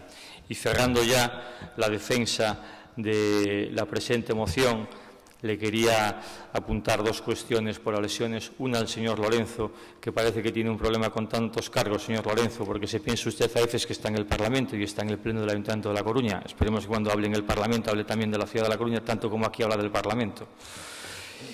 Y al señor Grandío, ¿no? Yo creo que sería bueno que no hiciéramos metáforas, aunque sean humorísticas, con enfermedades como la bipolaridad, que afecta a un 2% de la población. Entiendo que usted quería decir con esto que una vez votamos una cosa y otra vez votamos otra. Mire, en cuestiones de ciencia, en este caso en concreto la moción, es como si hablamos de la acción y de la reacción. Ya les dijimos que con el presupuesto es bueno venir llorado de casa. El presupuesto es el que aprobaron ustedes. Si el Gobierno municipal entendió que la dotación para su área tenía que ser más pequeña, entiéndase usted con quien desde su Gobierno aprobó este presupuesto, pero no le echen cara al Partido Socialista que su presupuesto sea bajo. En cualquier caso, si la justificación... Acabo, señor alcalde. Si la justificación de su inacción absoluta en el área de movilidad es la escasez de presupuesto, tenga usted cuidado que en el 2017 podemos hacer desde el Partido Socialista que tenga una dotación mayor. Muchas gracias. Muchas gracias, señor García. Señora Beira. Ben, brevemente tamén, bueno, nos museos científicos a verdade é que nos últimos anos viviron unha precariedade moi importante, non? Debido ás constantes reduccións que os orzamentos do Partido Popular foi facendo, pois, efectivamente, nos investimentos nos diferentes anos, non? No caso concreto da moción e do que se refire á moción, efectivamente, non só fai falta recuperar eses investimentos, senón pois darlle unha volta aos museos científicos, non? E darlles, como di a propia moción, un novo sentido e unha capacidade renovada, non? E que se pode, efectivamente, colaborar coa Universidade da Coruña tamén para darlle ese pulo aos museos científicos da Coruña. O que pasa que no que é o texto da parte propositiva, bueno, fala dunha cátedra de divulgación científica cunha chega municipal de 50.000 euros. Bueno, non sabemos por que ten que ser o Concello da Coruña quen pague esa cátedra. En todo caso, todo iso dependerá de que se asine ou non un convenio coa Universidade da Coruña. Falase dos laboratorios de innovación, pero tampouco se concreta nada en que consistirían, non? Falase dotados con unha partida de 300.000 euros. Bueno, nos entendemos que é pouco concreto no que se refire a eses proxectos a moción, aínda que compartimos o espírito e compartimos efectivamente que os museos científicos debe dárselles unha volta, non? E ser, pois iso, un novo, bueno, teñen que ter un novo enfoque. Pois a verdade é que vamos a absternos e ademais tamén supón a aplicación da súa emenda aos orzamentos e, bueno, no mesmo sentido no que me expresei na moción anterior, pois expresome nesta, nada máis. Moitas grazas, señora Vera, por recuperar. Señora Padín. Gracias, alcalde. El Partido Popular en nuestra legislatura consiguió convertir a Coruña en un referente cultural del noroeste español. Se apostó por ampliar y acercar la oferta cultural tanto a ciudadanos como a visitantes. Se desarrolló una política cultural abierta a todos los creadores, con actividades y proyectos que han generado empleo en el tejido cultural de la ciudad. Se dio visibilidad y difusión a artistas locales. Se puso en marcha el Ágora, se impulsaron las fiestas tanto de San Juan como de verano, carnaval, cabalgata. Se apostó por unir, cosa importante, la cultura y el turismo en proyectos, por citar un ejemplo, como el de la Casa Museo Picasso. Y también se apostó por dar un impulso a lo que es los museos científicos coruñeses, que recibieron en 4 años 1,5 millones de visitantes, y la adhesión a la Fundación de Apoyo al MUNCIT, también durante nuestro mandato. Entonces, o sea, como no puede ser de otra manera, el Partido Popular va a mostrar nuestro apoyo favorable a esta moción para que se siga apoyando a los museos científicos y toda la innovación que ello conlleva. Gracias. Muchas gracias, señora Padín. Señor Sande. Sí, a min gústame algunhas capitais europeas, pero non son moito de Arcos do Triunfo, non? Complacencias as xustas. Varias cousas, 6 exactamente, non houve acordo, cumpriremos os orzamentos, o xeito de execución e competencia do Goberno, houve oferta dunha comisión de seguimento do orzamento que foi rexeitada, limiteime a aportar información técnica que creo que é importante, e, como dicía antes, miramos con moita atención e respecto ás súas propostas. De feito, neste caso, se cumplen estrictamente. Nos imos votar esta moción, incluso nun sentido que casi non deberíamos nin votar, porque é algo que se vai cumplir e está en marcha. Enlazando co que decía a señora Beira, os museos científicos o ano pasado recibiron 450.000 visitas, unhas cifras que non se acababan desde fai anos. Se creou a Sala Maker na Domus, que tamén dá un novo paso, creo, en facer, crear e fomentar a innovación, achegando ferramentas, espazos que facilitan creatividade e innovación tecnolóxica, e na programación máis recente pois hai unha renovación intensa. Se crearon novos formatos para a divulgación científica, o mes escéptico, o spoiler científico. Esta fin de semana, o sábado, hubo unhas xornadas, Naucas Coruña, que, entre outras cosas, levaron a cidade a ser durante o sábado isto que agora chaman trending topic nacional. E hai unha aposta clara pola cultura científica. No que respecta ás propostas concretas, laboratorios de innovación. Efectivamente, se está traballando en proxectos innovadores e renovadores. No momento que se recibiron as propostas, o equipo dos museos empezou a analizalas e haberá 2 novas salas, laboratorios, e, tamén cuestións que teñen que ver con renovación, ademais de módulos, históricamente, necesitados, digamos, de reforma. No que respecta á cátedra, os museos científicos están tamén comenzando a traballar na creación da cátedra, xa houve algunha xuntanza coa Universidade da Coruña, e aquí sí quería facer unha puntualización con respecto tamén ao breve e pouco definidas que eran algunhas propostas. O Servicio de Museos Científicos está interesado en que máis aló dunha cátedra para a organización de xornadas ou publicacións se produza un efecto, eu diría que directo, nas salas dos museos. Isto é que os proxectos de investigación, sobre todo de innovación da Universidade da Coruña, se podan ver convertidos en módulos para os museos e poñer de relevo tamén así a investigación científica e ao tempo reforzar a oferta dos museos. Parece un pouco casi de sentido común.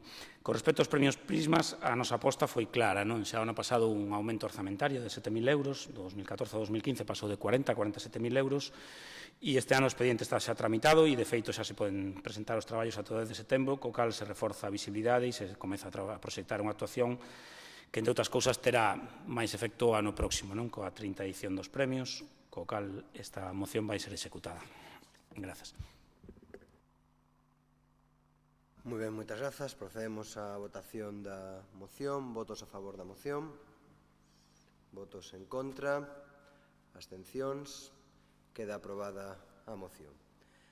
Moción do Partido Popular sobre gratuidade do transporte público urbano para menores de 18 anos. Señora Freire, pode proceder á lectura parte dispositiva da moción. Sí, gracias. El Grupo Municipal del Partido Popular presenta la siguiente moción. La Corporación Municipal de A Coruña en Pleno acuerda por unanimidad instar al Gobierno municipal a adoptar las medidas que sean necesarias para que, en la fecha de entrada en vigor de la gratuidad del transporte metropolitano a los menores de 18 años, puedan beneficiarse de esta misma gratuidad los menores de edad usuarios del transporte urbano en nuestro ayuntamiento, ya que, por ejemplo, cualquier menor de 18 años para ir de Soleiros hasta Riazor, con esta medida social de la Xunta pasará a pagar 0 euros, mientras que un menor de 18 años que sea estudiante para ir, por ejemplo, desde el Viña a Riazor, paga actualmente y seguirá pagando 0,33 con la tarjeta Social Millennium.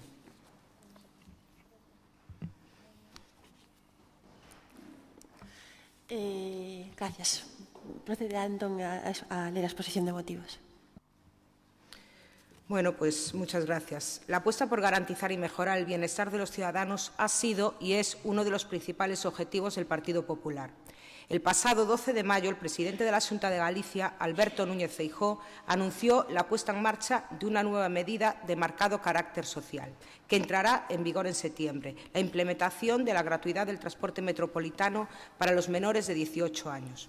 Con dicha medida, el Gobierno de Galicia pretende conseguir varios objetivos: promover el uso del transporte público, ayudar a la economía de las familias, sumándose así a las bonificaciones ya existentes que suponen ahorros medios alrededor de 600 euros anuales y la bonificación adicional a las familias numerosas, y también, como no, educar y concienciar a los menores en el uso del transporte público. Una inversión anual de 2 millones de euros que supondrá que 250.000 jóvenes gallegos menores de 18 años puedan beneficiarse de esta medida. Desde el Grupo Popular entendemos que la aplicación de esta importante medida en el ámbito sobre el que la Xunta de Galicia tiene competencia, el transporte interurbano de las áreas Coruña, Ferrol, Lugo, Santiago, Vigo y Ourense, debe completarse con su extensión al ámbito del transporte urbano en el que el Ayuntamiento tiene competencia exclusiva, en este caso el Ayuntamiento de A Coruña. ¿Qué duda cabe que la implementación de la gratuidad del transporte público urbano para menores de 18 años, en consonancia con la medida que va a poner en marcha la Xunta, supondría una mejora importante que se sumarían a Coruña a las bonificaciones de la tarjeta Millennium que en los 4 años del Gobierno municipal del Partido Popular supuso la asunción por el Ayuntamiento del 36% del billete ordinario y del 75% en el billete social, que supuso la congelación de las tarifas desde el 2012 y la puesta en marcha de la tarifa plana PEMUS, permitiendo que el usuario pague un máximo al mes por sus viajes ilimitados de 37,40 euros en la Millennium General y 23,10 euros en la Millennium Social. Medida importante para fidelizar y premiar al usuario habitual y motivar al resto de los potenciales usuarios. Y qué duda cabe también que la importancia de la puesta en marcha de esta medida que va a llevar a cabo la Xunta de Galicia y extenderla en el ámbito urbano deviene necesaria, además, por el ejemplo que matizamos antes. Un menor de 18 años para ir de Soleiros hasta Riazor, con la medida social de la Xunta, pasará a pagar 0 euros, mientras que un menor de 18 años para ir desde el Viña a Riazor paga actualmente y seguiría pagando 0,33 con la tarjeta Millennium Social de estudiante.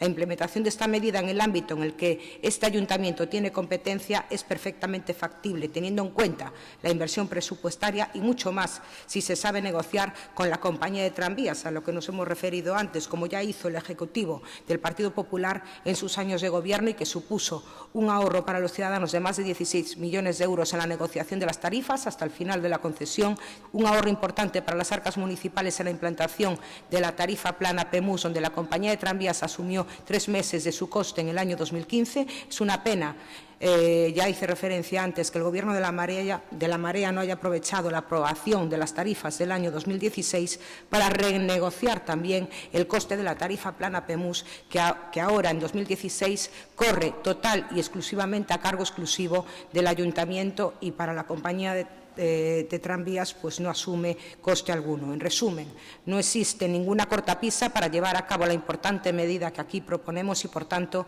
confiamos en el apoyo a esta medida que beneficiará sin duda a miles de coruñeses y supondrá un importante ahorro en su economía familiar. Muchas gracias. Gracias. Paso entón a palabra ao Bloque Nacionalista Galego, señora Beiro. Ben, vamos a ver. A nós, en primeiro lugar, chámanos a atención que se acordan agora do transporte metropolitano e chámanos a atención tamén que entre xusto agora en vigor, en período preelectoral, esta medida e que tamén, se aproveite este pleno para facer propaganda desta medida, non? E que agora, unha vez tomada esa decisión pola Xunta de Galiza, se pretenda que o Concello da Coruña asuma exactamente a mesma proposta sin ter calculados os costes que iso tería para o Concello da Coruña, non? Nos, así, tal cal a proposta, non a podemos apoiar, aínda que estamos a favor, obviamente, de que se implementen novas medidas de reducción do billete, como ben dicíamos na nosa moción. Non ten que ser necesariamente que os menores de 18 anos paguen 0 euros, pode ser outro tipo de bonobús, tamén destinado aos estudantes e as estudantes universitarias. E un apunte nada máis, non? Falan que agora ten que asumir íntegramente o Concello esa tarifa plana. Home, non sei quen aprobou esa tarifa plana con esas condicións, máis que o Partido Popular, si, non faga así coa cabeza, foi o Partido Popular, e por iso agora mesmo é a compañía de tranvías, ao contrario, beneficiase desa tarifa plana porque corre todo a cargo do Concello da Coruña. E ademais, hai que sinalar tamén que casi ninguén se está beneficiando desta tarifa plana, porque realmente non é tal, non? Entón, nos entendemos que hai que afondar tamén, nesa estudo de maiores bonobuses, de maiores bonificacións á tarifa xeral do bus e nada máis. Iso, anunciar que nos imos abster. Gracias. Paso entón a palabra ao Partido Socialista. Señora Neira, ¿sí? Muchas gracias.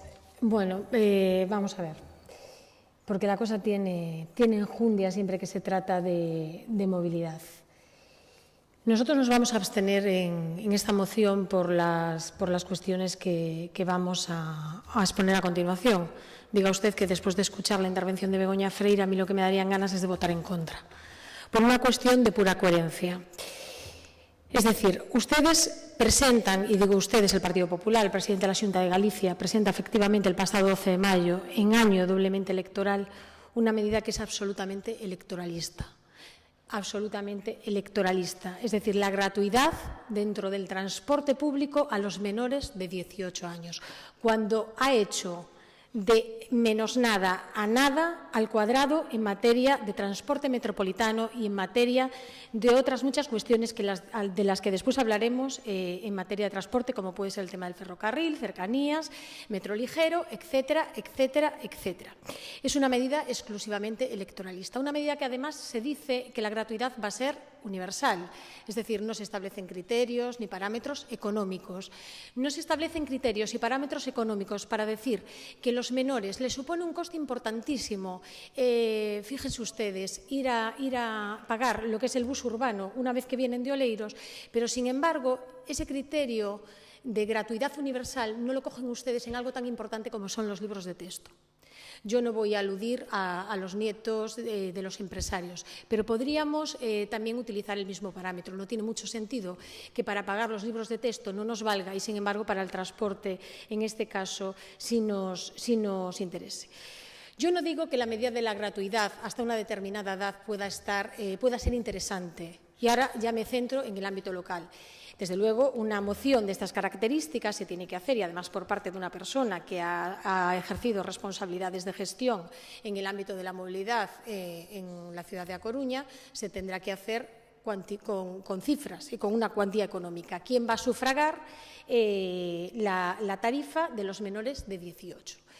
En segundo lugar, se tiene que establecer si se quiere hacer en función de la renta o no se quiere hacer en función de la renta. En tercer lugar, se tendrá que decidir si se va a hacer para los escolares o no se va a hacer para los escolares, porque en esta ciudad ya existe bonobús escolar y ya existe, en el caso de que sean universitarios, pues el bonobús de la Universidad de A Coruña, que cofinancian y tal. Y luego, ya para acabar, sobre el tema de las tarifas. Hombre, señora Freire, ustedes no hicieron absolutamente nada en esta cuestión. Se inventaron una especie de tarifa plana que no lo es. Usted recargue y recargue y recargue su tarjeta, que los 5 primeros días del mes siguiente ya las matemáticas se las hará el cajero. Eso en primer lugar. No hemos sabido nada de la implantación de las tarifas familiares de las que ustedes hablaban en campaña. No hemos sabido nada de la gratuidad de todos los transbordos. No hemos sabido nada de las tarifas turísticas. No hemos sabido nada de la tarifa plana PEMUS, de la Millennium Plus. No hemos sabido nada. Sin embargo, sí que hemos sabido que el bus general sube 15 céntimos, que la tarifa general Milenio sube 13 y que los parados pagaron 7 céntimos más. Pagaron 7 céntimos más, cuando nada justificaba en un momento de crisis económica importantísima y con una tasa de paro de casi el 24%, que un parado pagase más. Y ahora vienen ustedes contando que los menores de 18, con independencia de si tienen medios económicos o no los tienen, ellos o sus progenitores, tienen que tener el autobús de carácter gratuito, mientras ustedes, que gobiernan por mayoría absoluta la Xunta de Galicia, no tienen el mismo criterio para establecer, pues, por ejemplo, la gratuidad de los libros de texto, por ejemplo, los fármacos en su momento contra la hepatitis C, por ejemplo, el calendario de vacunas y, por ejemplo, otro tipo de cuestiones en servicios sociales y en servicios sanitarios que son, desde luego, bastante más importantes a que un menor tenga que pagar o 33 o 55 o 1,30 la tarifa del autobús urbano. Muchísimas gracias. Paso entón a palabra a Marea Atlántica, señor Grandío. Boa noite de novo.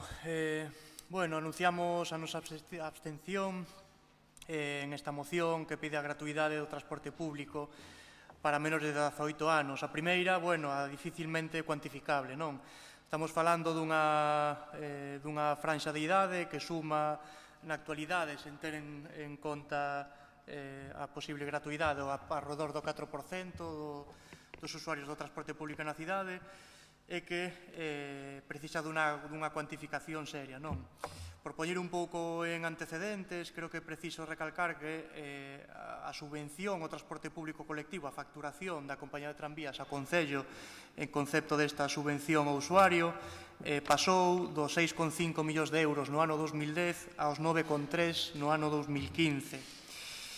Todo isto, esos 9,3 millóns de euros, a pesar de que vostedes orzamentaban de forma reiterada todos os anos 7,5 millóns de euros, é dicir, utilizabades 2 millóns de euros todos os anos para transformar os orzamentos municipais como ao voso gusto, a pesar de que de forma reiterada se acudía ao recoñecemento extrajudicial todos os anos en aproximadamente 2 millóns de euros.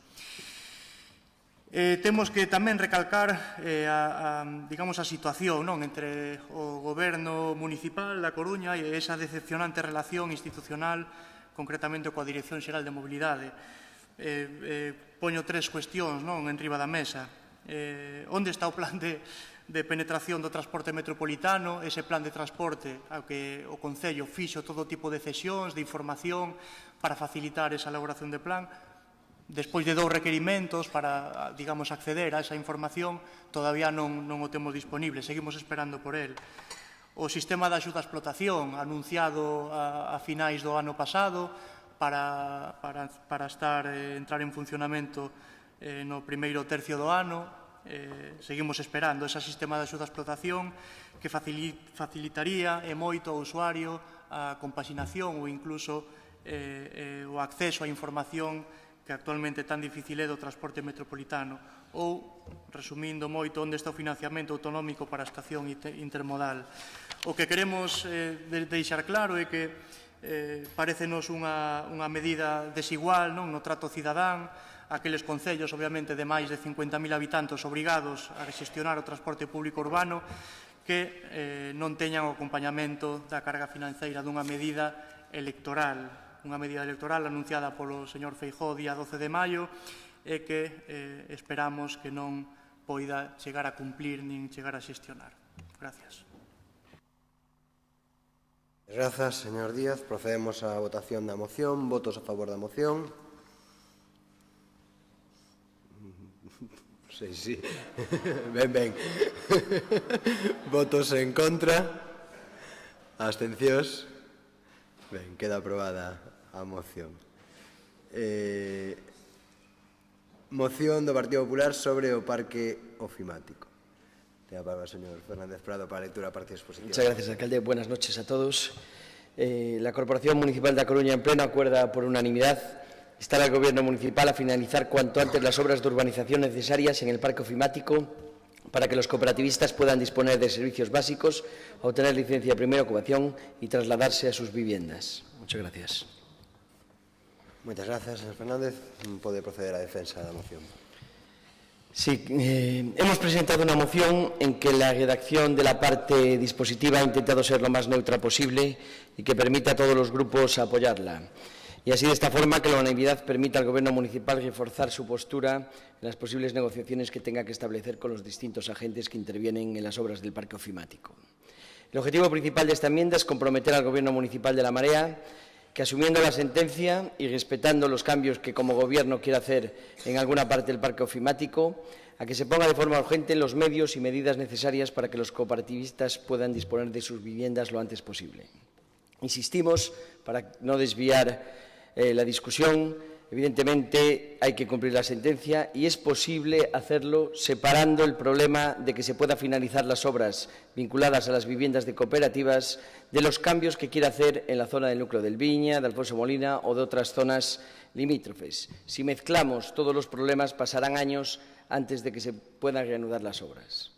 Los cooperativistas del parque ofimático están sufriendo serios problemas por la paralización de las obras de urbanización, que creemos que tienen mucho que ver también con la inacción del Gobierno municipal de La Marea en los últimos meses, lo que les está también retrasando, les puede retrasar la obtención de su licencia de primera ocupación. El principal problema es que no se ha hecho nada en estos 6 meses para solucionar una situación producida por una sentencia de diciembre del 2015 que anuló el contrato de las obras de urbanización adjudicado y firmado por el bipartito en mayo del 2011. La Marea tenía que haber preparado en estos 6 meses un proyecto de urbanización para licitarlo y licitar esas nuevas obras, bien sean totales o parciales, para no tener tanto tiempo paralizadas las obras, perjudicando así a los propietarios de las viviendas, porque mientras no puedan disponer de esos servicios básicos, no se les podrá conceder esa primera licencia y no podrán entrar a vivir en sus viviendas. Y conste que esto ya lo dijimos en este pleno y en conversaciones con los agentes que intervienen en el parque ofimático y en declaraciones públicas, que este problema se iba a presentar si no se tomaban de forma urgente las medidas necesarias. Llevamos 6 meses sin que se hayan tomado. Esta parálisis no viene solo de ahora. Desde que la Marea comenzó a gobernar se produjo una ralentización preocupante del ritmo de las obras. En un año que se cumple hoy desde que está el Gobierno de La Marea, se ha ejecutado un 1%. Podemos decir, por tanto, que se ha parado. y no por una sentencia, sino que esto viene de antes. Los avances que ha habido en estos últimos meses han sido gracias a la iniciativa del Instituto Gallego de la Vivienda y el Suelo, principal propietario del suelo, que ha promovido reuniones entre las partes y que ha puesto propuestas sobre la mesa. Si les valen, apóyenlas y lideren el proceso. La responsabilidad de liderarlo creo que es del Ayuntamiento. Y si no les valen esas propuestas, propongan algo alternativo, pero no tarden en hacerlo. Asumiendo la sentencia, es fundamental que aceleren la finalización de las obras de los viales vinculados con las viviendas actualmente en construcción y que están a punto de finalizar para que puedan tener dicha licencia. Los propietarios ya han esperado bastante.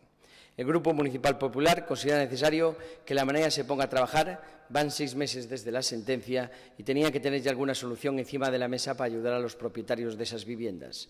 Pero están, como hemos dicho muchas veces, más centrados en las elecciones, en hacerse fotos, en ir de viaje, en hacerse las víctimas y en buscar la confrontación que en gestionar y preocuparse por resolver los problemas de los ciudadanos, como en el caso del parque ofimático.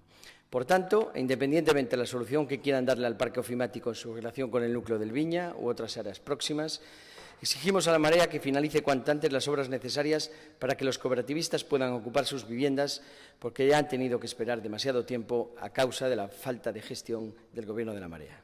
Muchas gracias. Muchas gracias, señor Fernández Prado. Señora Beira. Sí. Bueno, anunciar, en primeiro lugar, que nos imos abster tamén nesta moción. Nos non nos negamos, efectivamente, a que os cooperativistas e as cooperativistas que investiron os seus aforros para ter unha vivenda no parque ofimático dispoñan efectivamente deses servizos básicos que son necesarios, ademais pola propia licenza que se lles concedeu no seu día, son necesarios, como digo, para a licenza de primeira ocupación. O que pasa que eu creo que nunha moción tampouco se pode resumir ou tentar simplificar a complexidade que ten ou que supón a aplicación da sentenza. Eu creo que é un pouco simplificar isto e eu creo que é bastante complexa. Ademais, intenta desvincularse este problema en particular co tema da reformulación do parque ofimático e da desafectación dos veciños e das veciñas del Viña, e eu creo que non son separables. Eu creo que se lle dá unha solución ao parque ofimático hai que darlle o conxunto das afectadas e dos afectados, e eu creo que é así, porque senón efectivamente levaremos arrastrando os mesmos problemas durante moitos máis anos do que os levamos arrastrando. Entón, esa postura do BNG e o voto de abstención, como xa manifestei. Nada máis. Muchas gracias, señora Beira. Por el Grupo Socialista, señora Pena. Muchas gracias. El Grupo Municipal Socialista apoyará esta moción porque en este tema, señor alcalde, solo puede y debe haber un objetivo, y ese objetivo no puede pasar más que por defender el interés general de la ciudad y de las personas afectadas por este proyecto. Los cooperativistas, que requieren que se den los pasos necesarios para poder entrar en sus casas, y los vecinos del Castro del Viña, que necesitan una solución definitiva a su situación. Podemos invertir tiempo en repartir responsabilidades, podemos dedicarnos a mirar al pasado o bien podemos centrarnos en gestionar el presente mirando hacia el futuro. Y nosotros, en el Grupo Municipal Socialista, optamos por esto último. No puede olvidarse que reina la inquietud entre muchas familias por falta de avance y remate de las labores de urbanización de este proyecto. El Partido Popular, durante su gobierno en el anterior mandato, paralizó 6 meses las obras de urbanización apelando a la seguridad jurídica y luego la retomó al ralentí, lo que nos ha traído precisamente hasta aquí, con las obras todavía no rematadas, porque el plazo inicial de 18 meses fue ampliado por el Partido Popular a 60 meses, alterando el proyecto inicial para rebajar la inversión. Ahora está el tema en manos de Marea Atlántica, que en ese tiempo de mandato tampoco ha adoptado ninguna decisión concreta y efectiva, a pesar de que también prometió una solución inmediata. En todo momento, el Partido Socialista estuvo y está dispuesto a sentarse a tratar con el Gobierno local este tema, que más que vericuetos judiciales, precisa de una inmediata solución consensuada entre todas las partes implicadas. Sin mirar más hacia atrás, creemos que en este momento es la ocasión de sentarse y de tomar decisiones firmes que respondan al objetivo señalado, defender el interés general de la ciudad y, singularmente, las necesidades perentorias de los afectados, entre ellas las económicas, para que los créditos concertados pasen de préstamo de promoción a préstamo hipotecario.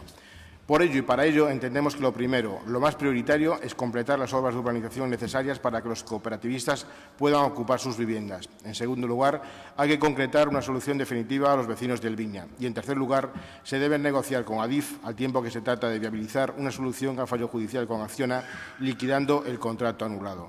Para estos objetivos, señor Ferreiro, tendrán el Grupo Municipal Socialista nuestra leal colaboración. Muchas gracias. Moitas grazas, señora Pena. Señor Varela. Boa noite a todas e todos. Bueno, anunciar o noso voto a favor, como non podía ser de outra maneira, lógicamente, para eso levamos casi un ano traballando, non? Para que os problemas no climáticos solucionen. En calquera caso, bueno, eu creo que con esta moción o Partido Popular chegou ás súas cuotas máximas, os felicito, de desvergoña. Me parece alucinante que plantexen unha moción nestos termos, sí, o sea, que teñan a desfachatez, tanto vostedes como o resto dos grupos do Pleno, a vir a dar lección sobre este asunto a este espacio, me parece abrallante. O parque climático é o proceso urbanístico máis complexo desta cidade, froito dunha xestión nefasta por parte dos gobernos que nos precederon. E quero comezar lembrando que este proceso faraónico arrincou coa chegada ao poder de Fraga Iribarne hai xa 25 anos e foi dando bandazos con todos os inconvenientes inimaginables. Antigos residentes despexados a forza das súas casas a golpe de pala excavadora, cando non a golpe de porra, e vostede saberá bastante deso, señor Fernández Prado. Hoxe arruinados e desesperados por unhas cotas de urbanización millonarias, e sí, tamén familias de cooperativistas, que, por certo, algún representante aquí está e os saúdo, que non poden entrar a vivir nas súas casas froito do aforro de toda unha vida, ademais de xestores e promotores arruinados. Un drama social sen precedentes que veu acompañado da destrucción dun tecido residencial tradicional, a destrucción da nosa memoria co único obxectivo de facer tábula rasa para que a especulación campase as súas anchas. Respecto á xestión do parque climático por parte desta corporación, lembrolles que son eu, e non ningún de vostedes, quen debeu executar a sentenza que 4 anos despois anula o maior contrato da historia deste Concello, un contrato patético, asinado, por certo, co apoio dos grupos do PSOE e o BNG, e que se asinou na bocina das eleccións municipais do 2011. Tamén lles lembro que nun proceso urbanístico xudicializado como este non se poden dar pasos en falso, polo menos eu non os vou a dar, e as solucións técnicas deben ir amparadas por solucións xurídicas impecables para non volver a afondar nos moitos erros do pasado que vostedes nos deixaron en herdanza. Desde a nosa chegada en xullo de 2015, a xestión deste proceso, reunímonos con todas as partes en reunións case semanais. Requerimos a xilidade a dirección de obra que vostedes contrataron, a cal, tamén lles lembro, levoullos aos xulgados pola disconformidades co Concello. E nós non interferimos en ningún dos trámites para que a obra de urbanización seguise o seu curso. Para máis inri, señor Fernández Prado, a Xunta de Goberno local o 17 de abril de 2015, un mes antes da celebración das pasadas eleccións, autorizou a suspensión provisional das obras nas zonas afectadas pola modificación do plan parcial, pendentes da definición polo proxecto modificado de urbanización número 2. Isto significa que a nosa entrada na Concellería acabábase de iniciar a redacción dun novo proxecto de urbanización por modificacións do PP, realizadas durante o seu mandato. Como poden facernos responsables dos seus actos, señor Fernández Prado? Como pode ter tanta falta de vergoña? Esta corporación está a cumplir de forma escrupulosa a execución da sentenza que anula o contrato de obra, ao tempo de conxugar todos os fráxiles equilibrios. Como concelleiro de Regeneración Urbana e responsable do que ocorre na miña área, asisto atónito a súa irresponsabilidade. Que presenten esta moción non só ratifica a mesma, senón tamén a súa desvergoña. E malia todas estas dificultades, estamos negociando cos grandes propietarios do chan, promotores e IGUS. Estamos promovendo a negociación nós, non o IGUS. Un acordo que permita enfrontar as obras urxentes e imprescindibles para poder facer habitable o sector e dar as licencias de primeira ocupación que permitan ás cooperativas acceder ás súas vivendas. E, por último, cito con orgullo neste pleno o nome dos lugares que nunca máis estarán ou que permanecen mutilados e doloridos por políticas municipais insensibles e irresponsables. Xuxán, Galán, Castro del Viña e Irís de Abaixo. Nós si traballamos día tras día para facer xustiza á súa memoria. Moitas grazas, señor Varela. Procedemos á votación da moción. Votos a favor da moción. Votos en contra. Abstencións. Queda aprobada a moción. Moción do Partido Popular sobre cumprimento de mocións aprobadas no Pleno Municipal. Ten a palabra a señora Gallego. Muchas gracias. La Corporación Municipal de A Coruña en Pleno acuerda por unanimidad instar al Gobierno Municipal a adoptar las medidas necesarias para cumplir todas las mociones aprobadas en el Pleno por los representantes de los coruñeses y no solo las que cuenten con el voto favorable del Grupo Municipal de la Marea Atlántica. Moitas grazas, señora Gallego. Pode proceder a defensa da moción. Bueno, antes de nada decir que el contrato del ofimático lo firmó el bipartito, no es que hayan colaborado, es que lo firmó el bipartito. Bueno, Xulio Ferreiro se ha jactado públicamente de no cumplir las mociones aprobadas por el Pleno Municipal al considerar que solo tienen validez política pero no jurídica. Por lo visto tampoco lo que les vincula como el presupuesto, porque acaba de decir el señor Sande tan tranquilo que no va a haber temporada lírica. O sea que el presupuesto y lo que les vincula parece ser que tampoco.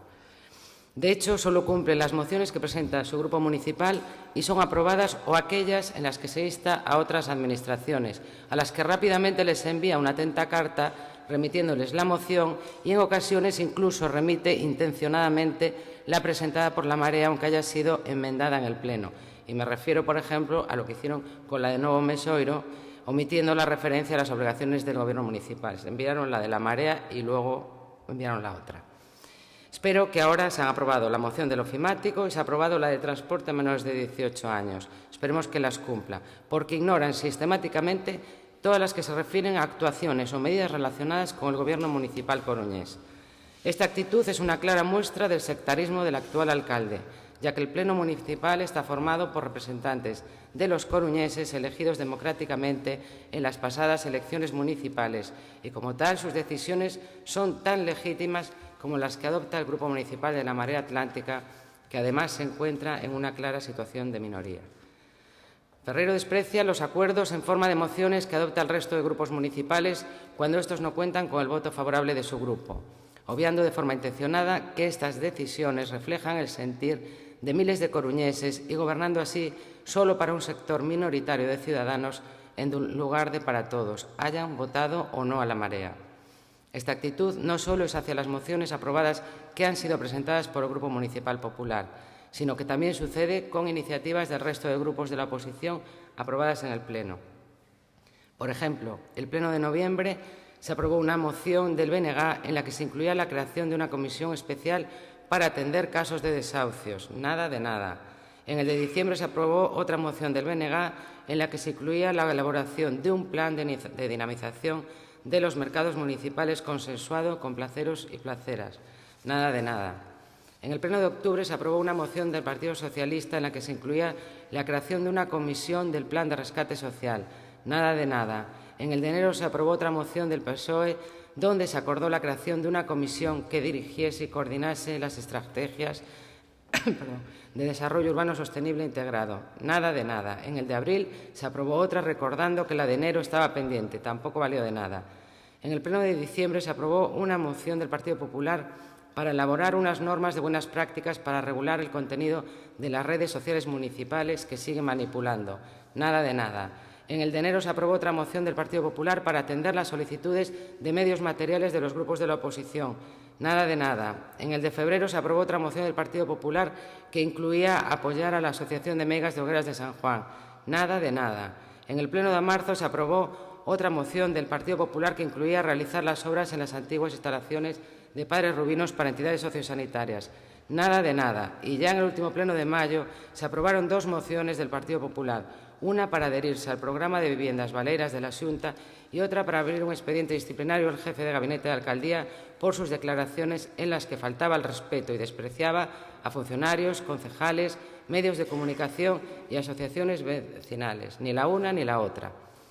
Son solo algunos ejemplos, pero muy claros. Por lo tanto, procede instar al Gobierno municipal a que cumpla todas las mociones aprobadas en el Pleno por los representantes de los coruñeses y no solo las que cuenten con el voto favorable de la Marea Atlántica. Dejen de una vez el sectarismo. Muchas gracias. Moi ben, moitas grazas, señora Gallego. Señora Beira. Ben, ainda que non estou de acordo con algunhas das cuestións que comentou a señora Gallego, e vou votar a favor da moción, porque é certo que na parte dispositiva o que fala é de que se adopten as medidas necesarias para cumprir todas as mocións aprobadas. que é menos, non? Que cumprir coas mocións que se aproban neste pleno, non? Eu creo que o fallo estivo na afirmación de que as mocións non teñen valor xurídico. E poden non ter valor xurídico, poden non ser vinculantes por estar na parte do pleno na que están, pero o certo é que teñen un valor político. E o certo é que o propio goberno municipal lles dá ese valor político cando, por exemplo, nos posicionamos en contra da ampliación de Alfonso Molina e por outro tipo de mobilidade, válelle o goberno municipal cando aprobamos unha moción para reclamar os terreos da Mastranza, etc. etc. En eses casos, válelle o goberno municipal ese valor político, incluso válelle para ir a negociar a Madrid cos ministerios correspondentes. Entón, se valen políticamente para unhas cuestións, deben de valer políticamente para outras. Mencionaba a señora Gallego algunhas das cuestións que non se cumpriron sobre mocións do BNG. Eu tamén quero falar do Plan de Emprego Xuvenil, que tamén se aprobou neste pleno e que ia precisamente no programa da Marea Atlántica. Non se está a cumprir nin pola parte do programa nin pola parte da moción. O plan de dinamización dos mercados coruñeses, o mesmo, estaba no seu programa, foi nunha moción que trouxo aquí o BNG e tampouco se está cumprindo. O tema da Comisión Especial de Desafiuzamentos aprobouse en novembro, fixen unha petición por escrito para que se convocase esa comisión e nada se sabe dela. Xa fai 6 meses, fixo hai pouco 6 meses, non? Por tanto, eu creo que había que pararse un pouco a pensar nisto, non? E onde quedan esas mocións que se aproban aquí, se quedan no limbo dos xustos ou onde quedan, non? Tamén pasaba que conste no anterior mandato, as poucas que se debatían, as poucas que se aprobaban, tamén quedaban no limbo dos xustos, non? Eu entendo que hai que ter tamén respeto aos acordos que se chegan aquí neste pleno. Nada máis. Muchas gracias, señora Beira. Señora Pena. Gracias, señor alcalde. El 20 de julio del 2015 se rubricó en una sala de este Palacio Consistorial el acuerdo de organización alcanzado por todos los grupos políticos de esta corporación para vertebrar la labor a desarrollar en estos próximos 4 años. Y el día 23 de julio, todos los grupos políticos refrendamos en el Pleno Municipal ese acuerdo con nuestro voto afirmativo. Entre esos instrumentos concertados de modo unánime, había algunos destinados de modo específico a profundizar en el debate político. Entre ellos se encontraba el acuerdo para posibilitar el tratamiento de todas las mociones que los grupos políticos presentásemos en el Pleno. Una vía para que todos los concejales de esta corporación, integrados en los grupos políticos constituidos como legítimos representantes electos por los ciudadanos, podamos plasmar el posicionamiento sobre asuntos que, con mayor o menor acierto, consideramos de interés inmediato para los coruñeses. Minusvalorar ese debate o minusvalorar los acuerdos que se alcanzan al respecto en este Pleno no es precisamente un alarde democrático digno de aplauso ni de alabanza. Una tal forma de actuar no es respetuosa con la participación representativa y no cumple con los acuerdos alcanzados. Los grupos políticos de esta corporación, señor alcalde, no son entes abstractos, representan a los vecinos que los han votado, son cauces de participación ciudadana. Si usted los desprecia, si no cuenta con los grupos políticos de la oposición, si desprecia los acuerdos plenarios, está despreciando a los vecinos a quienes los miembros de esta corporación representamos. No hablamos de planos jurídicos, administrativos o competenciales, hablamos de política. La ciudad de Coruña recuerda sus primeras palabras tras aprobarse en este Pleno 2 mociones instando a que se revocara su decisión de implantar de modo unilateral y sorpresivo un nuevo calendario fiscal para el pago del IBI, una medida que suscitó el rechazo unánime de la oposición municipal que exigió el cumplimiento de las mociones aprobadas en el Pleno a primeros de marzo en las que se reclamaba dar marcha atrás en esa errónea decisión tributaria. Acertaron aquí cuando rectificaron. En materia, por ejemplo, de becas USA, se empecinaron en el error y, como un ejemplo de soberbia de ignorancia, decidieron seguir adelante con unos errores que pagaron otros, los potenciales becarios. Usted, señor alcalde, justificó inicialmente el mantenimiento del nuevo periodo del pago del IBI por la falta de validez jurídica de las mociones a las que solo atribuyó un valor político. Naturalmente, las mociones tienen un valor político, claro está, y resulta paradójico que usted, como alcalde, invoque el apoyo mayoritario del Pleno, por ejemplo, a una moción sobre Alfonso Molina para negociar con el Ministerio de Fomento y que no haga lo propio con aquellas otras mociones que no se ajustan taxativamente a su designio u opiniones, como aquella que listaba modificar el calendario fiscal. Una moción aprobada representa la expresión democrática de la mayoría de los coruñeses, siempre, por supuesto, que nos atengamos a las reglas de la democracia representativa. Su grupo político, señor alcalde, no representa a la mayoría de los coruñeses, ni siquiera ha obtenido la representación más amplia de todos los presentes. Por lo tanto, si el Pleno aprueba una moción, aunque no sea del gusto de la marea o del alcalde, y éste la incumple, está incumpliendo lo que la mayoría ha acordado. Hay cauces legales y jurídicos para justificar lo contrario, pero no hablamos de competencias ni de normativas o administrativas, sino de política. Hablamos de posicionamiento político y desde un punto de vista estrictamente político, un demócrata de pro cumpliría lo que se acuerda en el Pleno, esté o no jurídicamente obligado, tan solo por convencimiento democrático. Que juzgue, en consecuencia, cada cual si una moción vale para algo y si el alcalde está obligado a cumplirla. El Grupo Municipal Socialista apoyará la moción. Muchas gracias. Muchas gracias, señora Pena. Señor Lema.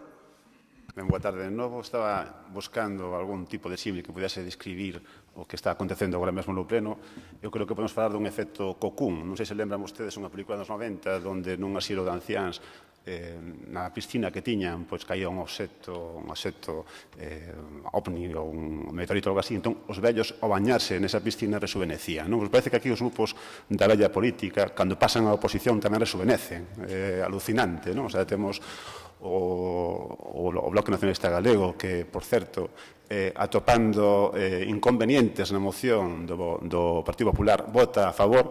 Sin embargo, cando atopaba pequenos inconvenientes na moción non, na parte resolutiva do Pleno da renda social deste goberno, pois, sin embargo, abstívose, non? Ou tamén o feito de que cando vostedes tiñan a responsabilidade sobre a parte de participación cidadá non se molestaron en facer un mapa de distritos da cidade un poquinho máis axeitado á razón, non? Sin embargo, agora, insisto, con este efecto Cocoon, todos vostedes que están agora na oposición, os membros da vella política, pues están rejuvenecendo, están se convertindo en partidos radicalmente democráticos, radicalmente de esquerdas, e toda a radicalidade que esquecen ou esqueceron todo este tempo que estiveron con responsabilidade de goberno, non? Bueno, vostedes saben tamén como a min, outra vez mellor, porque levaron máis tempo nesta sala, neste Pleno, que o Pleno ten nas súas resolucións dúas partes. Unha resolutiva, que son as que se debaten e deproten ao principio, e outra parte de control democrático, de fiscalización do goberno, que é na que estamos agora. Entón, non se pode gobernar a través das mocións. Tampouco se pode gobernar, por certo, a través das comisións informativas, aínda que teiman en unha e outra vez tentar converter o que son meras institucións, órganos consultivos do Concello en órganos resolutivos e executivos. Non o son. Modifiquen vostedes, se queren, o Regulamento Orgánico de Participación ou o Regulamento Orgánico Municipal para que teñan outras potestades que agora mesmo non teñen. Hai, iso sí, compre lembrar, un tipo de mocións, as únicas que sí que teñen valor resolutivo. Son a moción de censura e tal vez esa unha ferramenta da que teñan que votar man, xa que están vostedes tratando de unha e outra vez de pular por unha forma de cogoberno, non?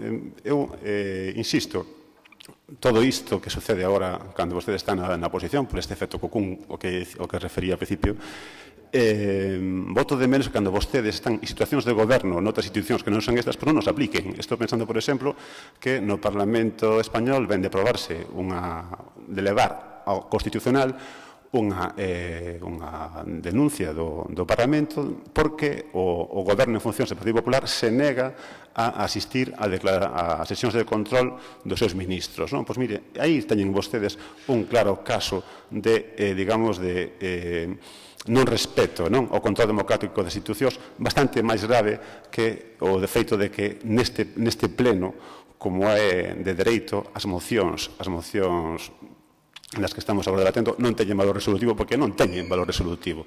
Como decía por aí alguén antes, el concepto é el concepto. Pois, efectivamente, o concepto é o concepto, elemento de dicirles que se vostedes queren facer que as mocións teñen un valor resolutivo, voten man das únicas mocións que teñen un valor resolutivo, que son as mocións de censura, e asómbrenos a todos despois vendo as fórmulas que implantan de cogoberno. Moitas grazas, señor Lema. Procedemos á votación da moción. Votos a favor da moción. Votos en contra. Queda aprobada a moción. Señor Ferreiro, nuestro grupo se va a marchar del salón de plenos porque el colmo, ya este discurso Es el colmo. Estamos aquí para instar a otras administraciones y el Gobierno municipal las mociones no las cumple, todas son urgentes, aquí se debaten todas y estamos haciendo a los ciudadanos quedar hasta estas horas para decir esto. Pues muchas gracias.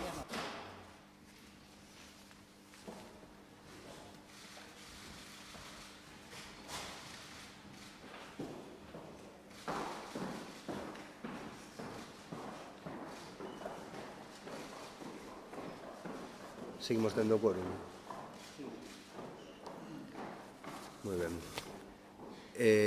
Moción da Marea Atlántica baseada na petición de Plataforma de Defensa do Tren da Coruña e as Mariñas relativa ao servizo público de tren de proximidade entre a Coruña e Ferrol e outras peticións de mellora. Ten a palabra Daniel Díaz. Paso a ler a parte dispositiva, perdón, a parte de acordos, que primeiro instar a Xunta de Galicia, o futuro Goberno do Estado, a que intensifiquen os traballos conxuntos para a mellora da oferta ferroviaria. Isto consta infraestructura, material rodante e prestacións das liñas a Coruña-Ferrol e a Coruña-Lugo con criterios de proximidade, co fin de acortar os tempos de viaxe, ampliar horarios e frecuencias e facilitar a intermodalidade coa implantación dun billete único combinado para autobús e ferrocarril. Acordo número 2. Instar a Xunta de Galicia de confirmarse a sentenza do Supremo que deixa sen efecto as concesións de transporte de liña regular por estrada, aproveite un novo estudo das concesións que teña en conta o criterio da complementariedade dos distintos modos de transporte, eliminando a competencia entre eles e partindo dun estudo da demanda, dándolle sempre prioridade ao transporte menos contaminante. Moitas grazas, señor Díaz. Ten a palabra para a defensa da moción. Vale, nos últimos anos, o desenvolvemento da cidade a bisbarra favoreceu dun xeito exagerado o uso do transporte privado en detrimento do público, o cal desembocou nun tipo de urbanismo totalmente insostible no que se construíron muros de formigón e asfalto que rodean os principais núcleos de poboación. Dentro a Plataforma pola Defensa do Tren a Coruñas Mariñas, a que hoxe damos voz en este pleno municipal, pensamos que o modelo do vehículo privado é totalmente insostible e apostamos polo fomento do transporte público colectivo, o único xeito de reducir o número de vehículos que entran na cidade da Coruña ou que circulan pola comarca. O noso colectivo considera que o tren de proximidade é a mellor alternativa para a reducción de vehículos privados, con parte das infraestructuras feitas, e unha rede que podería chegar ata Ferrol, Ribadeo e Lugo, comunicando todas as localidades que se atopan no camiño. Así mesmo, consideramos que o traspaso ao ferrocarril das mercadorías transportadas por estrada, ali onde sexa posible, posibilitaría o desbloqueo do colapso físico, de consumo enerxético e degradación ambiental que provoca, así como un aforro que non se adoita computar cando se fala de rendabilidade do tren. Entendemos como totalmente imprescindible a creación dun servicio público de tren de proximidade entre a Coruña e Ferrol, que amplíe horarios e as frecuencias para facelo socialmente rendible e económicamente viable como único xeito de consolidar unha liña actualmente ameazada e que debera de dar servizo de calidade a zonas densamente poboadas como Burgo, Cambre, Betanzos, Pontedeume, etc. Con esta finalidade, apoiamos a realización de investimentos no ferrocarril convencional para recuperalo do seu prolongado abandono, con actuacións dirixidas á mellora das liñas, electrificación, duplicación de vías e mellora de trazados, construcción de novos apeadoiros, modernización dos sistemas de seguridade e sinalización, etc., aumento de frecuencias e recuperación de servicios e infraestructuras.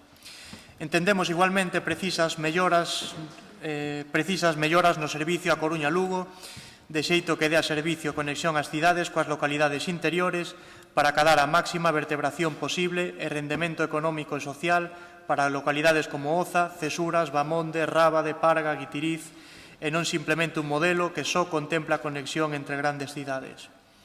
Ademais destas actuacións a nivel de infraestructuras, creemos que son precisos pasos no campo da política, como a anulación das medidas adoptadas polo Goberno no Plan de Racionalización de Servicios Ferroviarios de Media Distancia de xuño de 2013, que conduciu á eliminación total de servicios nalgúnas estacións, como Franza ou Begonte, ou a súa drástica reducción ata o punto de sopor, a súa inutilidade práctica nas liñas a Coruña-Ferrol e a Coruña-Lugo comparada na maioría das estacións dun único tren por sentido ao día. Na mesma liña é precisa a derogación dos Reales Decretos Lei 22/2012, 4/2013 e 15/2013, que posibilitan a fragmentación da Renfe en 4 sociedades anónimas e a DIF en 2 empresas e a desaparición da participación pública en numerosas empresas do sector. A planificación e o servicio ferroviario deben ser unha unidade integrada que responda da infraestructura do transporte, do mantemento e do seu patrimonio de xeito que permita a súa viabilidade e a súa vocación de servizo público. Creemos que é fundamental que se realice unha transferencia efectiva das competencias á Xunta de Galicia en materia ferroviaria e que ésta realice un estudo de viabilidade sobre ampliacións de liñas que inclúa unha liña que conecte a cidade da Coruña con Carballo e Corcubión. E, por último, instamos aos concellos implicados a que tomen unha posición activa e común a prol dun tren de proximidade para exixir que o implanten o antes posible e uníndose para facer súas as reivindicacións da plataforma pola defensa do tren da Coruña e as Mariñas. Moi ben, moitas grazas, señor Díaz. Señora Beira. Sí, a verdade é que me quedei con bastantes ganas de contestarlle algunha que outra cousa o señor Lema. En todo caso, eu, por fortuna, ainda teño 29 anos, non teño que meterme en ninguna piscina para parecer nova. E o BNG tampouco ten que entrar en ninguna piscina para reivindicar, como fixo durante moito tempo, cuestións vanguardistas e cuestións que só reivindicaba o Bloque Nacionalista Galego e non reivindicaba en ninguén máis, como efectivamente a defensa dos servizos ferroviarios, pois en concreto no Parlamento do Estado, non? E no resto das administracións tamén.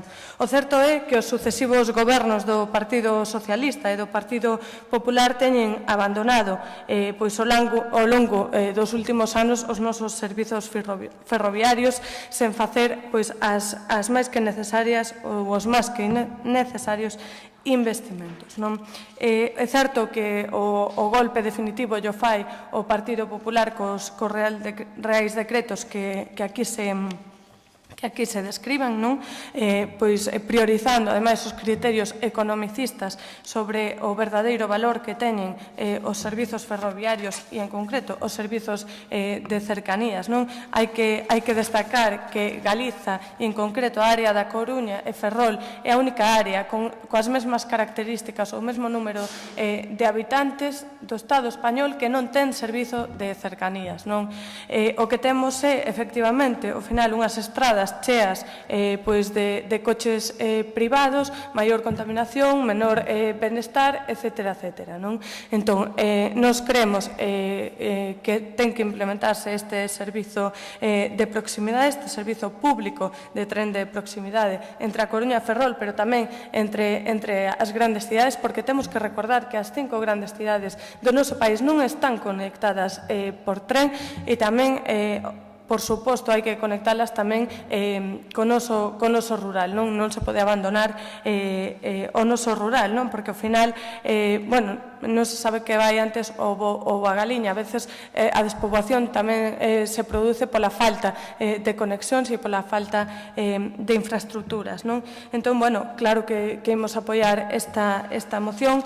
Ademais, consideramos moi importante que se transfiran as competencias tamén á Xunta de Galiza, porque xa que desde o Estado non nos fan caso, non queren realmente que teñamos un servizo de cercanías digno e axeitado ao noso territorio, pois daquela teremos que gobernarnos a nós mesmos, tenemos que asumir esas competencias e desenvolver ese servizo, que, por certo, xa hai a infraestructura, simplemente hai que poñela en marcha, nada máis.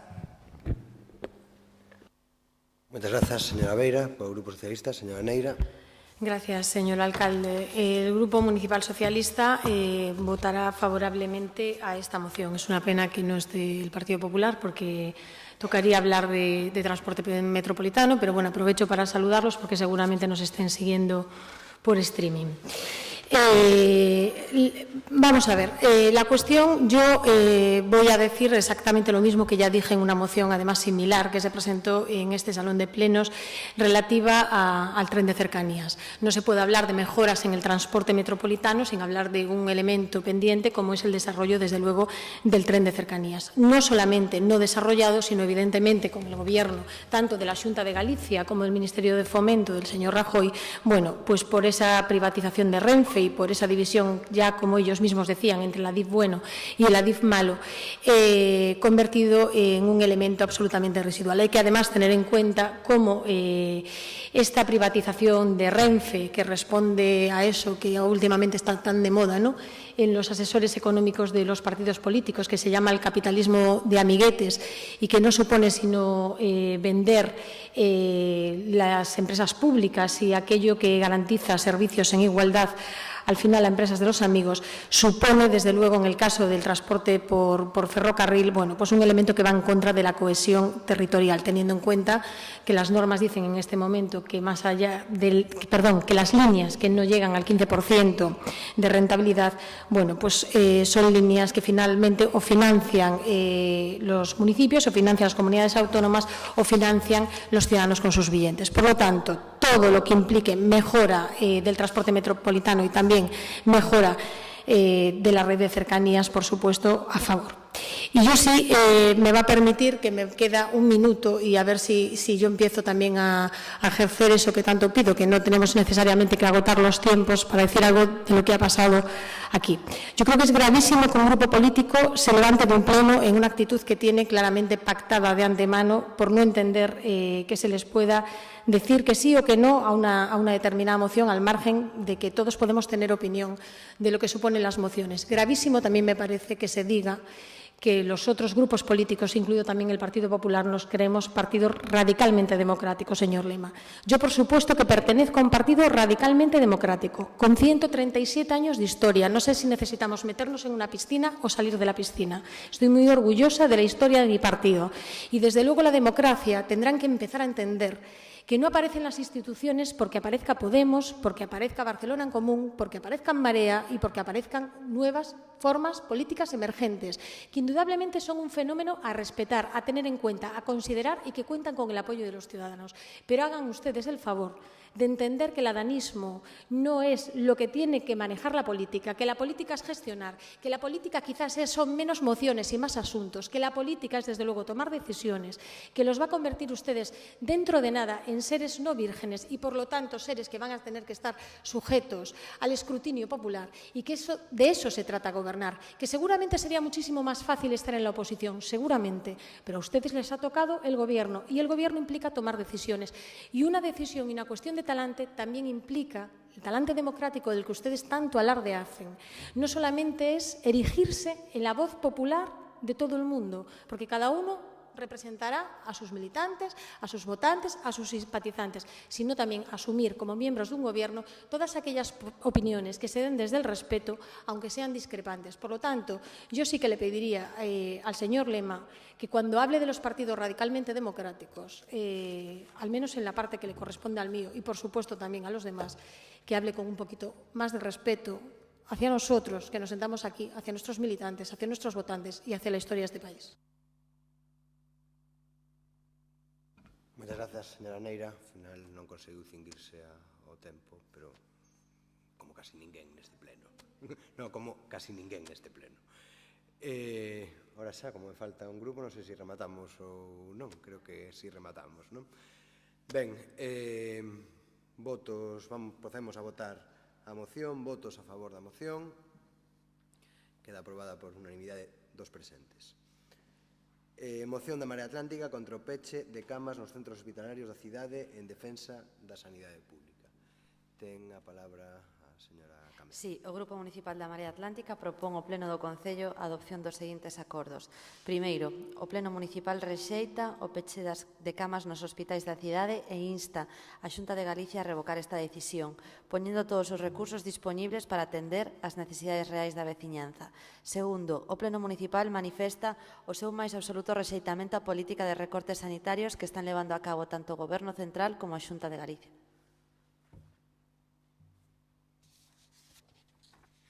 Moitas grazas, señora Camián. Pode proceder a defensa da moción. Ben, súmome as palabras que decía a compañeira Neira, non? Que é unha mágoa que neste momento non este presente o Partido Popular, sobre todo cando imos a falar nada menos que de recortes dos que terían moitas cousas que explicarnos, non? A sanidade pública universal e de calidade é a base fundamental para o desenvolvemento do Estado de benestar. É un dos pilares para asegurar a solidariedade e a equidade dentro dunha sociedade e supón, ademais, o esforzo das persoas con máis poder económico e das máis sanas tamén para permitir a atención sanitaria dos que teñen menos e que están enfermos. A política sanitaria da actual Xunta de Galicia está a deteriorar e facer inviable o sistema sanitario público galego. Nestes últimos anos de goberno do Partido Popular hai unha campaña xeralizada para desprestixiar e desmantelar o sistema público de saúde. Buscan, dende logo, unha oportunidade de negocio. A falta de interés da Xunta pola sanidade pública concrétase na masificación, nas listas de agarda para as intervencións quirúrxicas, para as consultas dos especialistas e, máis recentemente, para a medicina xeral e pediatría. Como unha proba máis destas políticas, a Xunta decide pechar camas hospitalarias durante este mes de verán. E como excusa, que non convence, dende logo, a ninguén, din que é porque baixa a actividade dos centros. Nos preguntamos, e non será precisamente ao revés. Non baixará a actividade nos centros porque pechan camas e porque non cubren con persoal as vacacións nin as baixas. Con estas decisións somos as persoas que nos sufrimos un importante deterioro na calidade do servicio sanitario. En consecuencia, as persoas máis pobres e máis enfermas, as que con estas políticas pouco a pouco se verán excluídas do sistema sanitario.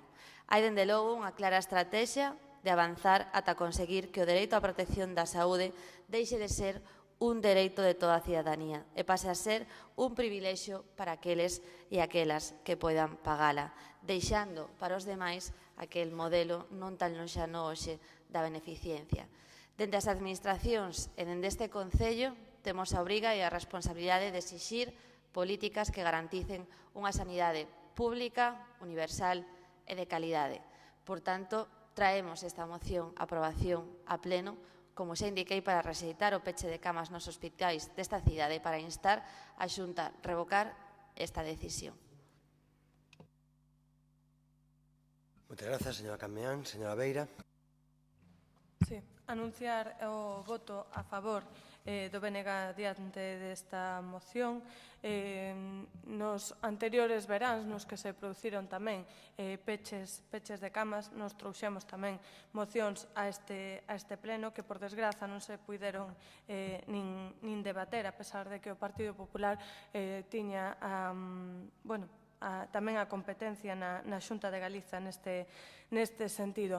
A min pareceme especialmente preocupantes as declaracións do propio Conselleiro de Sanidade, que di que lle importan máis o peche das habitacións ou das camas nos hotéis que nos hospitais. É realmente revelador que alguén poida chegar a dicir isto. Como podemos ter o noso sistema sanitario en mans dunha persoa que pode chegar a dicir isto? Máis de 200 camas pechadas na Coruña, pero tamén en todo o país se pechan camas no verán. E a min, ao final, o tema dos recortes chámame, non sei se dicir recortes ou ao final é recortes na pública, pero derivacións á privada. Hai que completar o sintagma, porque ao final se está recortando na sanidade pública, pero o que se está facendo é derivar a xente á privada. Eu outro día nunha cola para facer unha reclamación no Sergas encontreime con bastantes persoas que estaban efectivamente sufrindo isto, que na pública non se lles podía operar, pero efectivamente se lles pasaba á privada. E non só iso, sino que se te negas a operarte na privada, se te negas a aceptar esa derivación, inmediatamente te quitan da lista de espera e volves a empezar todo o proceso. Ao final, o que estamos vendo é que se intenta substituir ou se intenta premiar a sanidade privada en detrimento da pública. Eu creo que moito mellor nos iría se investise todos os cartos que ao final acaba chupando a privada se investisen na pública. Creo que é algo de lógica. Entón, nada máis que o noso voto favorable a esta moción e nada máis. Moi ben, moitas grazas, señora Beira. Señora Barcón. Gracias, señor alcalde. Anunciar el voto favorable del Partido Socialista. Y voy a explicar, seguramente les hará menos gracia mi intervención. Nosotros vamos a votar a favor básicamente por dos cuestiones. Porque a mí me pasa, señor alcalde, lo que le pasa al señor da Pena, que decía usted, que yo soy muy del PSOE. Tengo ese defecto. Seguramente por eso me siento aquí. Nosotros vamos a votar a favor esta moción porque somos de la vieja política, señor Lema. De tan vieja, de aquella Ley General de Sanidad que garantizó una salud pública, una sanidad pública y universal a todos los españoles y a las españolas. Yo no sabía que al final de este día iba a ser tan histórico. Pensé que iba a ser histórico a medias, ¿no? Pero se ha ido convirtiendo en cada vez más histórico. Hemos oído a un concejal de la Nueva Política decir que no puede pintar una rotonda porque no tiene 800.000 euros. O a una concejala que ha dejado a un curso entero de niños y niñas sin becas en Estados Unidos presumir de lo bien que hizo esa gestión. Esto sí que es nueva política. Pero cuando ya pensábamos que no nos quedaba nada, nos ha quedado la intervención de un concejal de la Nueva Política diciendo que estamos aquí en un simulacro. Y nosotros no, señor Lema. Nosotros vamos a votar hoy a favor aquí porque creemos que esto no es un simulacro. Esto es el salón de plenos de un ayuntamiento. Un lugar donde usted representa a todos los ciudadanos y nosotros también. Donde ustedes tienen que gestionar la confianza de todos los ciudadanos, los que les votaron y los que no, que se sienten representados en ustedes y nosotros también. Donde ustedes tienen que entenderse con los demás. Eso es lo que significa este salón de plenos. Y como nosotros representamos a esa vieja política que le dio sentido a esa representación de los ciudadanos y que le dio sentido a la democracia, por eso vamos a votar que sí, porque si no, nos iríamos o no te valdría para nada, ni instar desde aquí tendría ningún significado.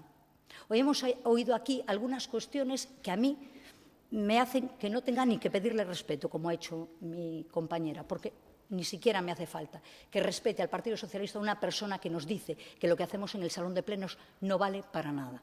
Claro que vale. Aquí se resuelven los problemas de los ciudadanos, de los coruñeses, también el de la sanidad pública. Aquí podemos levantar la voz en contra de los recortes de todos, de los recortes en las camas y de los recortes que suponen que no se sepa gestionar el bonotaxi. Porque de lo del bonotaxi no tienen la culpa los taxis, del otro no tienen la culpa las empresas, la tiene usted, señora concejala, usted que es una incapaz. Por eso vamos a votar a favor esta moción, porque creemos que lo que hacemos aquí vale para algo, que ustedes tienen la obligación de mejorar la vida de los ciudadanos que confiaron en ustedes, de todos, los que les votaron y los que no. Y porque pertenecemos a esa vieja política que un día aprobó la Ley General de Sanidad y que aquellos que se fueron hoy, que no merecen ni que les hablemos, ni siquiera por streaming, se han empeñado en ir recorte tras recorte. Muchas gracias. Muchas gracias, señora Barcón. Procedemos a votación da moción. Votos a favor da moción. Aprobada a moción por unanimidade dos presentes.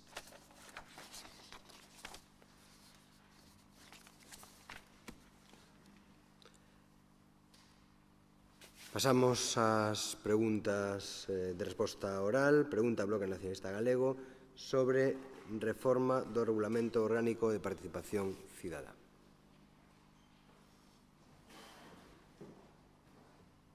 Pero volven. Queren volver. Pois ahora non sei se deixarlles. Por favor, pase. No, por favor, pase.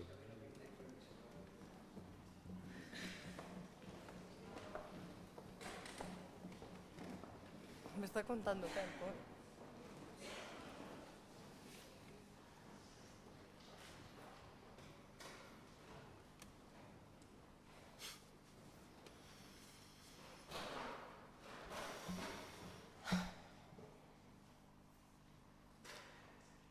Ten a palabra dona Viaveira. Para cando ten pensado o Goberno Municipal convocar a Comisión Especial de Reforma do Regulamento Orgánico Municipal e do Regulamento Orgánico de Participación Cidadá para dar comezo coa súa reforma? Boa noite. Como sabe, a comisión está convocada para esta mesma semana, para o xoves, en concreto ás 11 da mañá. Que casualidade tamén, non? Que apropiado. Teño que dicilo, de repente recibimos hoxe esta convocatoria, non? Cando xa pedimos por escrito e por rexistro que se convocase hai meses e non se fixo caso omiso. Será que non queren volver a escoitarme neste pleno dicir como non se está cumprindo co acordo de organización que asinamos o 20 de xullo do ano pasado, non? E será que non queren escoitarme dicir que nas conversas previas á investidura do señor Ferreiro como alcalde chegamos á conclusión nesas conversas de que era necesario modificar este regulamento orgánico de participación cidadá, que sí, señor Lema, non reformamos durante o noso mandato, aínda que foi a nosa intención reformalo, constalle a concelleira de participación cidadá. Por suposto que non íamos facer é aplicalo, porque un regulamento é un regulamento antidemocrático, que entre outras cousas no seu Consello Social Municipal ten membros que son nomeados a dedo polo alcalde. Entón, por suposto que non o aplicamos, porque hai que reformalo.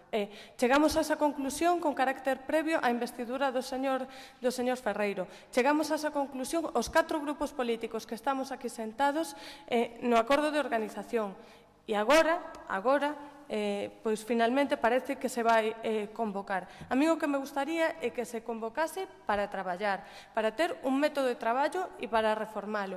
Para reformalo no sentido de que existan ao abeiro dese regulamento orgánico de participación cidadá mecanismos para que a cidadanía, para que a xente, para que a veciñanza da nosa cidade participe na toma de decisións da nosa cidade, non só para que sexa escoitada, que por suposto que un dereito e por suposto que hai que garantilo con este regulamento, pero tamén para que poida tomar decisións, para que poida participar na toma de decisións. Eu creo que esa é a verdadeira participación e esa é pois a que temos que implementar, non? E, por suposto, se cabe nese regulamento de participación cidadá algún dos mecanismos que o Goberno municipal ten posto en marcha de parte, por certo, pois se caben, pois haberá que falalo, haberá que reformulalos e haberá que incluílos neste regulamento. Teño dito públicamente que eu creo que un dos motivos polos que se anulou o DILLOTI foi porque precisamente un acto de parte e non é un organismo que veña recollido neste regulamento, non? Seguramente se estivese recollido neste regulamento cunha necesaria reformulación, pois non tería sido votado abaixo pola Xunta Electoral, non? Ao fin e ao cabo, hai que reformar este regulamento, hai que poñerse a traballar. Eu agardo que a comisión que vai haber o xoves marque un antes e un despois no que é esta materia, non?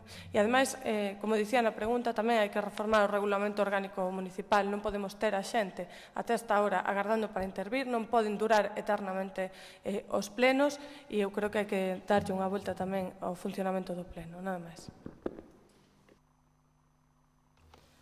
Bueno, como decía, a comisión está convocada esta mesma mañá, pero como sabe, este goberno leva traballando, cousa que ningún de vostedes fixeron, co regulamento actual, un regulamento vixente dende o ano 2004, desenvolvendo distintos artigos para abrir novos dereitos á cidadanía. Obviamente, iso non significa que estemos incumplindo ningún acordo de organización, pois non estamos renunciando á súa modificación. De feito, comezaremos a traballar nesa modificación esta mesma semana. O que a nos interesa é garantir que os coruñeses e as coruñesas teñan activos canto antes distintos canles plurais e accesibles para participar das políticas públicas e tamén mecanismos para participar directamente na toma de decisións, como son, por exemplo, os orzamentos participativos que agora mesmo están acontecendo. E agora mesmo que xa temos garantidos distintos espazos e dereitos de participación a través do escano cidadá, que hoxe mesmo participarán dous veciños da cidade, como o popular DILLOTI ou a Porta Aberta, e recentemente, como decía, os orzamentos participativos, pois abriremos un necesario espazo para modificar os regulamentos, espazo que esperamos que todas e todos usemos con respeto, co respeto que merece e que realicemos un traballo o máis eficaz posible para que a cidadanía teña o antes posible un novo regulamento de participación, pero un novo regulamento actualizado e acorde aos tempos que vivimos. Moitas grazas. Pregunta ao Bloque Nacionalista Galego sobre as actuacións a respecto aos terreos da Maestranza. Que actuacións realizou recentemente este Goberno municipal para exixir do Goberno do Estado a devolución gratuita dos terreos da Maestranza? Despois de conseguir que a puxa quedara deserta e de facerlle chegar ao Ministerio a moción aprobada no Pleno, seguimos expectantes da súa vontade como titular que é dos terreos.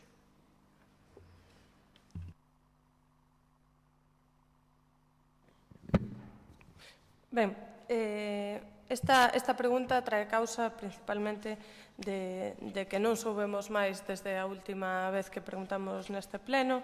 Estábamos pendentes de se había algún movimento por parte do goberno municipal. Se a resposta é que están expectantes, eu creo que había que ser un pouquiño máis contundentes, petar en máis portas se é necesario e exixir, con maior contundencia, como digo, esta devolución gratuita. Conseguiuse efectivamente que a poxa quedara deserta, pero eu creo que este goberno municipal tiña que ser máis contundente, aproveitar calquera declaración pública para reivindicar isto. Evidentemente, agora estamos en período preelectoral, hai que agardar efectivamente a que se constitúan as Cortes, haxa goberno, etcétera, pero eu creo que se poden ir facendo cousas, non? E creo que exista a moción non significa que non haxa que facer nada maiores. Precisamente, eu creo que hai que cumprir con ela e hai que darlle máis pulo a isto, non? Polo menos isto comentouse dentro da plataforma que está constituída para a defensa destes terreos e, espero que se cumpra, que se sexa máis contundente con este asunto.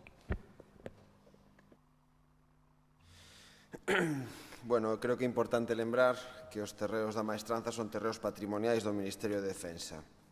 Como Concelleiro de Regeneración Urbana solicitei ao Ministerio de Defensa por carta a cesión gratuita dos mesmos seguindo as indicacións deste pleno e da moción aprobada polo mesmo en marzo deste ano. Pero obviamente non temos unha varita máxica para incidir na vontade e os actos das institucións supramunicipais. A decisión última da cesión gratuita está en mans do Ministerio de Defensa. Cando podemos conseguir a cesión gratuita, como no caso dos terreos da Mariña, facémolo.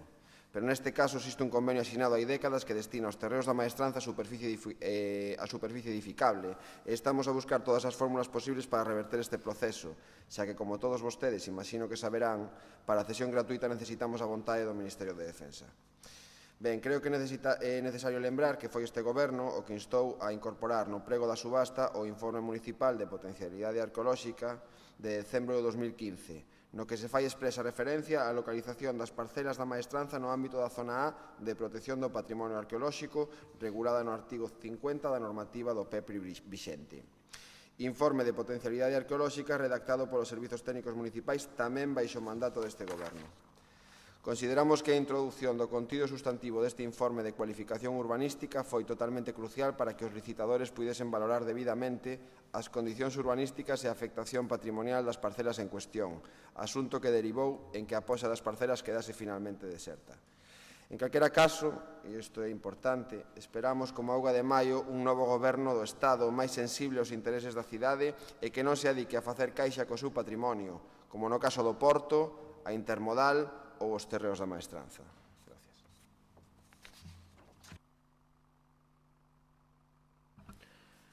Pregunta ao Bloque Nacionalista Galego sobre medidas a respecto á mobilidade na cidade da Coruña.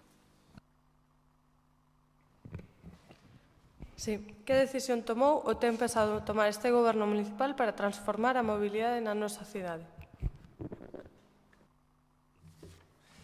Este goberno municipal toma e tomará diferentes medidas para favorecer a mobilidade sostible en esta cidade.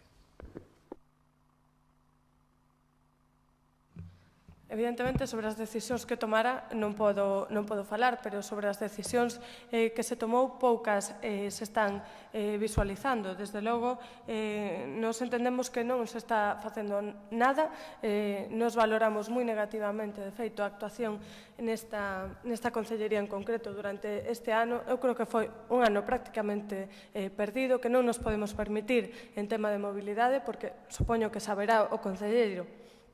As políticas de mobilidade, cando se implementan, necesitan un tempo tamén para adaptación e, ademais, teñen que ser medidas que sexan progresivas e, realmente, un ano perdido é moito tempo nun mandato, non?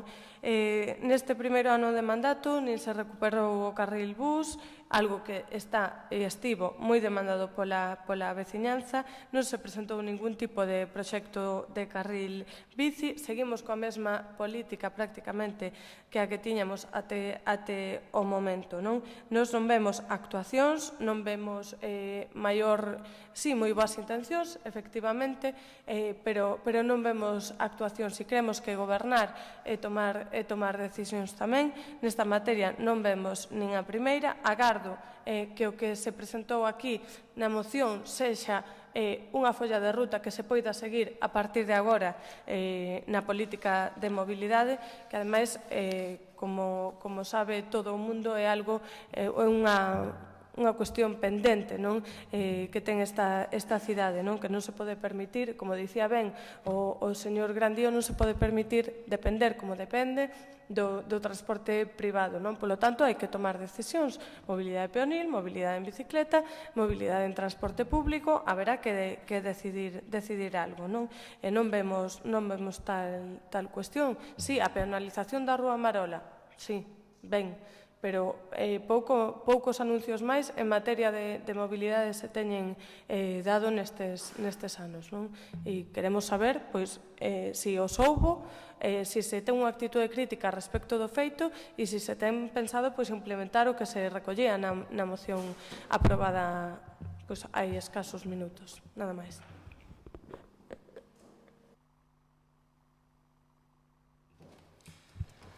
Bueno, vou citar unha serie de cousas, depois detereime un pouco máis en dar cumprida resposta á pregunta. Botar a andar un novo contrato de hora e grúa, coa complexidade que tiña e cos precedentes que tiñamos, reconducir un contrato de mantemento de rede semafórica cunha xestión francamente mellorable, erradicar a circulación de máis de 10.000 vehículos ao día na superficie da Mariña Parrote coa súa conseguinte deseño, xestión, seguimento e continuidade, reforzo da campaña de formación e educación da cultura de mobilidade sostible en centros escolares, recuperación e readaptación da aparcadoiros na cidade vella provocadas polo peche das parcelas da maestranza, o proxecto de redes ciclables que efectivamente non se avanzou pero que se avanzará esta semana, o crecemento que vai a provocar en varios kilómetros para executar neste ano 2016, e, sobre todo, efectivamente, unha serie de microaccións en mobilidade das que non se ven, das que reclamos reiterados de xente e que efectivamente non se venden, nin en fotos, nin en estampas. Efectivamente, non son tantas accións seguramente como lle gustaría a vostede, pero tampouco recoñezo tantas como a mí me gustaría. Simplemente comentar, señor García, por complementar un pouco o comentario de antes, tamén o dereito que calquera pode ter ao pataleo, estando no goberno ou na oposición, non? Sobre todo porque, reflexionando sobre este ano, xa un ano, aquí tamén facemos, digamos, recomposición dos feitos e de como actuar, e, sobre todo, o dereito ao pataleo en canto, cousas que non se ven e que non quedan reflectidas, e que medidas traballadas e que non se poden levar a cabo por determinadas cuestións de non poder chegar a acordos, non?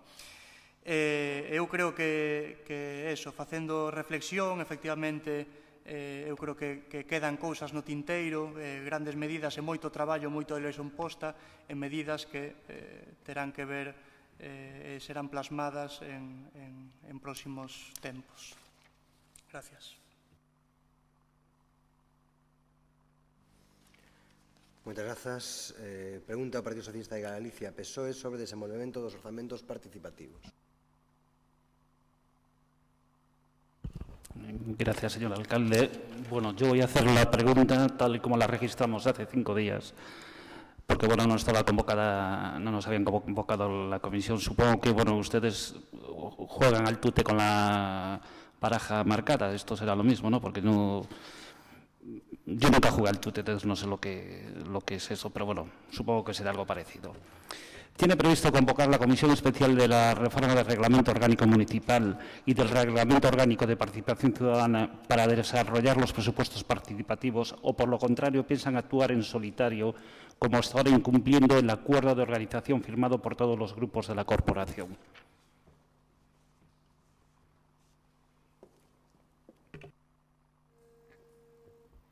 Si temos previsto convocar a comisión este xoves ás 11 e non é necesario modificación do regulamento para levar a cabo os orzamentos participativos que están actualmente en marcha. Bueno, primero le voy a contestar respecto a la moción de la Ciudad de la Música al señor Sande. La verdad que fue muy clarificatoria su respuesta, en una versión muy especial de la democracia. Porque o no sabe lo que vota en el Pleno, o le da lo mismo lo que votar, que luego va a hacer lo que quiere él, porque total es él el que gobierna, o si no, como no me gusta gestionar, pues no gestiono y ya está. No sé cuál de las tres, pero bueno, tal vez esa sea la nueva política, por eso la vieja política somos de otra manera, cumplimos lo que votamos, ¿no? Y bueno, al señor Dani, bipolar, no sé si soy bipolar, voy a pedir mañana cita en el Centro de Salud de la Casa del Mar para que me miren, ¿no? Lo que sí soy, como dijo mi compañera Mar, soy socialista, orgulloso de ser socialista y muy socialista. Bueno, vamos al tema. Hace un año que estamos aquí ya, ¿no? Aunque según el señor Lema estamos haciendo el paripé, yo no creo que estemos haciendo el paripé. Estoy muy orgulloso y me tomo las cosas muy en serio.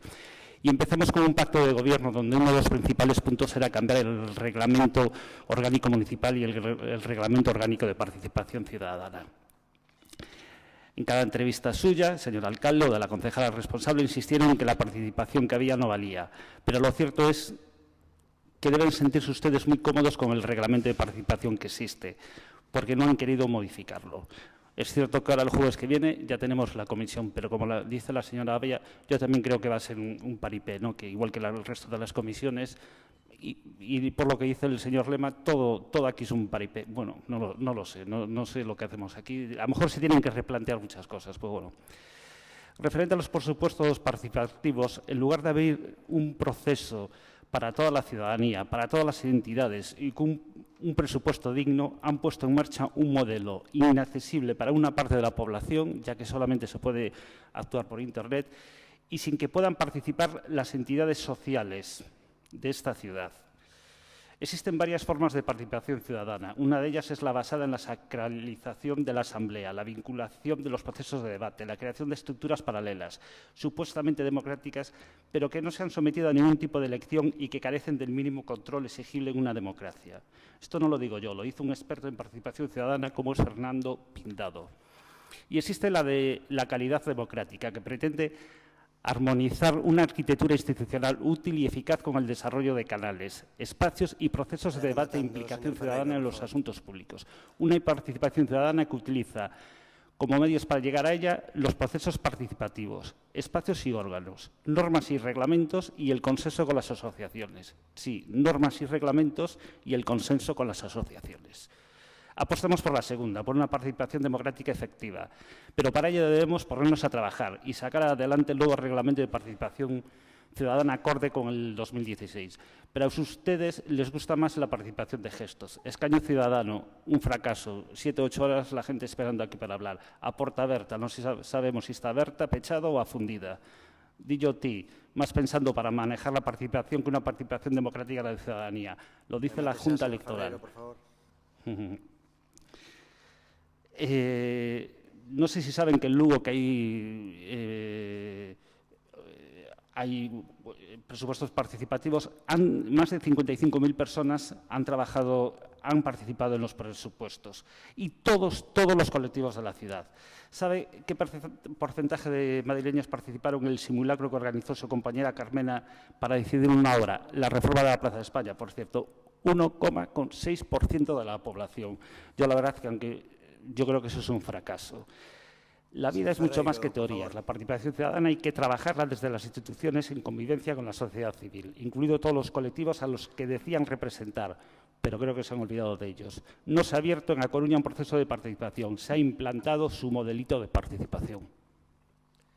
Muchas gracias, señor Ferreiro. De verdade que chamar inadmisible ao dereito á ciudadanía a decidir en que queren investir os cartos municipais, en fin, din que non fixemos nada e como ben sabe, e o acaba de nomear, non, os distintos canles e os distintos espazos de participación que abrimos nun ano sen medios e apenas en persoal propio. Aclarar, explicar e compartir que o proxecto dos orzamentos participativos non é unha ocurrencia deste goberno, é un modelo de orzamentos participativos pensado e deseñado para a cidade da Coruña, é un modelo analizado e contrastado con outras cidades do Estado e das principais cidades europeas referentes en procesos de orzamentos participativos, e deixeme dicirlle que Lugo non é unha desas cidades.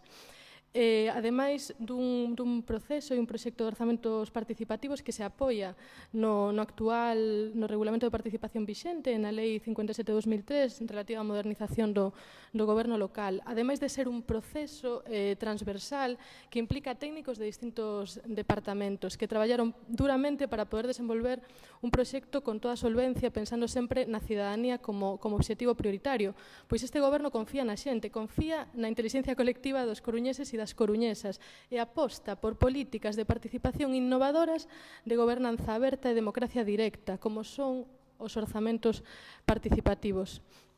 Outra película sería que non houbera un regulamento de participación nesta cidade, pero temos un regulamento de participación precisamente aprobado e tamén precisamente nunca posto en marcha e nunca fomentada a súa modificación polo Partido Socialista.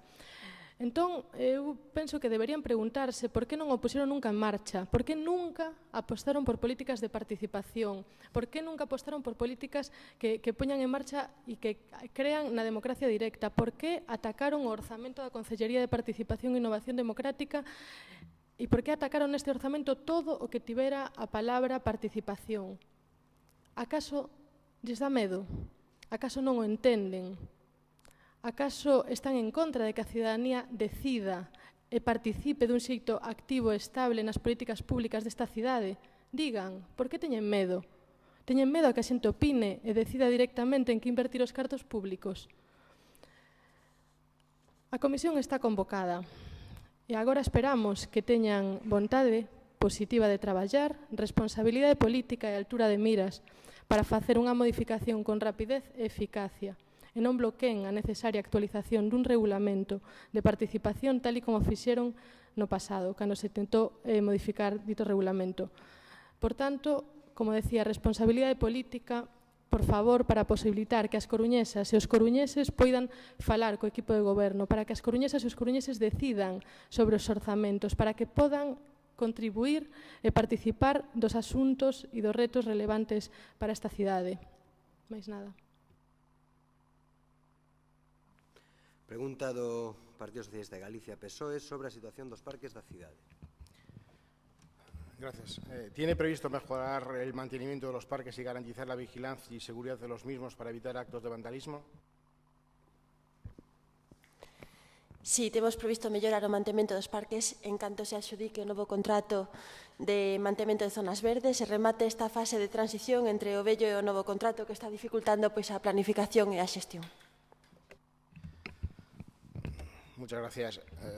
Hay muchas fases de transición y muchas ganas de rapidez en algunos puntos, como aquí se habla de participación, después de tener prácticamente un año bloqueado el trabajo de la Comisión de Reforma del Reglamento Orgánico de Participación Ciudadana y del Reglamento Orgánico Municipal, cuando no se ha convocado más que la Comisión para su constitución. En fin, queremos pensar en el Grupo Municipal Socialista que la sensibilidad medioambiental de este Gobierno local y que la preocupación exteriorizada en varias ocasiones desde su concejalía por lo verde, por los elementos naturales y por la mejora de la calidad de vida de los vecinos, no se quedan en meras palabras sin frases rimbombantes a que desde el Gobierno de la Marea nos tienen acostumbrados.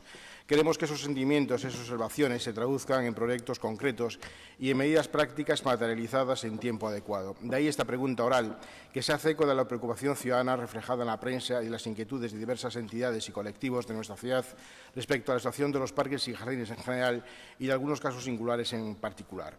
En 3 minutos no se puede hacer un repaso exhaustivo a los parques y jardines coruñeses, pero sí esbozar algunas pinceladas de esas preocupaciones ciudadanas. Existe, por ejemplo, preocupación respecto a los fondos del patrimonio histórico catalogados y otros de interés histórico y testimonial que han sido cedidos en depósito al Ayuntamiento de A Coruña y que se encuentra con acomodo en un parque coruñés cada vez más valorado y visitado como es el Parque del Monte de San Pedro.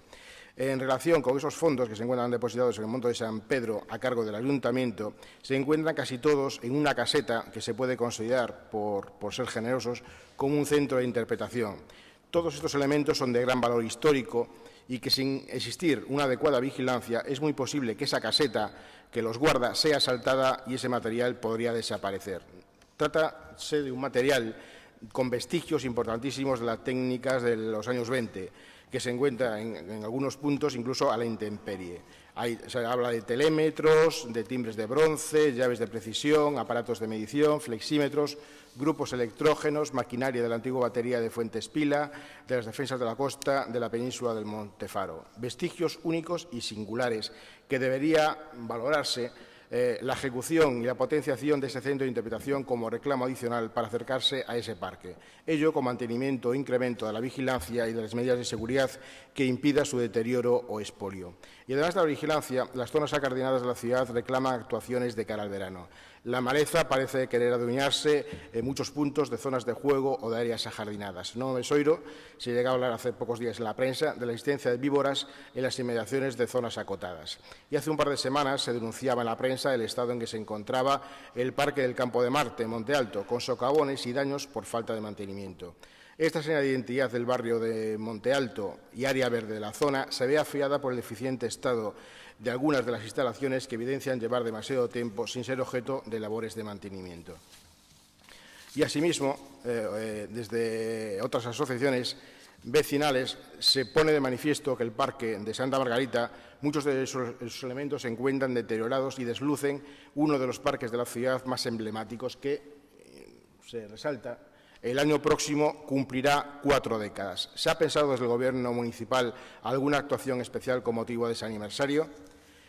Por otro lado, los jardines de Méndez Núñez, señor Dapena, por favor. muchas gracias, sufren incontrolados botellones. Y no se trata de impedir el ocio, sino de compatibilizar el esparcimiento con la convivencia, el respeto al descanso y la preservación de elementos urbanos del mobiliario. Aguardamos una eficiente labor en esas áreas porque la inacción no puede convertirse en el emblema de este Gobierno local. Muchas gracias. Sí, gracias por a pregunta. Bueno, antes de nada quero dicir que o Monte de San Pedro é dos que teñen vigilancia, que as baterías xa son visitables, as baterías militares, e que agora mesmo non hai ningún tipo de problemas de mantemento dos fondos históricos que vostede menciona, non? A mí me gustaría insistir en que efectivamente estamos nun momento de transición entre o vello contrato de mantemento de parques e xardíns e o novo, que está presentando problemas na licitación, dos que vou falar despois porque hai outra pregunta do Partido Popular, e que eso nos está dificultando moito planificar o manexo das zonas verdes da cidade, que efectivamente, como vostede decía, son para nós prioritarias, pero con un contrato que está permanentemente a piques de acabar é difícil de planificar. Nós, efectivamente, queremos dar entrada a unha nova fase no manexo dos parques e dos xardíns, queremos levar máis zonas verdes aos barrios, queremos retirar o eucalipto das nosas zonas verdes, substituílo por especies autóctonas, crear hábitats naturais para a fauna silvestre e, sobre todo, favorecer o uso e o disfrute da cidadanía dos parques e xardíns. Vostede fala de vandalismo, e a verdade é que se cara non compartimos o mesmo modelo de cidade, non? E aí temos que poñer outra vez máis o acento, por desgracia. Vostede fala de vixilancia e de seguridade e non é a nosa vía de solucionar os problemas que temos de uso público das zonas verdes. A nosa vía é apelar á corresponsabilidade da cidadanía. A nosa vía é a da educación, a nosa vía é a da participación da mocidade, a creación de espacios de reunión e de recreo e a creación de alternativas por parte da xente nova. Esa é a nosa vía e estamos poñendo en marcha exemplos moi claros, non? O programa Móllate un deles, Nocturnia é outro exemplo, e a participación, sobre todo, da xente nova en que configure o seu espacio no que se move. Ese afán permanentemente da vixilancia, da seguridade, son un poquinho unha estrategia máis represora que outra cousa e temos que lembrar a que conducen esas estrategias, non? Por exemplo, o botellón que vostede menciona dos xardíns de Méndez Núñez se creou cando se eliminou o botellón da Praza do Humor, ou seja, que en realidade ese tipo de vías o que fan é trasladar o problema de sitio pero non solucionalo. Queremos traballar coa mocidade na corresponsabilidade, queremos minimizar, aínda que algunha vez sexa necesaria, o uso de sancións, e queremos unha cidade que se use e se disfrute e se coide porque se lle quere. Concretamente, nos problemas que vostede está dicindo de Novo Mesoiro, teño que dicir que están agora mesmo postos en marcha os contratos de desbroce de parcelas e solares municipais. Se non se foi esta semana, se irá a próxima semana a Novo Mesoiro. Entonces, eu creo que, efectivamente, estamos tendo problemas coa licitación dun contrato, dos que vou falar despois. Eso non dá lugar a que teñamos que encher a cidade de policía e de vigilancia. Moitas gracias.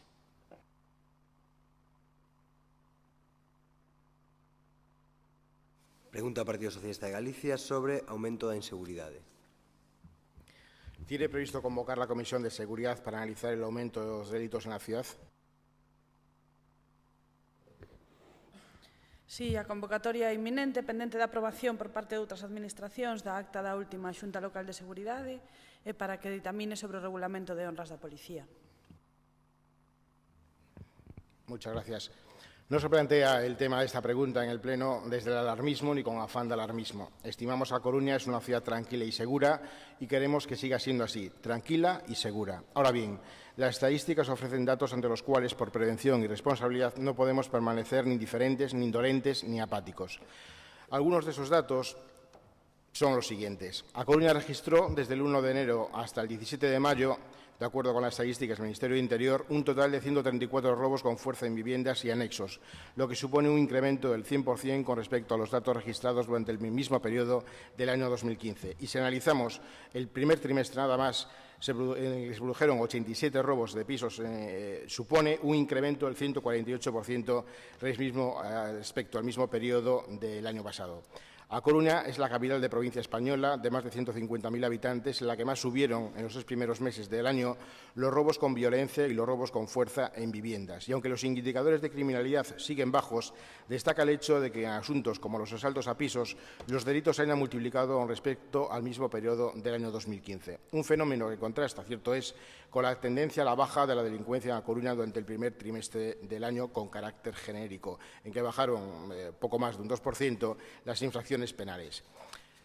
Sin embargo, además de los asaltos que se produjeron a las casas en verano en el 2014, es un motivo de preocupación para los vecinos. Aquel año se produjeron más de 200 denuncias en solo 2 meses, convirtiéndose la ciudad de Coruña en la quinta capital de provincia donde más aumentaron este tipo de delitos y que lleva a la preocupación a la ciudadanía a la vista de estos datos del primer trimestre del año 2016.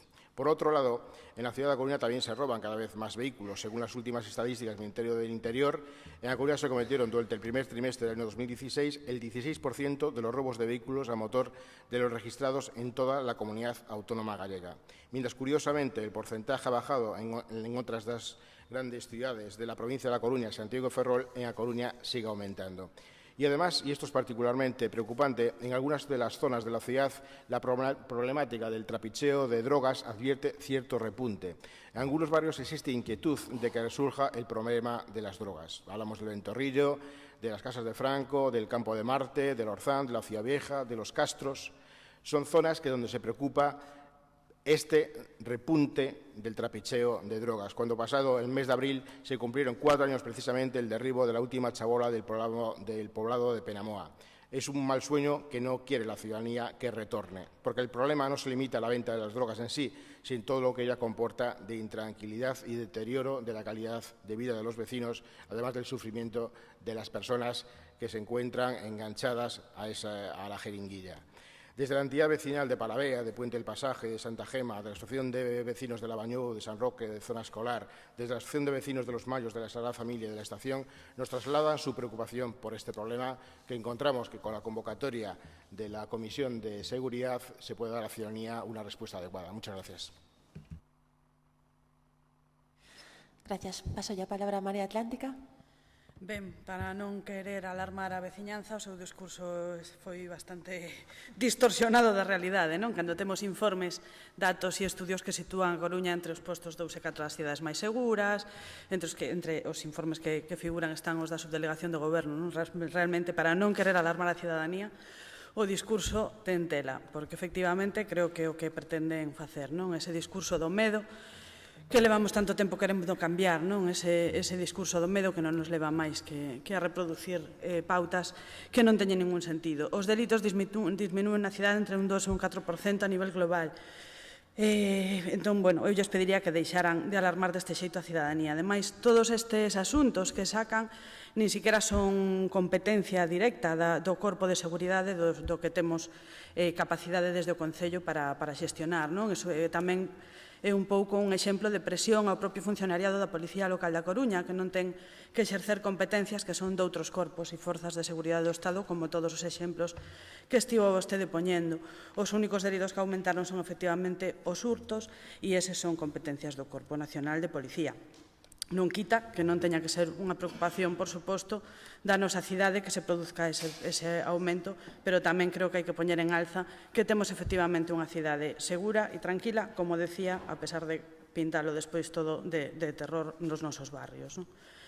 Insistir en que non debemos cargar a policía local da cidade desta responsabilidade e non, polo tanto, a nosa competencia, xa que son un corpo que, ademais, está agora mesmo facendo grandes esforzos por facer outro tipo de labores coa cidadanía. Estamos tentando traballar coa policía outro tipo de intervención, unha policía moito menos represora e moito máis preventiva, unha policía veciñal, unha policía comunitaria, unha policía da diversidade, unha policía que agora mesmo está formada para programa Titor, para Patrulla Verde, unidades de violencia de xénero, un plan PIPE para facer unha policía da diversidade, etc. Para nós, ademais, a seguridade é outra cousa, temos outro concepto de seguridade que pasa por unha noción diferente que é, por exemplo, que a seguridade é inclusión social, a seguridade é salvagarda dos dereitos esenciais das persoas. Seguridade é loitar contra a ameaza da vida como o cambio climático. Seguridade é unha renda mínima para todas e para todos. Por lo tanto, creemos que estamos facendo o traballo correcto, que non debemos alarmar a cidadanía, que non debemos sobrecargar a policía local con esas responsabilidades e xa, de paso, que o nomean e que xa está rematando o tempo, o que aconteceu en Penamoa, do cual foron bastante responsables de como se fixo ese desaloxo, a base precisamente de Policía Nacional, sin unha planificación, un seguimento integral que o que fixo foi, como comentaba antes a compañeira, un traslado do problema de un sitio a outro. Planifiquemos integralmente e pensemos en outro concepto de seguridade. Moitas gracias. Pasamos entón á seguinte pregunta, que neste caso é do Partido Popular, sobre o DILLOTI. Buenas noches a todos los presentes y a los que nos siguen por streaming. ¿Tiene previsto Xulio Ferreiro aplazar los DILLOTI para proceder a su reformulación tal y como le ha solicitado toda la oposición? Non temos previsto aplazalos. De feito, o seguinte DILLOTI terá lugar o próximo sábado 9 de xullo no Centro Ágora ás 12 da mañá.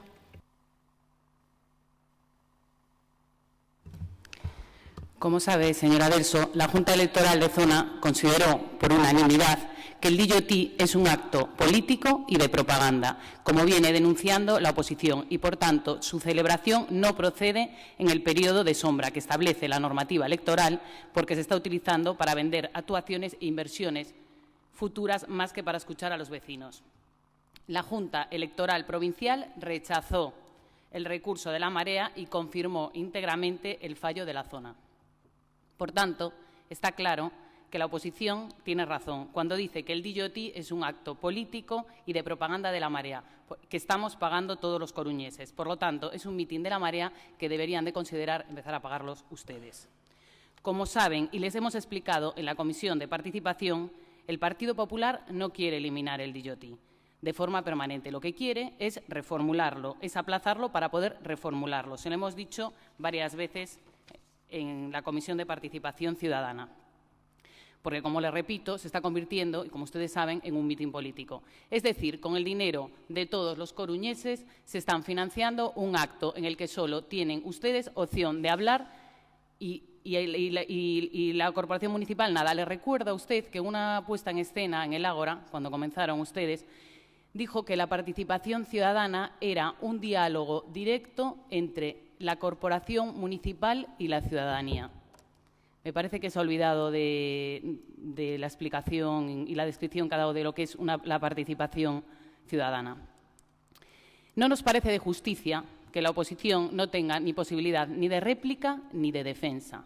Además, en un acto público, el propio jefe de gabinete de la alcaldía, además de insultar a toda la oposición, llamando orcos a los concejales, dejó constancia de su intención de usar este tipo de reuniones de DJT para desmantelar el tejido asociativo de la ciudad.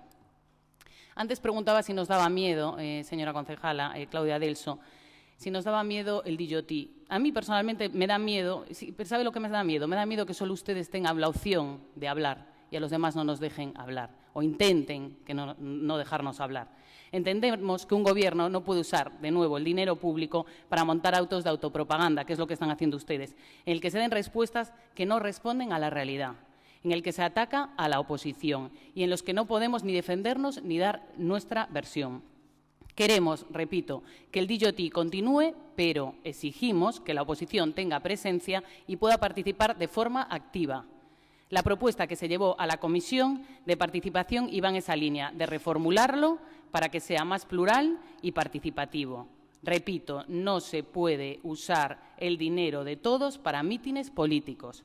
Además, queremos dejar constancia de la ironía de la concejala de Participación que haya defendido en el DJT que se puede hacer gastando el dinero público y se niegue a cumplir su promesa electoral de realizar el debate sobre el estado de la ciudad con toda la corporación municipal.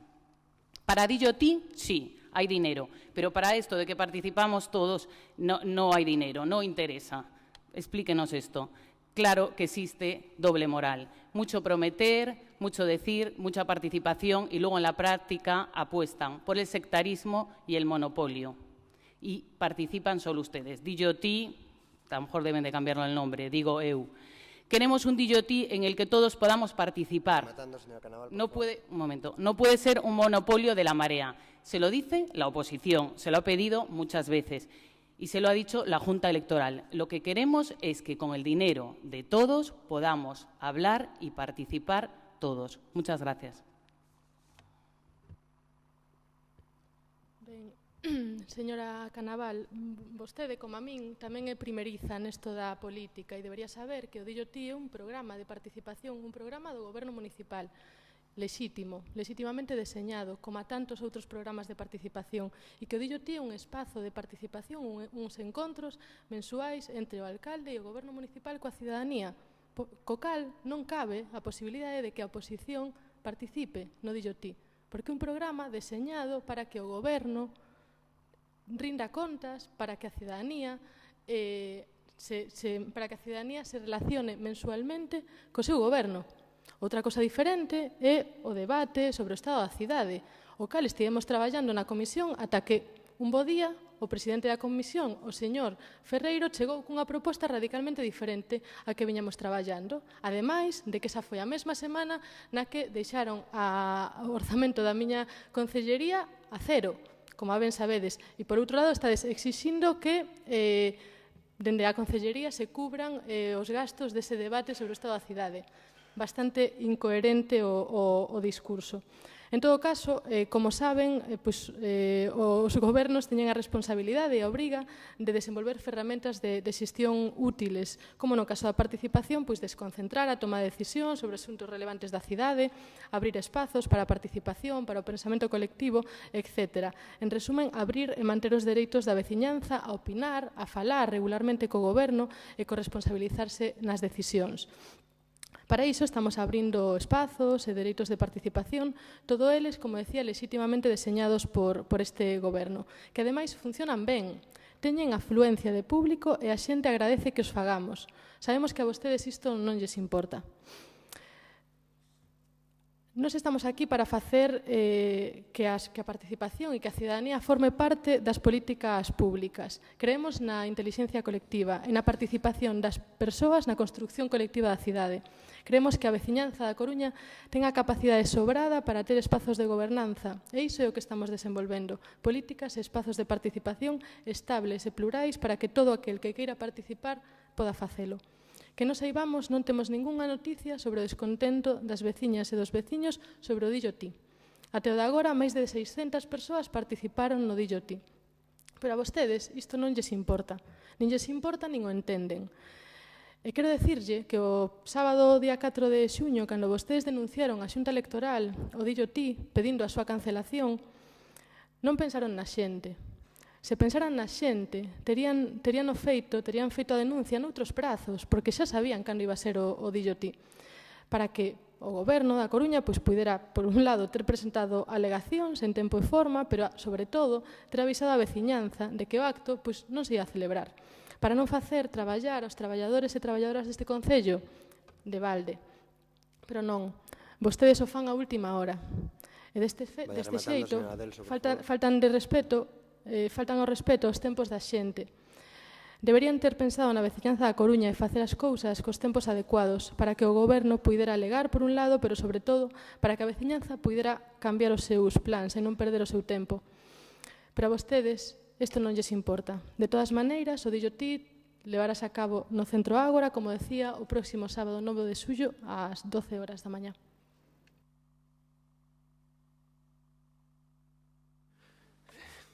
Pregunta ao Partido Popular sobre convenios nominativos. Sí, con la venia.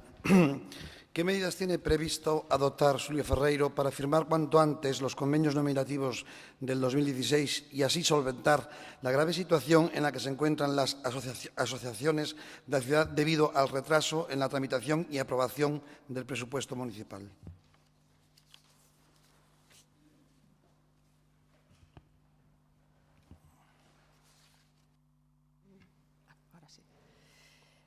Estánse a tomar todas as medidas posibles para a axilización da formalización deses convenios.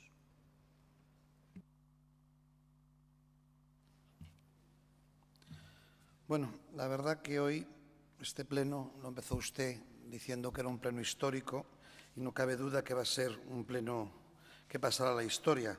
Sobre todo pasará a la historia porque fue la primera vez que públicamente una persona en este pleno reconoce que las mociones aprobadas democráticamente en el Pleno no se van a cumplir. Y esto, la verdad, que a mí me parece muy grave y quiero denunciarlo públicamente. Me parece muy grave porque a mí me da la sensación que esto de que estamos hablando de que Venezuela nos queda muy lejos, Venezuela está mucho más cerca de lo que pensamos. Porque si tenemos actitudes de mociones democráticas, mociones presentadas por los representantes del pueblo, no se aprueban, esto es grave. Ustedes hablan todo el día de la participación del DILLOTI, de la participación del miedo. ¿Qué miedo tienen ustedes a cumplir la voluntad ciudadana cuando esta es expresada a través de los partidos políticos y a través de las mociones que presentan en este pleno municipal? Eso es el miedo eso es el verdadero miedo. El DILLOTI y esas cosas que ustedes están haciendo con la ciudadanía también es participación. Pero ¿qué van a hacer cuando la ciudadanía les diga lo contrario de lo que ustedes piensan? ¿Van a hacer lo mismo que en las mociones? ¿Qué van a hacer con los presupuestos participativos cuando la ciudadanía diga cosas contrarias a lo que ustedes quieren? ¿Las van a aceptar o no las van a aceptar? Y me preocupa. Me preocupa lo que estoy viendo. Usted, este pleno, le digo, histórico, empezó por la historia, acabamos con Cucún, incluso hablamos del tute. Bueno, pues yo me acuerdo de la película Cucún, unos señores que les cayó un meteorito o algo, una piscina, y se ponían muy alegres, iban a bailar, etc. Esto me lo recuerda a ustedes. Llegaron aquí, cayeron un meteorito, se lo están pasando muy bien. Pero gobernar es otro tema. Y además le voy a decir una cosa, señor Lema, le traicionó el subconsciente. La única moción que usted habla, la moción que está de acuerdo, fue una moción de censura. Me da la sensación de que quieren pasar ustedes a la oposición, porque usted lo que les va a ustedes es el gritar, el decir y protestar. El gobernar exige responsabilidades, y eso estamos viendo que no saben. Pero bueno, esta es la realidad. La realidad también que estamos viendo en estos convenios municipales. Estos convenios municipales que a lo mejor, lógicamente, siguen ustedes con el prefiero ir despacio. Yo creo que aquí, más que preferir ir despacio, con todo lo que es la gravedad que tiene esa expresión, no han encendido ni siquiera el motor del coche.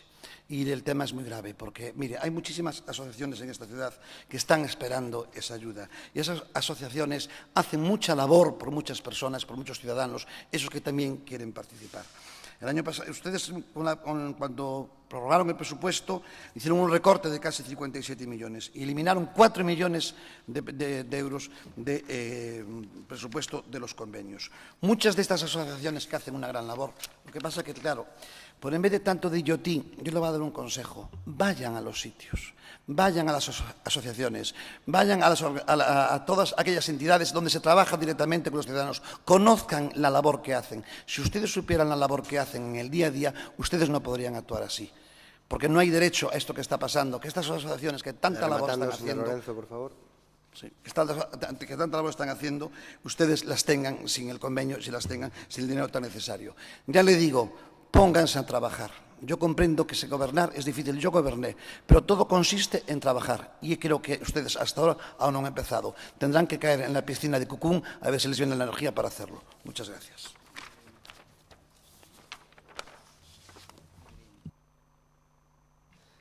En primeiro lugar, me parece que a súa resposta ou pregunta, non se sabe que, non se centra precisamente nos convenios nominativos. Eu, desde logo, sí me vou centrar, pero antes vou decir que este pleno non deixa de ser histórico e o é para nós por aprobar a renda social municipal, aínda que para vostedes sexa un lugar de facer un paripé, de sair do pleno, de entrar do pleno e de criticar as políticas de participación que está levando a cabo este goberno.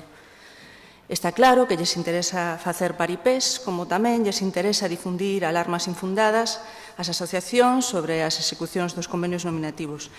Campaña que levan facendo desde inicios de ano, cando aínda as asociacións estaban pendentes da fase de xustificación das subvencións percibidas no 2015, sabendo que ademais é un requisito imprescindible para obter estas novas axudas.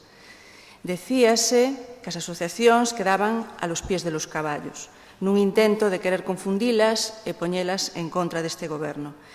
Mentras o PP centraba os seus esforzos nesa tarefa, que lle gusta moito sempre descalificar e non colaborar, que é moito máis sinxelo, nos levamos a cabo modificacións orzamentarias para facer fronte ás necesidades urxentes das asociacións que por razón de calendario non podían agardar, como foi o convenio coa Federación de AMPAs para a realización de actividades extraescolares.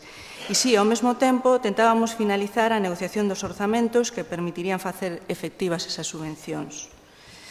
Tamén hai que decir que unha vez aprobado o orzamento, ese mapa de convenios nominativos quedou modificado coa emenda que o PP e o PSOE se apoiaron mutuamente. De xeito que incrementaron as cuantías con respecto a algúns convenios sen atender a ningún criterio obxectivo. Incluso deuse a situación que se incluiu algún novo con asociacións en algún caso inexistentes, como por exemplo o Clube Balonmano Coruña. En algún caso, tamén se dubidaba que se cumpliran os requisitos para acceder a ditas subvencións, ben sexa por non estar ao corrente das débedas coa Facenda Pública ou ben porque o obxecto do convenio ten difícil encaixe dentro da Lei de Subvencións. Ademais, esa emenda compartida polo PP e PSOE optou tamén pola vía única dos convenios nominativos, imposibilitando deste xeito o intento deste goberno de ir introducindo progresivamente convocatorias de concorrencia competitiva que tampouco lles fan moita gracia habitualmente. Hai que decir que, en canto ao procedimento de formalización, estas subvencións siguen o mismo procedimento de anos anteriores e, polo tanto, coñecido por elas. Aínda que algunhas delas a día de hoxe non xustificaron a axuda do ano anterior, se está a colaborar activamente con elas desde todos os servicios para solucionar estas deficiencias, así como nos relativos requisitos que teñen que cumplir para poder formalizar e asinar os novos convenios. Por lo tanto, está claro que este goberno, unha vez aprobado o orzamento, deu efectivamente todos os pasos necesarios para agilizar o máximo posible a asignatura dos convenios con todas as asociacións e entidades que cumplen os requisitos para ser beneficiarias. Desta maneira, a maioría delas xa están notificadas desde os servicios implicados, que están en contacto con elas e que están colaborando en todo momento para a solución de posibles problemas. E, desde logo, sí que nos interesa... Vaya rematando, señora Viaito, por favor. Sí que nos interesa atender as necesidades das asociacións e a participación da xente. A vostedes parece que non. Pregunta ao Partido Popular sobre contrato de mantemento de sardíns. ¿Cuándo tiene previsto Xulio Ferreiro adjudicar el contrato para el servicio de conservación y mantenimiento de parques y jardines? Sí. A decisión sobre a adxudicación do contrato de mantemento de parques e xardíns vaise tomar cando recibamos a resposta da Xunta Consultiva de Contratación de Galicia, a que se lle remitiu o expediente para valorar a conveniencia de desistir da licitación. Antes de nada, me gustaría que no pase desapercibida otra falta de respeto, porque el señor Ferreiro preside la Comisión de Seguridad Ciudadana, han hecho una pregunta de cuándo la va a convocar y se ha marchado del Pleno. Yo no sé si es casualidad o no sabía que venía esa pregunta. Señora Gallego, falar de que marcha do Pleno sí, creo que non é moi aceitable. Bueno, nosotros teníamos un motivo y pues entonces marchó conscientemente, vale, bien, pues ya está, aclarado. Alguna vez dixen, Voy a parar un momento. A ver, alguna vez dicen que a mí me parecía que tiña que pedirles permiso para ir ao baño. E efectivamente, hoxe chegou o día donde me están recriminando que vaya ao baño. O sea, me parece alucinante. Eu xa sabía o que iba a responder a señora Fraga porque preparamos a resposta xuntos. Xa sabía Hombre, pero le están preguntando cuándo piensa convocar la comisión. Sí, y es el presidente de la comisión. Y xa yo dixo a señora Fraga cando iba a convocar a comisión e ainda estaba eu aquí dentro. Vale, pues yo solo pregunto si es casualidad o soy ido conscientemente. Casualidad que tiña que ir ao baño, por favor. Vale, pues aclarado el tema. Estupendo. Y ahora continúe respondendo a preguntas. Aclarado, vale. Bueno, pues me centro, el contrato de jardines. Cuando comenzaron a gobernar hace un año, se le dejaron listos los informes económicos del contrato de mantenimiento de parques y jardines. A día de hoy, un año después, no han adjudicado ninguno de los lotes, pagando con reparos de legalidad las facturas a los anteriores concesionarios desde entonces. Y estamos hablando de casi 1 millón de euros al mes al retrasar intencionadamente la adjudicación del contrato. Habla de problemas, dijo antes, en la licitación del contrato, que los han buscado ustedes y que se han metido ustedes solos en este problema. A esta licitación por importe de 5,8 millones de euros y cuyos pliegos no recibieron ningún recurso, se presentaron 23 empresas. El 23 de octubre de 2015 aprobaron el informe económico en la mesa de contratación, en el que se recogía que ninguna de las mejor valoradas estaba en baja temeraria y les requirieron la documentación oportuna a las empresas para proceder a su adjudicación y éstas la presentan. Ese sería el momento, a lo mejor, de haberlo parado en todo caso. Pero siguieron. Y el 1 de diciembre de 2015, la mesa de contratación eleva la propuesta de adjudicación a la Junta de Gobierno. Sin embargo, la directora de la asesoría jurídica, miembro además de la mesa de contratación, que aprobó elevar la propuesta a la Junta, propone revisar el informe económico a pesar de no haber ninguna empresa en baja temeraria. En febrero se carga un informe externo a dedo a una empresa catalana por un importe de 10.000 euros, un contrato menor de 10.000 euros. Quienes quieren municipalizar encargan informes externos a dedo. Y en base a ese informe externo de 10.000 euros se les requiere documentación adicional a las empresas porque hay dudas sobre la viabilidad de su oferta, pese a que ninguna está en baja temeraria. Las empresas presentan esta nueva documentación, entre ellas el aval y tal. Bueno, el aval ya lo habían presentado en octubre, presentan la justificación y ahora la marea, en lugar de adjudicar, sigue toreando a las empresas y ahora dicen que quieren desistir porque el pliego, que no tuvo ningún recurso, no les parece adecuado. Les he dicho que si tenían dudas acudiesen a la Junta Consultiva de Contratación de la Xunta, eso lo dije yo en la mesa de contratación, pero ahora ya van tarde, entendemos. Su actitud está provocando unos reparos de legalidad de 500.000 euros al mes sin justificación alguna, que deberían pagar de su bolsillo, porque no hay ningún motivo para no adjudicar. Nadie recurrió al pliego, que cuenta con informe favorable de la asesoría jurídica y de la intervención municipal. No hay baja temeraria. Se presentaron 23 empresas. Hay cláusulas de penalización en caso de incumplimientos por parte de las adjudicatarias y se está privando de un montón de mejoras presentadas por las empresas. ¿Por qué pidieron el informe externo? ¿Por qué se oponen ahora a los pliegos si nadie los recurrió y la mesa se acordó elevar la adjudicación a la Junta de Gobierno? ¿Por qué no se adjudica un contrato con mejoras económicas y de calidad, con cláusulas sociales, como condiciones especiales de ejecución, que si no se cumplen será motivo de sanción? Llevan un año sin adjudicar este contrato, sin motivo, pagando 500.000 euros al mes en reparos de legalidad. Adjudiquen el contrato o paguen ustedes esos reparos de su bolsillo. Y son ya las 11:05 de la noche. Las mociones se han aprobado, no se va a cumplir ninguna y estos señores vecinos de esta ciudad han estado aguantando este espectáculo desde las 5 de la tarde. A mí, sinceramente, me parece una vergüenza. Muchas gracias.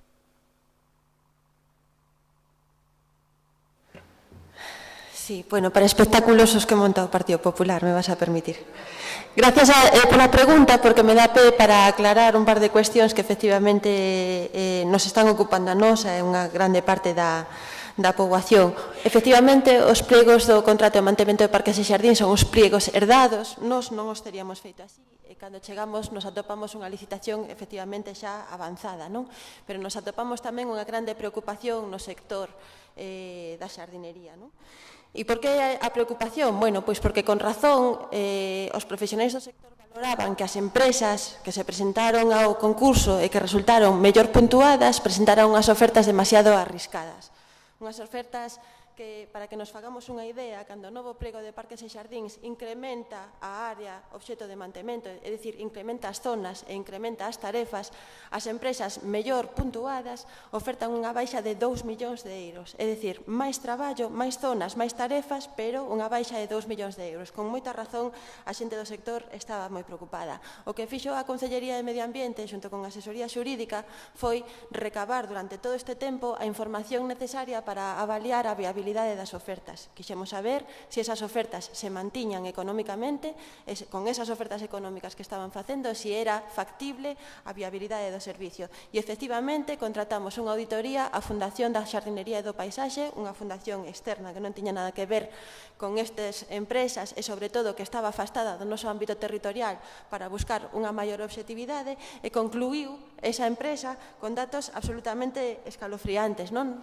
Recomendándonos realmente que buscáramos os recursos legais e o apoio legal necesario para desistir dese contrato. Vou poñer un exemplo. No lote 3, a empresa mellor valorada ofreceu un importe de facturación de 1.470.000 euros. O resultado, aplicando todos os criterios económicos que se le valoraban nas ofertas, sería que esa empresa entra en pérdidas de 992.719 euros. É dicir, facturando 1.470.000 euros, entraría en pérdidas anuais de 1 millón de euros. A nos parecenos moi grave. Cal foi o problema? Efectivamente, as empresas non entraban en baixa temeraria porque a meirande parte dos criterios económicos que se puntuaban non valían para calcular a baixa temeraria. Entonces, se abocaba as empresas a tirarse polo precipicio e facer propostas e ofertas absolutamente irreais e inexecutables. Ese é o problema que ten o prego de Parques e Xardíns, que efectivamente, como vostede di, non o fixemos nós, porque nós o teríamos feito de outra maneira. Para min, que vostede plantexe esta pregunta, me parece estupendo, porque exemplifica perfectamente como funciona o Partido Popular coas contratacións. O Partido Popular fai contratacións nas que exclusivamente se priman os criterios económicos, a baixa, e que se apañen os que veñan a continuación. Xa se verá o que pasa coas condicións laborais, xa se verá o que pasa coa calidade do servicio, xa se verá coa conflictividade que poda xurdir realmente da inconsistencia das ofertas, e xa se verá se hai solicitudes de reequilibrio económico. Todo eso que apanden os que veñan a continuación, que é o que nos está pasando agora mesmo. A asesoría xurídica fixo un informe que recomenda o desestimento da licitación. Nos, para contar coas garantías xurídicas pertinentes, enviamos ese expediente á Xunta Consultiva de Contratación da Xunta, estamos agardando resposta, e unha vez que se responda, nos decidiremos que facer con esa licitación. Eu tamén teño moita prisa porque se adxudique ese contrato, porque teño ganas de poñerme a planificar, teño ganas de poñerme a xestionar os parques e xardíns e non estar pendentes de contratos que efectivamente non hai por onde se collan. Moitas gracias.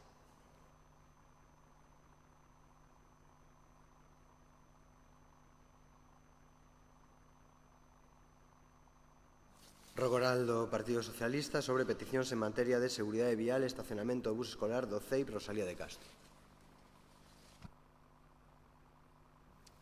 Gracias.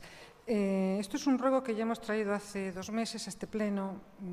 Vemos que no se ha resuelto y es un ruego que afecta, como decía el alcalde del Colegio Rosalía de Castro, y que, bueno, dado que ahora vienen las vacaciones de verano, por favor, para que esto esté todo preparado en septiembre. Con lo cual, rogamos al Gobierno local que cambie el modo ámbar del semáforo entre Ronda de Ney y Avenida de Arteixo a modo de semáforo de verde y rojo para que la seguridad sea plena en la zona, debido a la población infantil que transita tanto en los horarios de entrada de mañana como en el horario de actividades de la tarde. Que implemente en la zona colindante que abarca Sagrada Familia, Ronda de Ney, Los Mayos y Falperra el programa de seguridad vial de la Asociación Stop Accidentes con sus rutas seguras para colegios, toda vez que el Ayuntamiento ha suscrito un convenio de 20.000 euros con dicha asociación. Que cambie la zona de carga y descarga que permite aparcar el transporte escolar en la calle Río Limia para la calle Pontedeume, de manera que sea más operativo, eficaz y de un buen servicio para el alumnado y profesorado del centro. Insisto, lo hemos traído hace 2 meses a pleno y rogamos, por favor, que en septiembre esté preparado. Moitas grazas, señora Longueira. Rogo do Partido Popular sobre peticións de medios materiais realizadas pola oposición.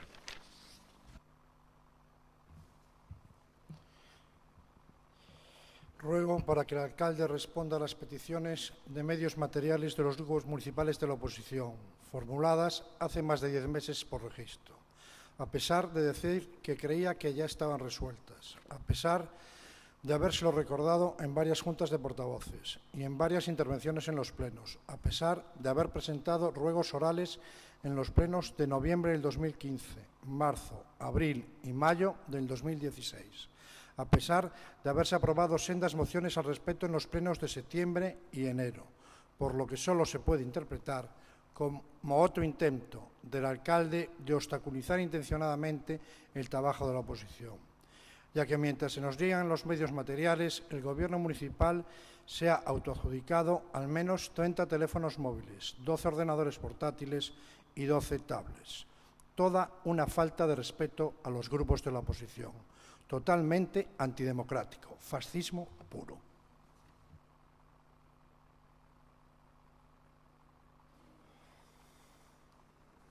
Non sei que necesidade había de quentar este pleno se así, pero, en fin, cada un é responsable dos seus actos e das súas palabras. Levántase formalmente a sesión e, a continuación, ten a palabra don Enrique Carballo Gende.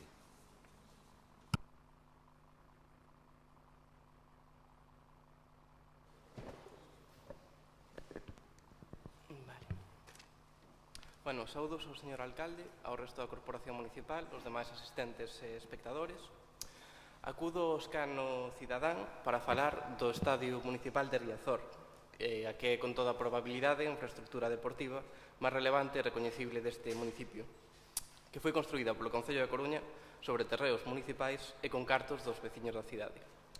Desde que unha remodelación fixo desaparecer as pistas de atletismo do recinto, só se emprega para eventos futbolísticos, e deixando aparte algunhas excepcións como o recente partido amistoso Galicia-Venezuela, só ou case só para partidos do Real Club Deportivo.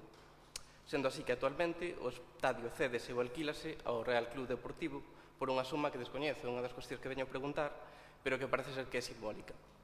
O Deportivo, inquilino, que obtén un beneficio económico dos partidos que se realizan aló, ocúpase de algúns gastos de mantenimento e mellora do estadio, creo que en concreto a renovación dos asentos, pero hai partidas moi importantes para estes conceptos que seguen recaendo no Concello, polo tanto, nos ombreiros de todos os contribuintes. En concreto, este ano, segundo os orzamentos redactados polo Goberno local, estaba previsto unha suma de 1.265.000 euros para a renovación das cubertas do estadio. Unha inversión que vai costar máis que isto, posto que, segundo os datos feitos públicos polo Goberno local, se vai realizar a través dun crédito e haberá que pagar os intereses. A maiores, por este mesmo concepto, o Concello da Coruña se gastou 1,5 millón de euros en exercicios anteriores. Entonces, nestes mesmos orzamentos, 2016, temos unhas obras similares, reparación das cubertas de 3 centros educativos, 3 CEIPs, que son San Francisco Javier, Emilia Pardo Bazán, María Barbeito, xunto con melloras noutro, no centro de La Vaca. Todos xuntos non chegan aos 600.000 euros. Comparando un pouco as sumas, un se pregunta cantos centros educativos, cantos centros sociais, culturais, veciñais se poderían axudar cunhos cartos que van para un estadio que emprega case exclusivamente un só club de fútbol. Dito isto, eu tendo que aumentar o aluguer ao deportivo ou facelo participar en maior medida nos gastos de mantemento do estadio pode ter un custo político moi importante, vai contar sempre coa oposición dunha minoría ou maioría, pero moi vocal. Porén, eu creo que se lle podería pedir que contribúa en maior gasto, en maior medida estes gastos, por que? Porque o Deportivo non é unha familia pobre que estea en risco de desahucio, non son indixentes. Segundo as cifras publicadas pola prensa, a súa cifra de negocio o ano pasado, para a temporada pasada, son preto de 30 millóns de euros. Non hai moitas empresas neste Concello que teñen esa facturación. 18 millóns de euros de ingresos tan só pola televisión e beneficios, segundo publicou a prensa, o ano pasado 6 millóns de euros. Para esta temporada, segundo apareceu tamén xa a finais do ano pasado, prevense máis de 8 millóns de euros de beneficio.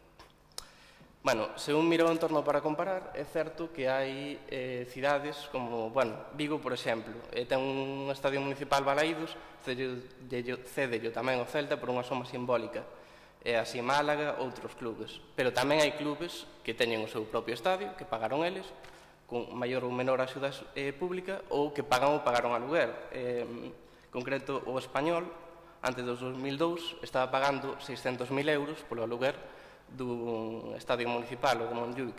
Despois rebaixaron a 300.000. Digo, por poñer un exemplo, non porque teñan que ser estas cifras. Finalmente, xa para rematar, leo as preguntas concretas que planteo o alcalde, se as que responder, o concelleiro de Deportes, se é a persona que se estima conveniente ou quen corresponde ao goberno local. Primeira, cal é a aportación económica que realiza o Real Clube Deportivo polo aluguer do Estadio de Riazor? Segundo, se paga algo ao Concello pola concesión da cafetería do estadio, da que non sei se saca rendemento económico tamén. Terceiro, por que non corre o Real Club Deportivo coa totalidade dos gastos de mellora e reparación do Estadio de Riazor? Cuarto, se é o seu usuario único. Quinto, se hai plans para aumentar o aluguer, matizaría isto. Máis que plans, hai vontade política ou hai interese en aumentar o aluguer. Moitas gracias. Moitas grazas, don Enrique. Respóndelle José Manuel Sande, o concelleiro encargado da área de deportes. Sí. Hola, Enrique, moi boa noite. Como sabes, isto se corresponde cun convenio asinado entre o Concello e o Real Club Deportivo en agosto do ano 2000, asinado por Francisco Vázquez e por Augusto César Lendoiro, e o período concesional son de 25 anos. Respondéndose a algunhas das túas preguntas, non hai prezo de aluguer, o sea, o prezo é cero, non? O convenio establece que as instalacións son de uso e goce deportivo, incluindo, neste caso, como comentabas, a cafetería. Sin embargo, no que toca aos dereitos, as obrigas, o Deportivo sí que se fai cargo e así aconteceu, e hai gastos nos últimos anos asumidos de conservación, mantemento das instalacións, así como de limpeza, vixianza e consumos enerxéticos, quedando, e eso sí que ten que ver coa obra que mencionaches, esa obra existente, moi explícito no convenio que as estruturas metálicas e as cubertas si son responsabilidade do Concello. Hai outros gastos que asume o Real Club Deportivo, como todos os gastos, por exemplo, do torneo do Teresa Herrera. E, tamén hai o documento, ese convenio contemplaba a posibilidade dunha comisión de seguimento, que nós, polo menos, temos activa e que supón un xeito de coordinar e organizar adecuadamente a relación entre ambos. É evidente que o Club é patrimonio da cidade, e a pesar do que decías da situación económica, é verdade que tamén, aínda que poda ter beneficios nos últimos anos, a situación é delicada, Quero dicir que tamén hai cousas que hai que recalcar económicamente, E sí que hai aí toda unha serie de obrigas que, en calquera caso, contraídas nese convenio do ano 2000 e que se están respetando polas dúas partes. Moitas grazas. A continuación ten a palabra dona Beatriz Méndez Mareque.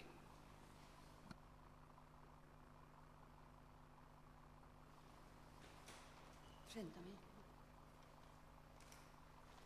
Boas noites. Así. Gracias. Boas noites. Son unha veciña de Coruña e, ante todo, quería agradecer a vos esta oportunidade que nos dades os veciños a vir a explicar situaciones que, como a situación que vou explicar eu, afectan a calidade de vida das persoas que vivimos aquí en Coruña. Despois, os recientes cambios no tráfico de Coruña, me refiro á apertura do túnel da Marina e á prohibición da circulación de coches pola superficie, fixo que cambiara un pouco a dinámica dos coches en Coruña. En particular, me refiro ao eixo das rúas Teresa Herrera, Plaza de Ourense e Padre Feijóo. Eu son veciña desa zoa e estamos a sufrir un aumento do tráfico tremendo. Xa tiñamos unha cantidade perdón, é que non teño auga, xa tiñamos unha grande cantidade de, non vos preocupedes, de densidade de coches, pero agora non só hai aumento de densidade de vehículos, sino de camiones, autobuses de excursiones, de colexios. Isto que implica? Nunhas rúas que, como todos vos sabedes, son rúas estreitas, con doble carril e con 3 semáforos que temos os coches retidos durante minutos e minutos durante todo o día diante da festra.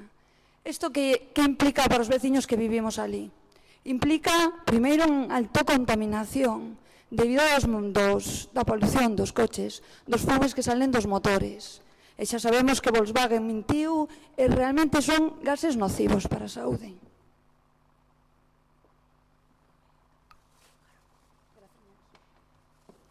Ademais, non só vivimos xente ali, sino hai xente que traballa. Estamos todo o día respirando fumes. Malo para a saúde. Segunda cousa é a cantidad de ruído que temos na zona. Non só os ruídos dos motores dos coches, senón os bocinazos continuos, e se algún de vos paseades por ali, os sabedes, os bocinaces, os atascos, e todo o que conleva este problema. Terceiro punto, a falta de relación entre os veciños e o barrio. Perdeuse. As miñas fillas non poden ir a comprar o pan porque as poden atropellar, por exemplo. Tamén viven nenos nesa zona e persoas maiores.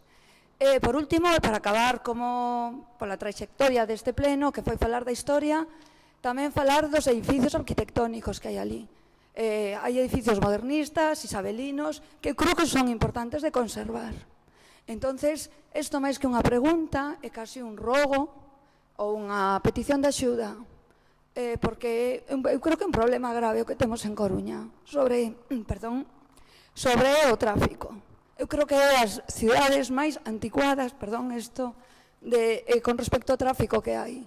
Porque hai hasta pasos elevados, de todo, non só na miña zona, no meu barrio, sino eu paseo e a verdad que sempre me enfada moitísimo isto. E creo que todos teñamos que ser conscientes do problema real de saúde que provoca isto, o malestar, o ruído, e nada máis.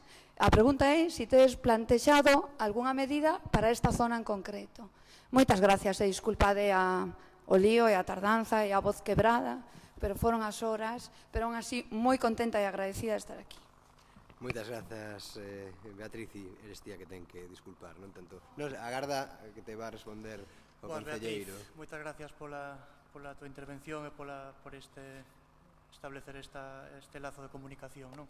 É certo que efectivamente nos últimos meses, efectivamente despois da apertura do túnel e da restricción no tráfico da Mariña, os tráficos e os fluxos de circulación cambiaron, non moito. Agora mesmo xa están máis ou menos estabilizados. Efectivamente pode ser que en rúas concretas como Padre Feijóo ou Rosalía de Castro, eses itinerarios, fluxos de tráfico cambiaran, non?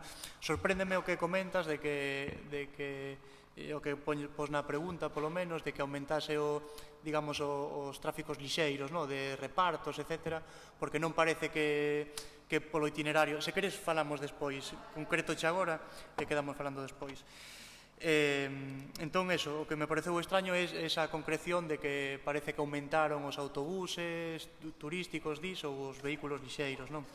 Claro, contra isto, efectivamente, esa zona é unha zona, digamos, de interés histórico, non? Edificios que teñen unhas características especiais e unha zona altamente comercial tamén.